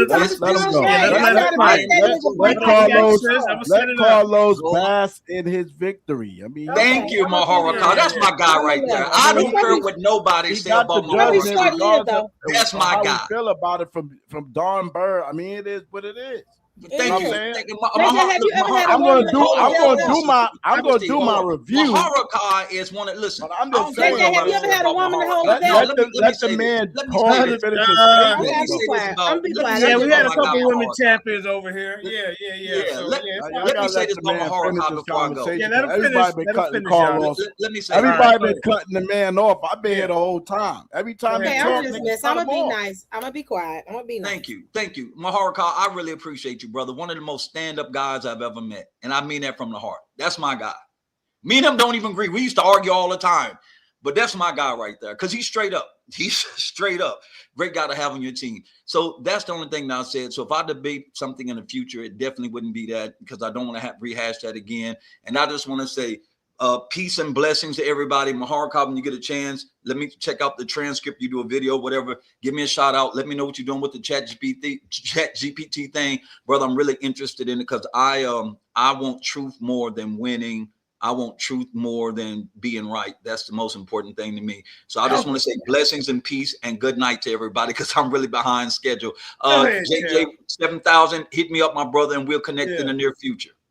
All right, man. All right, God bless, man. From both of these champions. You know, what's really amazing, right? Go ahead, champ. Come take a big dump right in the middle of your living room, and then walk out and say peace and blessings to everybody. And Jesus love you, and This nigga want us dead. He want us destroyed. He think we should be silenced. If he was living in the 15th century, he would be one. If he was in the first century, he'd be the one that's saying, give us Barabbas. See? Give us Barabbas. This thing is beyond anything that you can imagine because truth doesn't have an opportunity to flourish because it's been a cap placed on there by Don Bird, right? And so we're going to straighten this thing out. We're going to get real judges, right? With an unbiased opinion. 7,000. I asked I get five. I asked Don Bird in the clubhouse after the debate.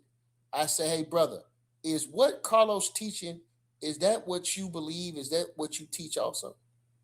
And the goofy nigga said yes. So what does that tell you, 7,000? What does that tell you?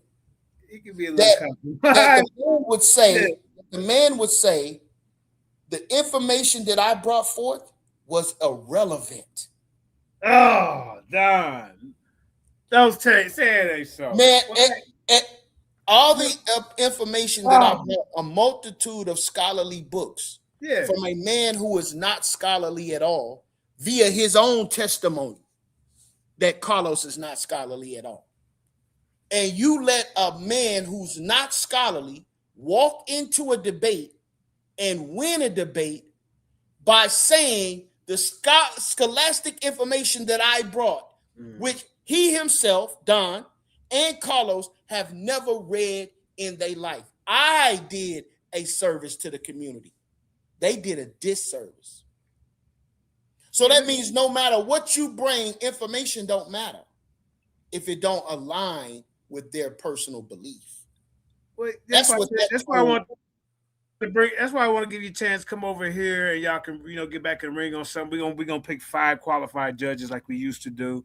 And I experienced something like that last week in a debate. Hey, my judge told me that primary sources is not what he was looking for.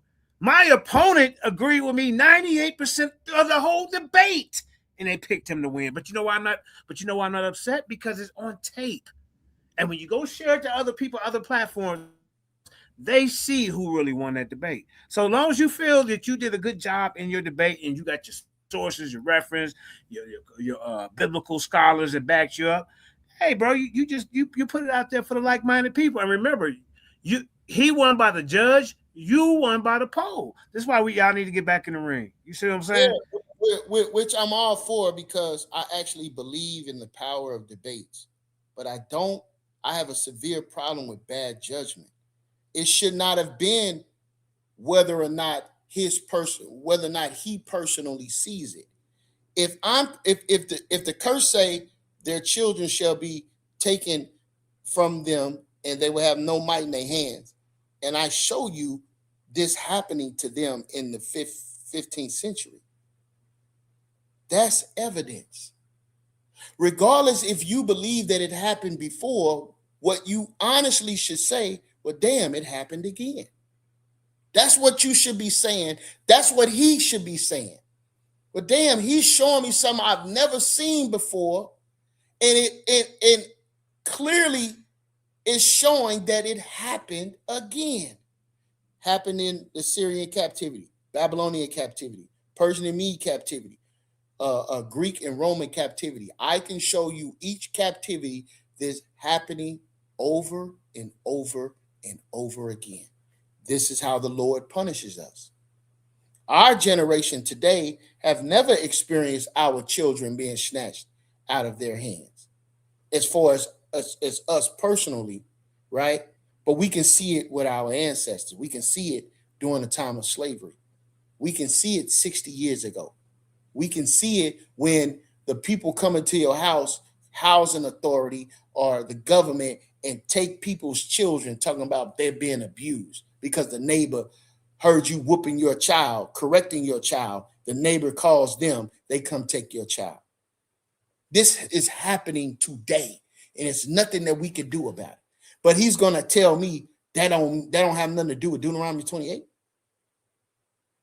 When the welfare comes in your house and take your children and there ain't nothing you can do about it, you're gonna tell me that don't have nothing to do with the curses of Deuteronomy 28, 7,000?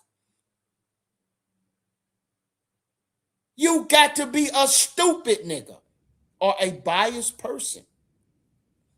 His answer should have been, I've never seen these sources, but it appears that it has happened again. Based upon what, 7,000? Primary sources. First-hand eyewitness accounts.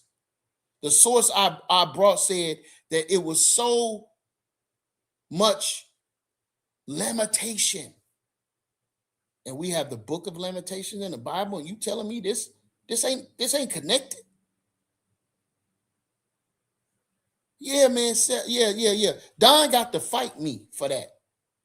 I got to sit up and listen to this unlearned man run around on social media ridiculing me because Don Bird said I didn't make the connections when we both agreed the Jews of Spain and Portugal are Israelites. But I didn't make I tell you, I just went through it, bro. The judge, I mean, he said I wasn't looking for primary sources. Elder Yara, if you're out there listening, anybody got a debate league, do not let this guy be a judge. He will not accept primary sources. He's okay with your opponent agreeing with me through the whole debate, but he pick him. I'm the affirmative. He's supposed to tear down my argument.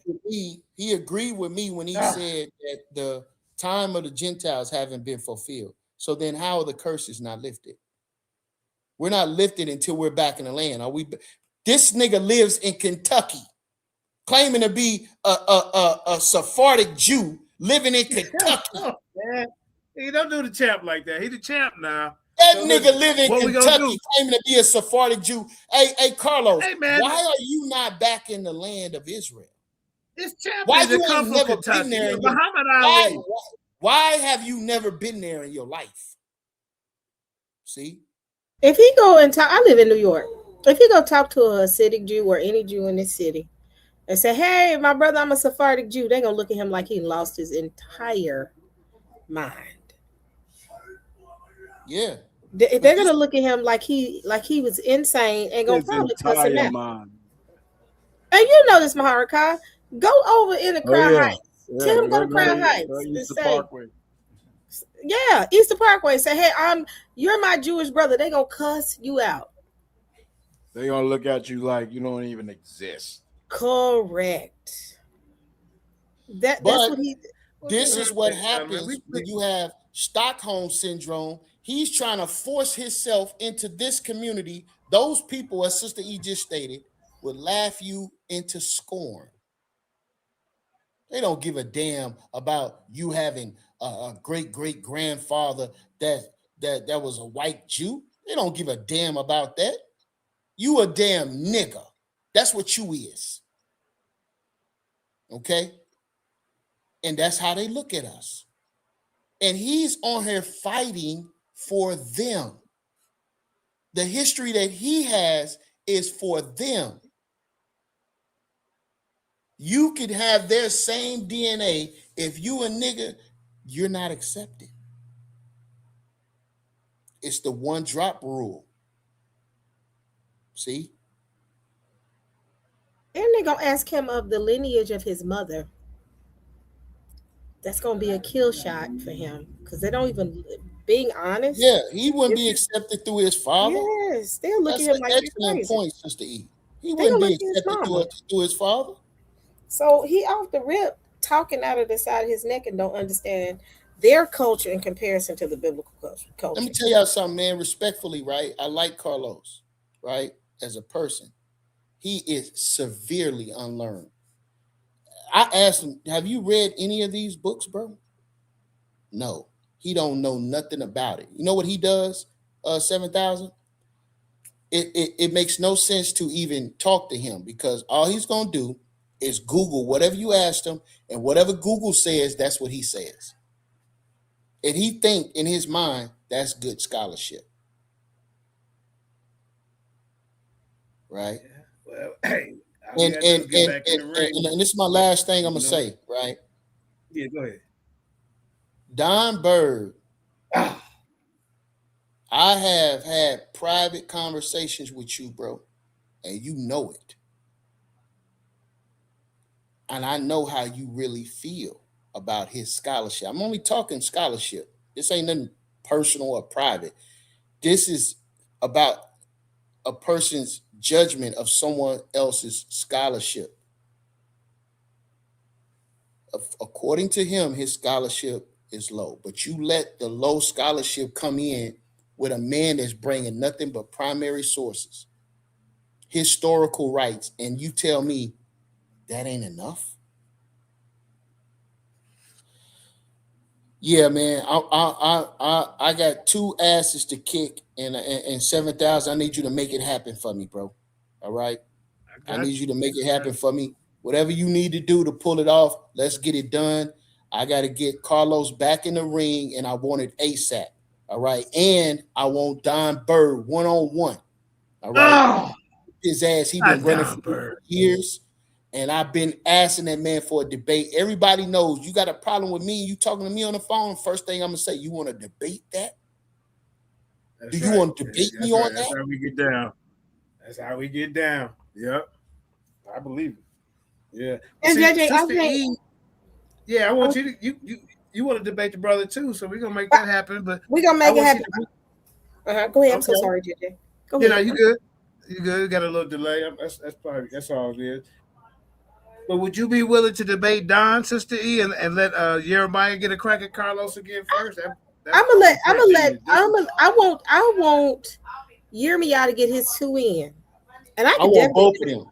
He want both of them first. I'm gonna step back and let him do it. If I debate Don, I'm gonna debate him on the Millennial Kingdom. He don't even believe in the Millennial Kingdom. No, not You Don. know that, JJ. You already know Don don't believe in the I Millennial know, but Kingdom. I'm playing the host. You know, the shock toad. But the Ah, thing is, the key to him is everything that we've discussed, and it goes back into the poor judgments. We just recently had that conversation on Clubhouse because I got judged poorly, and I was actually supposed to win. And Don actually was leading the charge of poor judgment, and he turns around and makes this bad call, and I'm like, Don, you shooting your own self in the foot. And I remember there was a day back in, you remember prior before the in 2017, 2016, 2018, when y'all was heavy debating and y'all had strong debaters. yeah. And now these are your debaters because Ah, people making bad judgments. yeah, these new debaters, man. I tell you, they kind These new debaters are trash. I remember Lions of. Den. I remember Source Debate League. I remember Debate Talk for You. I remember all of that and watching y'all and saying, man, these dudes ain't no joke. And now your king is Carlos. I feel for you. Come on. I feel for you because I've had Hey, conversations. hey, I ain't trying to talk about the dude, yeah, but he I've beat had the champ, conversations. man. He beat the J. You know, He is going to be the hey, shortest the lived champ champ gotta. you have. He got to do what he got to do, man. He got to get that. We get rematches. That's the difference. A lot of these guys, they win and they run for the hills. But You know, I they don't think Hey want it's to going fight. man, Mike Tyson lost to Buster Douglas, man. but what's gonna hurt but Right. what's gonna hurt him Buster is Douglas with an 11 count. but I'm gonna tell you what's gonna hurt Carlos is, and you know this, JJ, just watching this. And again, I don't want to be too, rough around the edges because I'm around YirmeYah and all of them, and they always challenging me in one way or another. But when you have those type of titles, you have to stay in that role. You got to fight. YirmeYah ain't the only person he gonna have to fight. You know that, JJ. You know that. Yeah, I know that. I know. And if you don't have that scholarship and the ability to really debate with non-biased judges, his win ain't gonna last long. It's gonna be short-lived. Just if YirmeYah goes back and debate him again with a panel of judges that will not be biased, because Don judged horribly. I've judged numerous debates all over Clubhouse. I've been on Sinetta and judged before. I've done numerous judgments.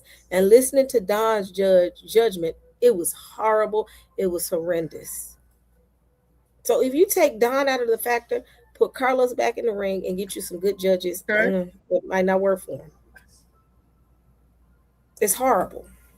No, I'm not gonna let He I'm not was gonna let Don be a judge in this one. Because he gonna be debating. But trust me, gonna find 5 good judges. Hey, well, you notice he No- already trying to set it up. He already trying to set it up where he don't want to debate it again. I don't know if y'all noticed that. I told him I was one and done. Yep. But So that's not how you work. You Seven, don't. you gonna have to Hey, make. Jeremiah, just find another topic, man, that you feel you can get them on. Because No, I don't need. I could get that nigga on any topic. Right, The there you go. point is, it's gonna be either that topic or something very similar. Yeah, there you go. Yeah, a lot of people. Yeah, he basking in his victory. I get it. But you still got to get back in the ring. So he said he's willing to get back in the ring, as long as it's a different topic between you and him.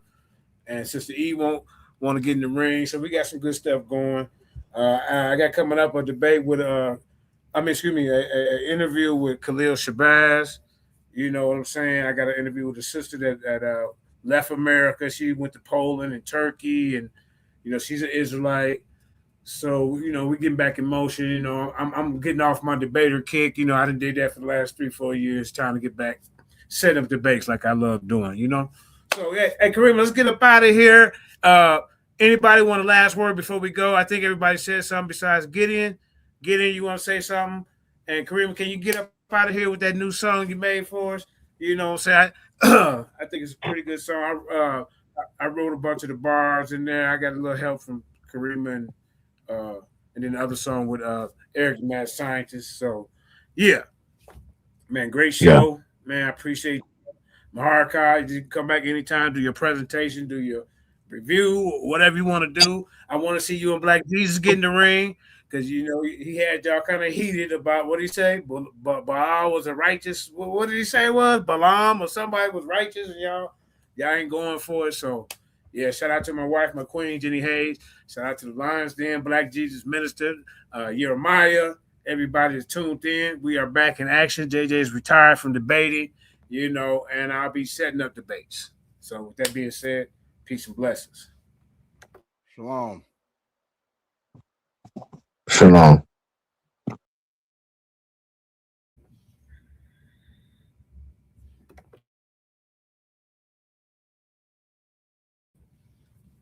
I think I had to call Karima. But yeah, man, I appreciate everybody. That was a good show.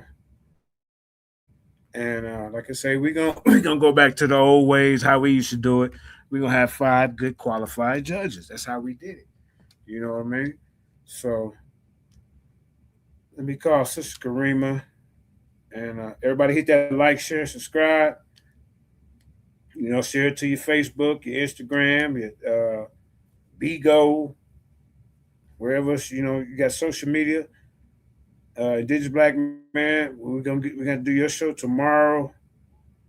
I got 2 interviews. I got another interview set up with somebody, but yeah. So we like I said, we back in action. We never really stop because, like I said, if you see me, you see the Lions Den. Whether we doing stuff like this or whether I'm out debating. Sister Kareem, let me call her.